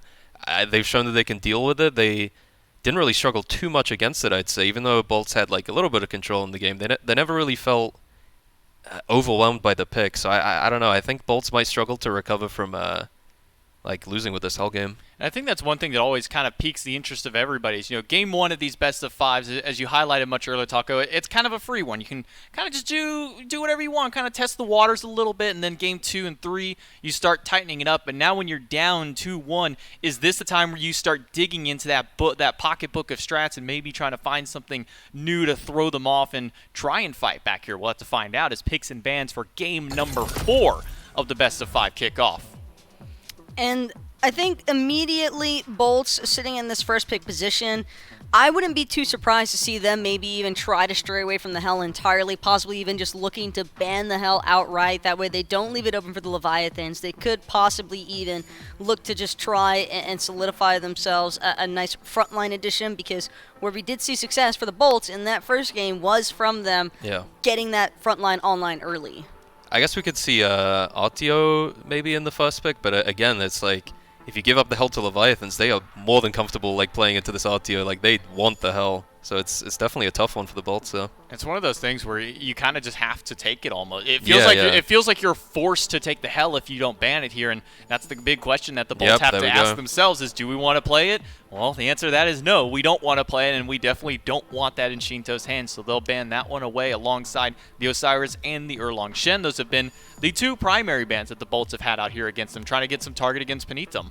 And I know that I mentioned solidifying that front line early. Artio has definitely been a very heavily contested pick between these two teams, Cerberus as well, but I do think it's worth, I was going to say, visiting the territory of maybe picking that Raijin up first just to get a strong burst mage, but Serket is kind of a hit or miss when it comes to that first pick outright. Yeah, for sure. I think it's a big risk picking this character. I think it's flexible, I guess, which is the biggest thing, but like you said, like Artio is just directly a very good pick into this, and you're still leaving Raijin open for Shinto after the game he just had. Like, this is just really risky, I'd say. Some of the big impact hitters, aside from the Serket. Yes, Serket is powerful, but it's really just with these two teams that we've been seeing this goddess picked a lot more. Between, it's strange to say, but even between both support and jungle for both of these teams, it has that level of flexibility. Maybe they feel that that's one of their more impactful portions to try and get something early for themselves, but they left open the Artio and the Raijin. Shinto maintained his undefeated streak with the Raijin. You think he can do it again here in this one? This is such a strong 2-for-1 special here, sure. If you're asking me. The Leviathans, I doubt that they have any complaints right now about the fact, because, again, I bring up Artio and Raijin as being one of the 2 primary options for the Bolts, because you have to assume, after that Game 3 performance, that the Leviathans are definitely going to be looking to prioritize at least the Raijin. I'm not surprised to see them prioritizing this Artio again either. It's just crazy that the Serket was the prime choice here for the Bolts, just because Serket, when you take her this early on, it's so open to being countered, or at least looking for options that are going to restrict her movement so that she can't harass the likes of a Raijin as easily. And right now, we only see the Artio crippled field, which is definitely not the worst case scenario for a Serket by any means, but the likes of a Gilgamesh is still open. Having that one's a Shamash to further restrict her mobility is also problematic, I think, for the Terra and Cerberus even. I think also Bolts just showing their hand, like kind of letting Leviathans know exactly where these picks are going is probably not ideal either. I think it would be good to keep the Serket flex, but I guess they're not too worried about bottom tiering the carries. Now they just immediately go with the Terra and Cerberus as a response to this Artio Raijin. So all of the front line has been locked in for the Bolts. The Leviathans still have 3 more picks available to themselves. They've got their mid, they've got their solo lane. Don't think we're going to see Artio flex over that way. We can see Gilgamesh locked in as well. This one has kind of been ignored a little bit, kind of a phase 2 ban for it, but making sure to pick this one up and get Panitum one of those more warrior-centric jungle matchups here, Taco. How does this one look for them? It's just such an ideal pick here for the Leviathans, because you already know exactly where these picks are intended from the Bolts, so it's not like there's any sort of ambiguity that the Leviathans have to be like, oh, well, we'll guess and check later on in the compositions. Again, a little unfortunate for the Leviathans, I'm sure. I know there was probably a tough decision between taking this Gilgamesh or the Heimdallr after Zap's performance on the Heim. No surprises that the Bolts are going to prioritize banning that one away, but Chernobog still left open. Even Rom could be another strong pick. Well. Yeah, Jingwei, Izanami, and they're all tools, I think, that can not only feasibly escape from what the Bolts have drafted for, but also just have really strong follow-up presence for the front line that the Leviathans have as well. Yeah, I feel like Leviathans, it almost looks like they got to blind pick their top 3. I mean, these are picks that they've been very strong with the whole split recently. I don't know what Ven's going to lean to here either. There's a lot of mages taken off the board. He's probably going to have to pick something pretty low tier, I'd say. He may even have to be kind of forced back to that Giannis that we saw in the very first game. Banned that out. got left open. Morgan and Merlin were the 2 gods banned away by Leviathans in Phase 2, and that gives Rom, who, interesting enough, Rom was one of those early discussion points, kind of one of those top 3 hunters, but neither team have really even looked at this god so much this game. Why here in Game 4 are we finally seeing this Rom taco? I think the Rom here is because he buys so much time. When you look at the collapse features from the Bolts, those are going to be overtime proc abilities. And Rom, when he's sitting up inside of that Astral Barrage, you don't know if he's going to cancel it early either. You could always look for a rollout bail opportunity, but it's also just a nice range damage application that could be incredibly problematic for the likes of a Soul, for the likes of a Circuit. There is some objective shred being introduced, though, between this Soul and Apollo that the Bolts have opted for, but the overall burst in comparison to what the Leviathans have, definitely still leaning a little bit more in the Leviathans I just feel like the Bolts comp is all over the place. There isn't really a theme to this draft. I mean, and then you look at the Leviathans draft, it's perfect. There isn't really any flaws in it right now. They have great pressure. They have good late game. I mean, the Jing-Chen, pretty hard to lock down support for these double ADC focused carries as well. And just sits on top of Circuit the entire time. Yeah, you're looking at some area control a little bit with the Cerberus and the ultimate, but you're also looking for some team fight out of Terra, but mostly a lot of single target from the Circuit, the Soul, and the Apollo. Now, that's not to say that Soul can't do a lot of area damage if you can get a well-placed Supernova, but with a team that can control this much space for the Leviathans, what is that big condition for the Bolts to bring this back here in Game 4? It's going to come down to the laning phases exclusively. They have to generate some very heavy pressure either through this Soul or through this Apollo, but either Venenu or Barracuda has to get off to a hot start, and if they don't, I have some very big concerns about how they're going to fare into even the Gilgamesh Shing 10, and that's not even factoring in the follow-up damage applications from this Raijin and Rom. Yeah, I mean, we've been saying it all day pretty much. If Shinto is given the space he's been given in the games they've won, I mean, it's going to be really tough for the Bolts to win, I'd say. They really have to use the Soul pressure to its limits and keep this Raijin down. Kind of the story of the last couple of days that we've seen so far of play, and even this set included in with it, has been that mid 2v2. Which of these kind of 2v2, this Gilgamesh Raijin versus the Soul Circuit, where does that kind of winning matchup go? I feel like it's in the Gilgamesh Raijin's favor. Just kind of more reliable CC and more reliable damage. I think it's just way easier execution for the Leviathan side. And also, I think for Gilgamesh, he has a little bit more leniency as well in that level 2 fight outright when he first enters the mid lane comparison to Circuit, because at her best case survivability option, she'll have the Deathbane and the ambush, but more often than not, it's going to be the taunt on top of the Deathbane.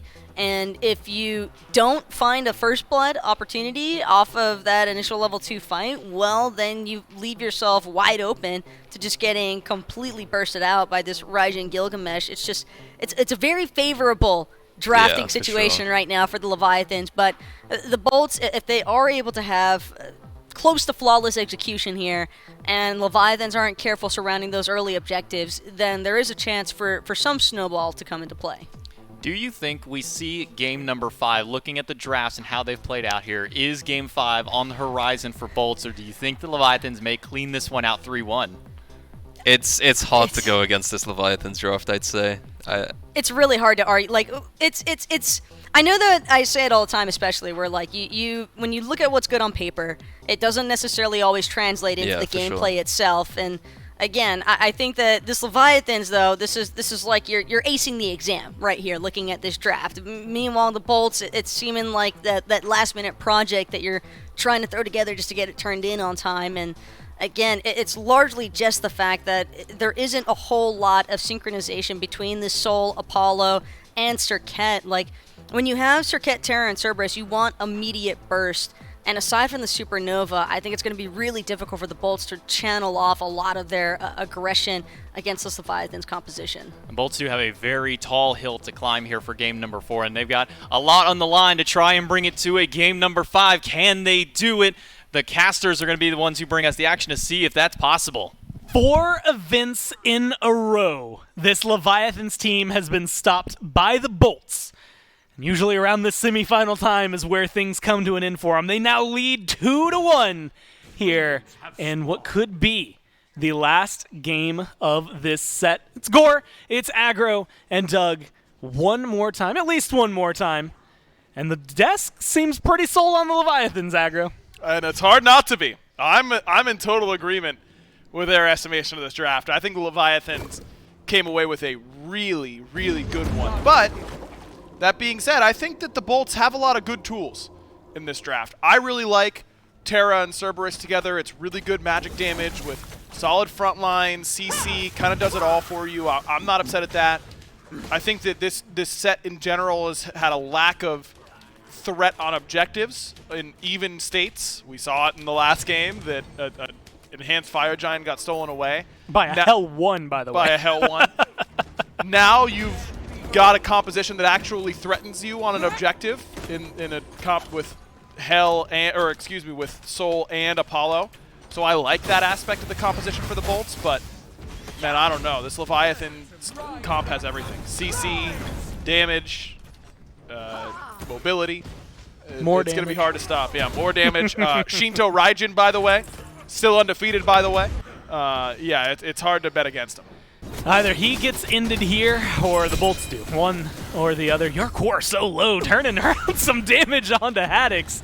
Not going to be able to find first blood just yet over here in the solo lane, but I think you can see the pace being set a little bit different. Even Panatom, we had talked to him just slightly between the games, was laughing about the 10 beads, and now you can see he's gone for the blink on this Gilgamesh. And so setting up a lot more, potentially, for his team to find. I mean, it's such an easy option to do on Gilgamesh. It's just so easy to blink, drop kick someone, and your fight starts explosively, and it is hard to lose from that type of position. I think that the way that the Bolts win this game is by controlling the neutral objectives and dominating ward vision and just getting onto objectives before the Leviathans can get there. But now you've got a Rom to worry about who can actually put some threat onto stealing the objective away from a distance. This comp has got to be able to stop Shinto in his tracks. They've got to be able to find this Raijin. Early rotations potentially from Haddix could be in the cards. That's what I'm going to be looking for in this one. Last game, that was Lasbra. He was able to do so because the Ratatosker dove deep, got zapped, got Shinto, or at least forced relics at the bare minimum. Now it's going to be a little more difficult to dive all the way back there, but as you had highlighted, they have a lot of damage coming from specifically Bera, alongside him Vin. Normally this is where you'd want to potentially see as well a Fafnir, but that's not even going to necessarily matter for them. Zap's been taking a little bit of poke. He's had good patience. This duo lane, you can tell Bera and Jake really just want to get in there, get aggressive. They don't want to lose this one, and they're trying to take that advantage and push it as far as they can. I mean, not having beads or not having blink or frenzy right away is, look at this, double blink engage from Rongu. And there's going to be the leap as well, not going for the dropkick damage, low on Bera, and they're not going to be able to find him, misses the dropkick as well, the tower line, the saving grace, Zap on the other side, forced to run away when he's one hit. Nobody dies, but the Bolts come out a little bit ahead. Vin's actually over here on the right-hand side of the map, or left-hand side of the map, as he looks to try and collapse in on him. He's going to be going in for the purple buff, drops the Supernova. Panatom first jumped away, and that's going to get him out alive, but it is a purple buff taken away from the Leviathans. Man, close to first blood on both ends there. I don't know what did so much damage to Zap. I don't know if it was minions or something like that that nearly killed him, but imagine if that was how the first kill went, to minions in a Game 4 situation. Love that idea from the Leviathans. Good blink engage from Rongu, and Panatom just can't quite find the drop kick. It's a tough angle to do so without that ultimate, of course, from that position. So still ends up getting Apollo's beads. Still ends up with Bera and Jake a little bit ahead in this duo lane, though. They don't split that wave. Zapman doesn't get his purple. Zap now level 4 to Barracuda's level 5. Zap has to back before he can finish off his Ichaival, though Bera has to do the same. So Hunter's bow for both. no major power spike here for Bara, which was the concern, I think, from the Leviathan side of the map. And if you're the Leviathans, I think that keeping up with this general pace is the way to go. You know, we're going to look for our opportunities. We're going to be somewhat aggressive, but no reason to throw all caution to the wind and just dive in head first. I think a measured approach with this type of composition is best, because they've got so much mobility and CC and damage, like we talked about, the healing advantage from the RDO as well once we get into combat scenarios, that I think the Leviathans just need to play their game. And you have to think about it. Next time, Panatom, that blink isn't going to be just short. He's going to be on the other side of somebody, or at least I can imagine that's where he's setting his mind to. He's taking the right-hand mid camps right now. The right-hand Scorpion ends up going the way of the Bolt, so they're going to be able to get some enhanced buffs on the solo side of the map. It looks like they might potentially put some pressure on that left side Scorpion as well. Little bit of poke towards Vin in mid. The Leviathans are doing, much like you said, measured approaches across the map, just trying to make sure that their presence is felt, and it looks like it might be shifting its way towards duo. This Greater Scorpion will go down. Jake, local to the area, but definitely won't be able to steal that away. And the Leviathan's just playing as a unit right now, and playing around Shinto in particular. He's got the highest XP per minute in the game. Stop me if you've heard something new before. I mean, this is par for the course for the Atlantis Leviathans. Funnel the farm towards the mid lane and allow Shinto to gain these small leads. With his build, I mean, Charon's first. It's not as good as it used to be. Definitely a little bit noticeably weaker, I would say, after a couple rounds of nerfs. Means that they probably don't want to fight around this. I mean, Bancroft's not my favorite power spike in the world, but probably still better than a Charon's at this point. Probably going to be waiting for Divine Ruin for Shinto before we see Fireworks start to really come through for the Leviathans. And we've seen several times how well, first off, Soul's just wombo combo that can connect can be a lot of damage, but dropping the ult, hitting even just a few of those, is enough to turn the tides of a fight.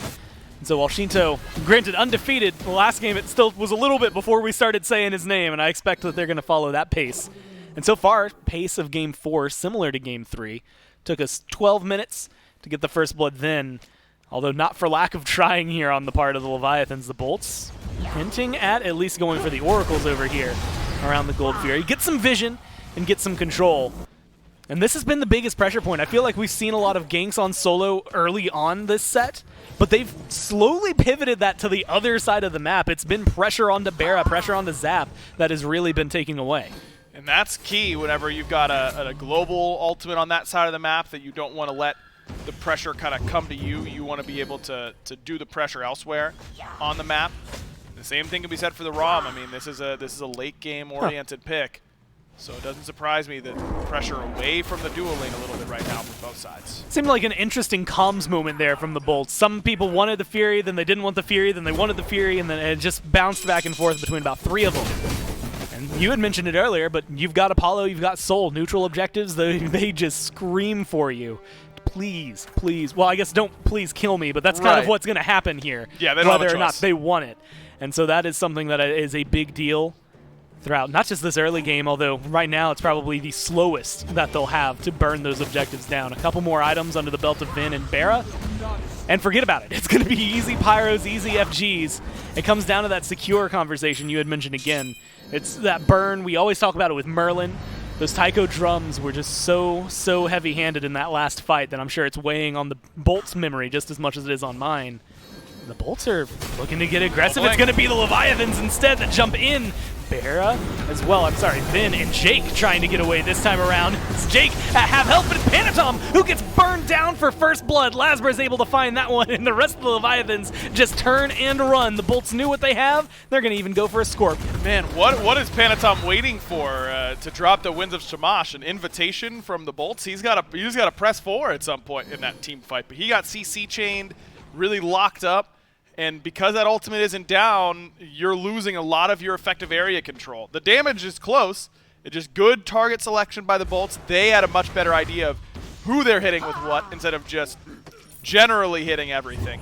And that's usually very important. But I'm sure the Leviathans would have ended up with more player damage in that engagement had they had that the Wind of Shamash dropped. But no anti-heal for them really either besides that Brawler's Beat Stick. So that healing from the Terra, that Terra ultimate, and of course the Bancrofts in that situation for Venenu end up paying off pretty big. Now he's picked up the Talon Trinket as well. Like, Vin's leaning heavy. It's the build we've seen for Soul, but it's going to be difficult to kill off Vin if Vin is finding damage. And that is a good pick for Lasper. This Serket has been treating him well pretty much all year, and it is something that we've seen banned from the Bolts in the past because of what he's been able to do on this pick. That is, in my eyes right now, going to potentially be the difference maker. We talk about Shinto a lot. I think the damage, Zap, Bera, the players that have had a lot of big performances over the last couple of games. But I think right now, Lasbra, his potential of setup, same thing for Panatom on the other side, is like the fulcrum for this game. I mean, that is where everyone's going to be leveraging their capabilities off of. So that might be a bit of trouble because Jake's on the way, but with Shinto hovering to that side of the map as well, they decide to not get too aggressive onto the back-to-back 2 times, so ends up being no harm, no foul on that left-hand side. But I agree, Gore. I mean, this Serket has got to go big in this game, and really it's got to be in the name of shutting down Shinto in these team fights. And Serket does not have the damage with the build that is popular right now for her to 1v1 a Raijin at any point in the game. So he's going to need some help in that regard. Haddix has got to be there. Yeah. Jake's got to be there. Bera's got to be there. Got to be a team effort now. Well, team effort. Pyromancer goes the way of the Leviathans. Bolt starting up the Fury. As of right now, a little bit of vision. Actually, a lot of bit of vision from the Leviathans. They have the Oracle Harpies. Watching this one, there's the Winds of Shamash. Not enough to be able to steal away the Gold Fury. Bolts consume it. Get it. They also have the only kill. Lasbra looks for the disengage. Shinto actually takes more damage than he anticipated. Forced to ult to get away from Haddix there. And so the Leviathans walk away a little worse for wear. Loved these early rotations from Haddix. I've been impressed with him during this set so far. I think he's been on point with where he wants to be on the map. He's grouped appropriately with the team when it's time for an objective to be pulled. And he's there in order to help force the beads on the Shinto, kept him out of that, and that's just good understanding. Again, I feel like the ward coverage for the Bolts has been very good in this set. And they knew where Shinto was coming from walking in, and ends up being in a position to zone him away, force the beads, force the ult, and keep him uncomfortable for the next minute and a half. Well, we're in an odd spot now if you're the Leviathans. Down about 2,000 gold, just a little under the 2,000 mark. So they're not necessarily out of this. We've seen much bigger leads dissipated just this set, let alone if you want to look at yesterday as well. It is going to be those few items, right, that make the big difference. A little bit more lifesteal there for Vin. I want to get your thoughts on this, though. Panatom, very, very early on, doesn't have the beads just yet. We might have to hold that thought as no, wrong, you will make it out of this engagement. But he's gone for the Magi's Cloak. Doesn't have the CC immunity and the beads, still hasn't hit level 12. Helpful? Not helpful? Yeah, I mean, what's it going to bring? Needs it up against Serket in particular, because otherwise Lasbra just has complete control over the jungle until level 12, and even then, when Panatom's beads are down, he'll have control. So I like the pickup in this situation. Wrong you. Get stunned out. I thought there was going to be a little bit more, but no, the tower goes down, and the Leviathans go ahead and shake their hands, wash it of that fight. They're going to go ahead and back off. Mid-tier 1. A crucial tower in a lot of these fights. I mean, that is a safe haven, helps protect your red buff, it helps you get aggressive onto Pyros, onto Furies, and now it's stripped away from the Leviathans. The Bolts are at least maintaining a good grip on this game. Bera's up in the sky, doesn't look like he's going to be going for much here, outside of his purple buff. But the Bolts are not letting the Leviathans have a chance to breathe. Not quite yet, and this is what you want to do with this type of composition, is group up for towers, group up for, Gold Furies, and Pyromancers and Scorpions. And it takes a little bit for it to come online. I mean, Ven's not even at anywhere near his strongest point. He doesn't have the best item for Soul, which by my estimation is Spear the Magus. I think that that's the type of power spike I'd be looking for if I'm on the Bolts. But even still, you're just in a position where the enemy team has to respond to you. But you don't necessarily have to respond to them all the time. You don't have to be worried about them grouping up for a tower like they have to be worried about you. You can dictate the pace of this game by grouping around these towers. And look at where Haddix is. Halfway over to this left-hand side already. Ven and Jake and Bera all here. Gonna get another bit of gold for free. All of this starts to add up pretty quickly. But, that being said, this is finite gold. You can only get so many towers on the map. This is all recoupable loss for the Leviathans, but we're a ways away. In fact, they balance it out. They just get the tier 1 there on right. Wrong Hugh, maybe a little too deep here, though. It's not going to be enough to find the kill onto him. Terra ult used by Jake, and the disengage from the bolts is clean. They do still get about half that HP on the tier 2 tower.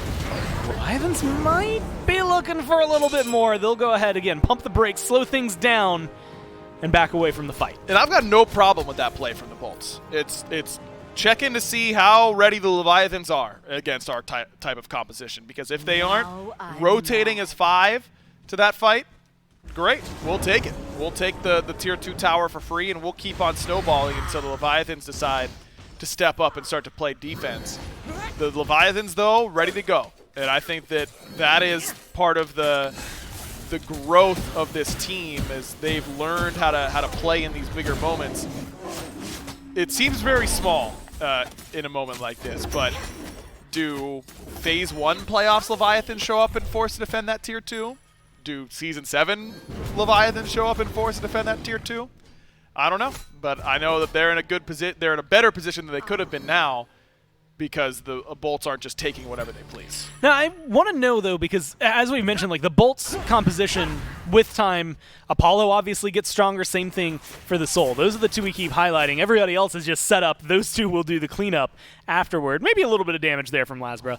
But is it better, as I see Wrong You finish the Spirit Robe, to lean into, for the Leviathans, their own composition, play to their own strengths, or things like Witchblade, upgraded Horrific, things to try and deal with Vin and Bara better for them? Yeah, I think that overall, upgraded Horrific looks good. Witchblade I'd be fine with. You probably, Bara I assume is going to be going crit, because he's been going triple bow up front, and then going into Wind Demon Deathbringer. So I wouldn't be surprised if you're kind of forced into buying that Spectral. The good news, if you're the Leviathans, is that no Frenzy here for the Bolts. Not having that Frenzy is a really big deal, and that's where I was talking earlier about Jake having to buy beads, or feeling like he has to buy beads. It matters quite a bit. I'm a little surprised that he didn't go Blink Frenzy. I guess the Xingqian ultimate is what scares him enough in this matchup. But no Frenzy on this comp. It's kind of like you're missing a condiment on your burger. You know what I mean? Something's not quite right. It still tastes fine, but like you said, something's missing. Primal Fury right now is missing about half its HP, but it doesn't seem to be getting dropped too much. Leashed a few times there, and back to restorative full health. Yarkor takes a lot of pokes, so does Haddix. Lasbra goes deep into the backline of the Leviathans, but he's the one who's getting caught out. Forced to jump away. Up into the sky goes Zap, where his snipe's going to be ringing true. Bara flying around on his chariot. The fight is divided, and Zap is alone. Haddix recognizes it, is chasing him down. He's at about half HP. A good stun from Jake, and they're trying to lock up the Hunter. There's going to be the ult from Haddix, and Zap's going to be the first one to fall down. But what's it going to cost for him? Lasbra regroups with his team. The rest of the Leviathans try to collapse in, but they don't have the damage, they don't have the chase, and they just have to sit back and watch. Close fight, though, at the very end of it. I mean, Shinto just not able to get as much damage off as he really wanted to with those Taiko drums, and the healing from the Bolts comes into play. Another good ultimate from Jake. A little bit of sustain on top of that. Not enough anti-heal or enough damage, I would say. Not enough anti-heal necessarily, but it's damage that's lacking in that situation. Now Shinto has been caught. Oh, he's not Thunder Crash. Very patient from Shinto. Clears the wave. He's absolutely double stun in trouble there, and is still able to get out. Yarkor goes in. Is able to peel for the team. At this point, it feels like that's all the Leviathans are getting. Peel at best. 4,000 gold. Potentially rising here for the Bolts. They start up the Pyromancer. They're looking to continue this onslaught, this fight, but notably healing while they still have Terra, not as much as the games of past. The Leviathan's still in the spot to fight. A bit risky, though. I mean, Bara has no relics, no beats for Ven. Wrong Yu's ultimate's coming up. Oh, the Pyromancer goes down. Bolts are able to secure that. Wrong Yu low and forced to fall away. Hasn't been able to get that Xingqian ult until just now, and it's not going to be enough. Shinto, on the other hand, gets right to where things need to be. Kills off Bara. Vin has no mana. The snipes from Zapman are going to be able to secure the kill. Jake is just forced to watch as his carries die, but Haddix, Lasbra in the backline. Panatom forced to run in a safe path, and might not be safe enough. Lasbra's coming around the corner, gets the taunt, gets the kill, but will they be able to return it? Haddix goes down under the tier 2. Jake looking to root out Yarkor, gets a stun even on the disengage, and it ends up being a 3 for 2. Yeah, greedy pull there from the Bolts on that Pyromancer. you just can't do that when you don't have any really ward vision on that side of the map. I mean, look at the map right now. There's one ward to make sure that the bolts knew the Leviathans couldn't track the HP for the Pyromancer, but it's an easy flank around the side from Panatom and Shinto. You can also just see it. They just stood there. Right, exactly. That's true. That's really the only ward they had, and you're right. It didn't do a whole lot for them in that moment. And Bera's standing on that wall with no relics. He just gets drop-kicked in the back of the dome by Panatom, and then Shinto's right there for follow-up, and it's right as Shinto's ultimate is coming up, so he's able to get a little bit more after the fact. It's just not I don't love that call from the Bolts. Now, it isn't awful for them. You know, they're still they got the objective. They're in a good spot as far as gold lead goes. I think that this is a team that puts a lot of pressure on the opposition as they continue to scale because of how quickly they do objectives.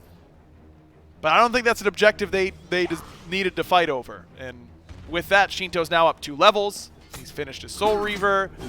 Do we remember what happened last game when Shinto finished his Soul Reaver? It's not what you want to see right now if you're on the Bolts. A couple of Spectral Armors have been picked up here on the Bolts. Lasbra right now, not only one of those Spectral Armors, 4-0. Every kill. He has been able to pick up every single thing for the Bolts, so he is definitely the divining rod for them to try and push this to game number 5.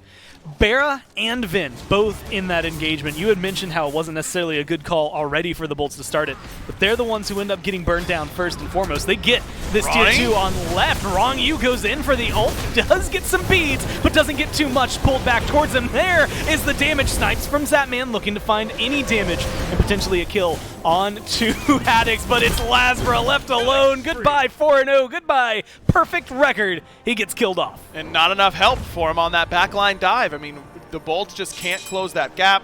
Blink not used there from Jake. He was kept in combat that entire time. And Lasbra on the solo dive, who did he even hit? You can't tell based on the HP bars because he's gone full tank. So he needs to be with the team, not trying to make those solo plays happen. Because when he does, then that's what happens. It's just too much peel from the Leviathans. We talked about how much they had earlier on in the game. A solo tank Circuit is not killing anybody in this one. Power spikes. You had talked about them earlier. Spare the Magus was what you had mentioned for Vin. Doesn't have that just yet, but Wind Demon is scooped up there for Bera. And he might be looking for a little bit of a kill, fishing for Zap, and is at least going to get him to roll away. The disengage has been used, but now it's the turnaround. The Leviathans were waiting for it. Panatom tries to set up some kills. Vin's half health, Panatom's even lower, and it looks like they're falling back. Winds of Shamash dropped, and that's the disengage for the teams. And that's beads on Jake, that's beads on Ven. A lot used in order to try and make that catch happen, and Zap playing it cool under pressure. Didn't have his beads or ult, but just rolls away, knows that it's not gonna be easy to catch him from that position. And Shinto is still able to walk out of there relic with all his relics. Panatom has to use both of his, so it's certainly not a horrible situation now for the Bolts, but all of these little skirmishes that end up with the Leviathans trading even while down a little bit in gold, I think is all advantageous for the Chaos side, because I just think that their late game team fight is better.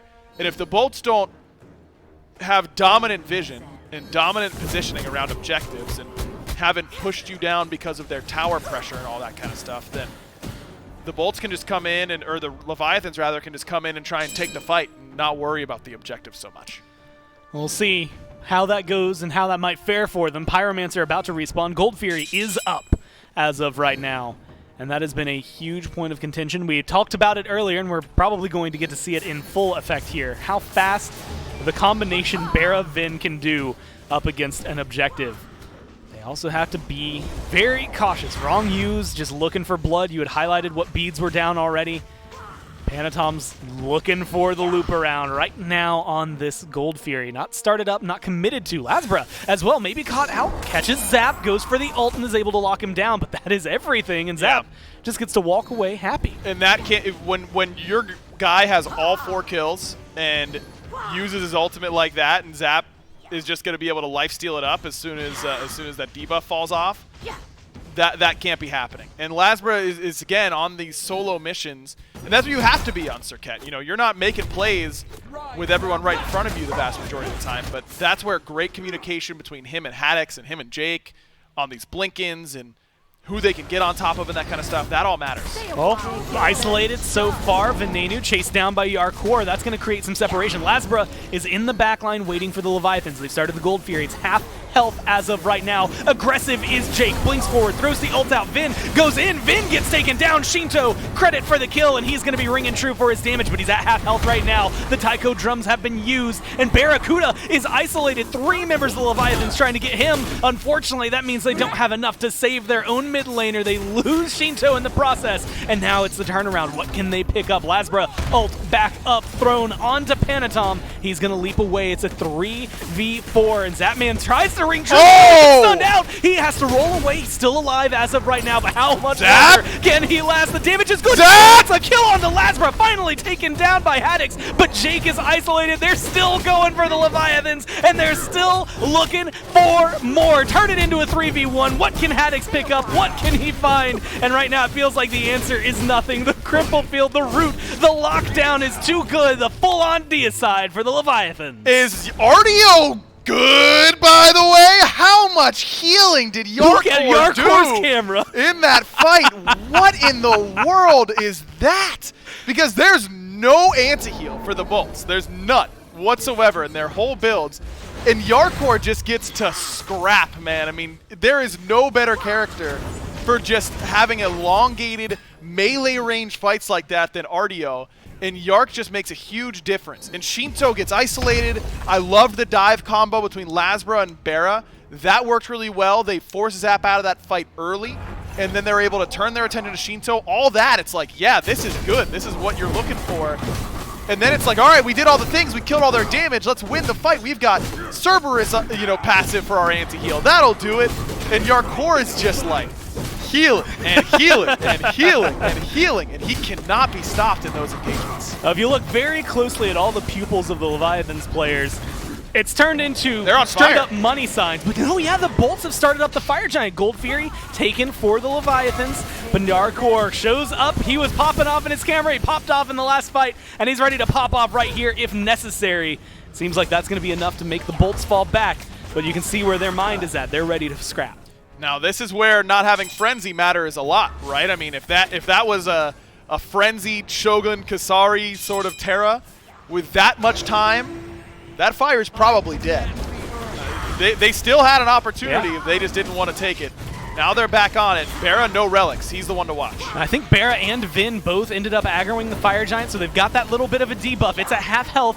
They're going to go ahead and leash that. Jake leaves the pool. Haddix is going to be the one who's aggressing Lasbra into the backline immediately onto Shinto. Shinto into the Taiko drums, and here comes Barra. But the gets hit down! Zapman is the one who takes him out. Lasbra still gets the return kill onto Shinto. Snipes ring true. Zapman lands. Panatom gets the kill for Lasbra. Now it's a 3v4, and they're chasing him down. Vin just trying to stay alive, but he's not going to escape it this one. And guess what? It's the Artio one more time. And this time it's Shinto for 4 instead of Zap for 4. The dive is good onto the mid laner, but the rest of the Leviathans make the bolts pay. Not enough damage left in the tank to take down anyone else. And now this should be an easy Fire Giant for the Leviathans. And it's the same story, Gore. They're able to execute these initial dives just fine. You know, we know our target.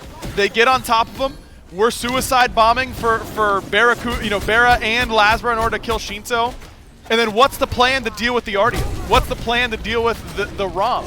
They just don't have one, and that makes it really, really easy for the Leviathans to show up and win the team fight after the fact. This team is working so well as a unit, and it's difficult to stop if you don't have the type of team composition to handle it. And Leviathans are just deathballing their front line so well. I mean, Yarkor, Panatom, Rongu, you can't even tell whose health bar is whose, because they're all on top of one another, because once Ven's dead, who punishes them for that? And even, does he even punish them for that? Not really. I don't really think he does.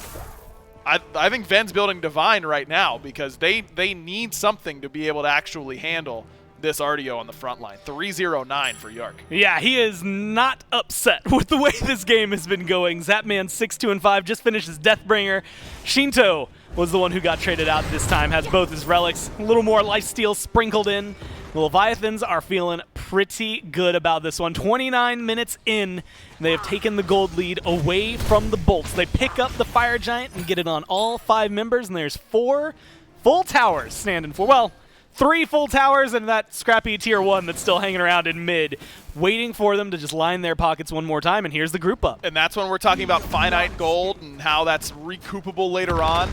It's being recouped right now, where this game is even as this Fire Giant siege begins, but the Leviathans are about to get a whole lot of gold that the Bolts have already claimed. Look at Panatom. He's over here. He's split push onto this tier 2 in the left, and that's going to be able to engage them. Yeah, Lasbra's behind all of the Leviathans. We'll see if he can do anything about that. Bera is split pushing, being able to get that tier 2 on right. He's going to be forced to back, and he's going to be able to make it do so. Grouping up from 5, Leviathans move to left, and Lasbra's just chasing him. And Bera's putting him on a clock. He's going to get this right side Phoenix. They've got to make a play. They're going to be able to go in. They're getting aggressive. Vin is the target for Panatom, but he's not going to be able to find it. Phoenix goes down. Same can be said for Bera on the right-hand side of the map. He finally gets that back off. Haddix is half health.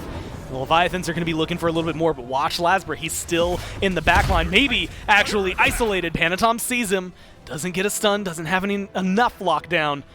And Bera trades Phoenix for Phoenix. That's huge in this position. That's a great play from Bera, and now the Leviathans need to get more than just Phoenix for Phoenix. Even though they get the better Phoenix, technically it's a win.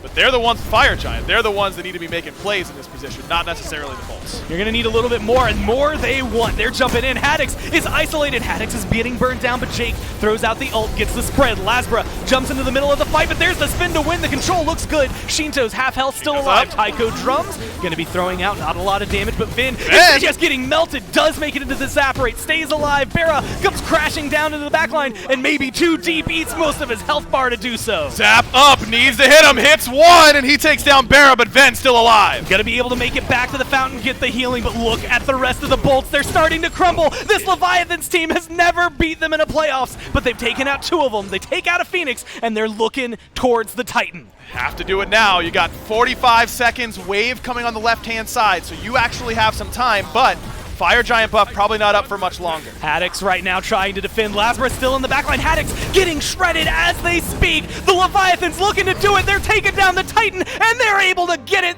15-7. And in 3 games here in a row, they take out the Bolts. The demons have been exercised for the Atlantis Leviathans. They finally this is their first down finals. The Bolts. The first finals they're going to go to as an SPL team.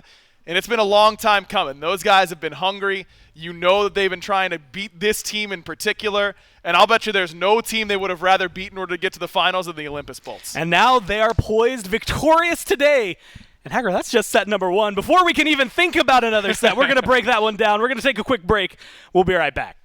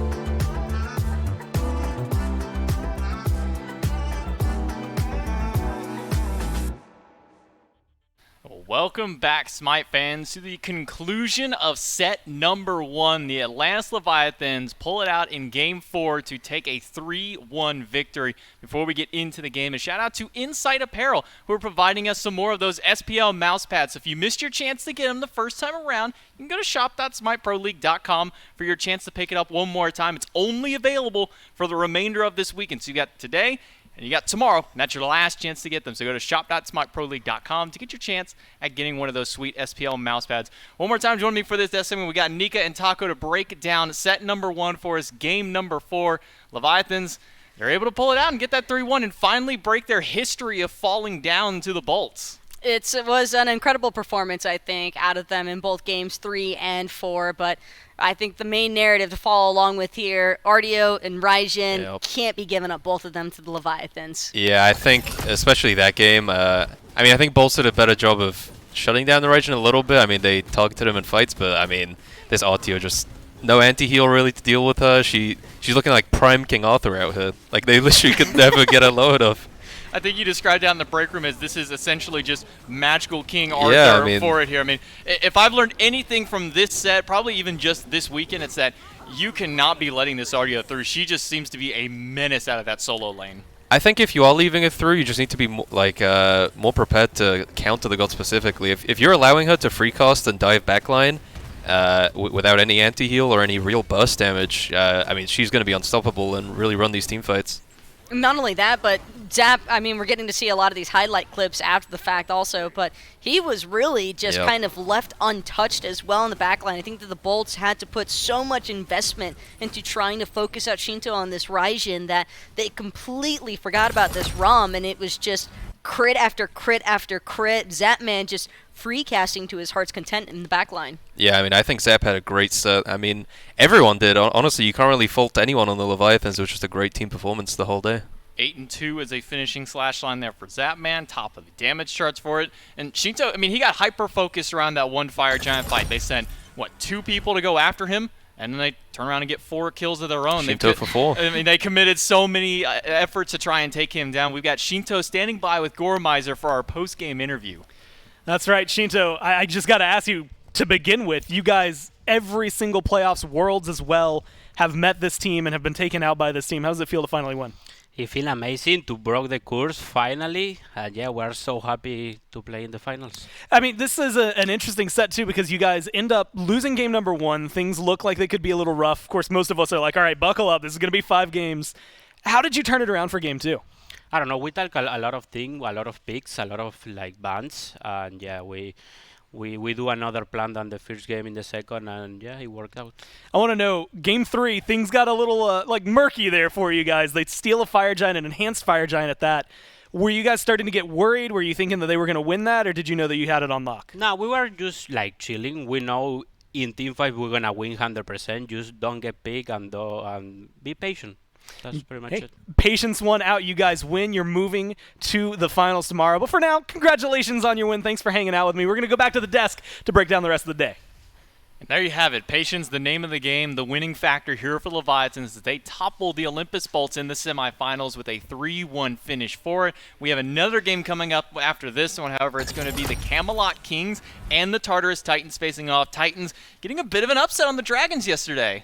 Some might consider it an upset, but I feel like for those of us that have been kind of monitoring this Tartarus Titans roster since the addition of not only when they have layers, but when they even had Cyno beforehand, I still think the Titans looked like a completely different team almost. Again, it's no flank to scary. It's just when you have junglers that are experienced, that are seasoned, and a little bit more comfortable with that position, it's just a lot easier to kind of facilitate the map pressure through your other carries like the mid lane and the ADC, and I think Cyclone and Paul have both looked fantastic. But I got to say one really quick, that was a quote of the day there from Shinto, just don't get picked. Yeah, pretty simple. Just don't get picked for it. As you saw our predictions there prior, this next one is got 4 casters' predictions on the line for who could win this. Half of the 6 of us have voted for the Kings, and Taco, you're the only one who's got the Titans winning this all. Sometimes you get a hunch, J-Mac, and whether or not it comes true is to be determined, but As far as the Tartarus Titans are concerned, I think that their primary advantage over the Camelot Kings is I don't think the Camelot Kings were expecting that upset from yesterday to begin with, and not only that, I think that the Camelot Kings don't have a whole lot of information aside from yesterday's set on the Tartarus Titans in terms of what they might be capable of draft-wise. Well, thank you so much, Nika, for sticking by with us for this first round of our semifinals. We're going to take it to a quick break. When we come back, our second semi of the day to see who's going to be meeting off and facing off against the Leviathans. It's the Tartarus Titans and the Camelot Kings right after this break.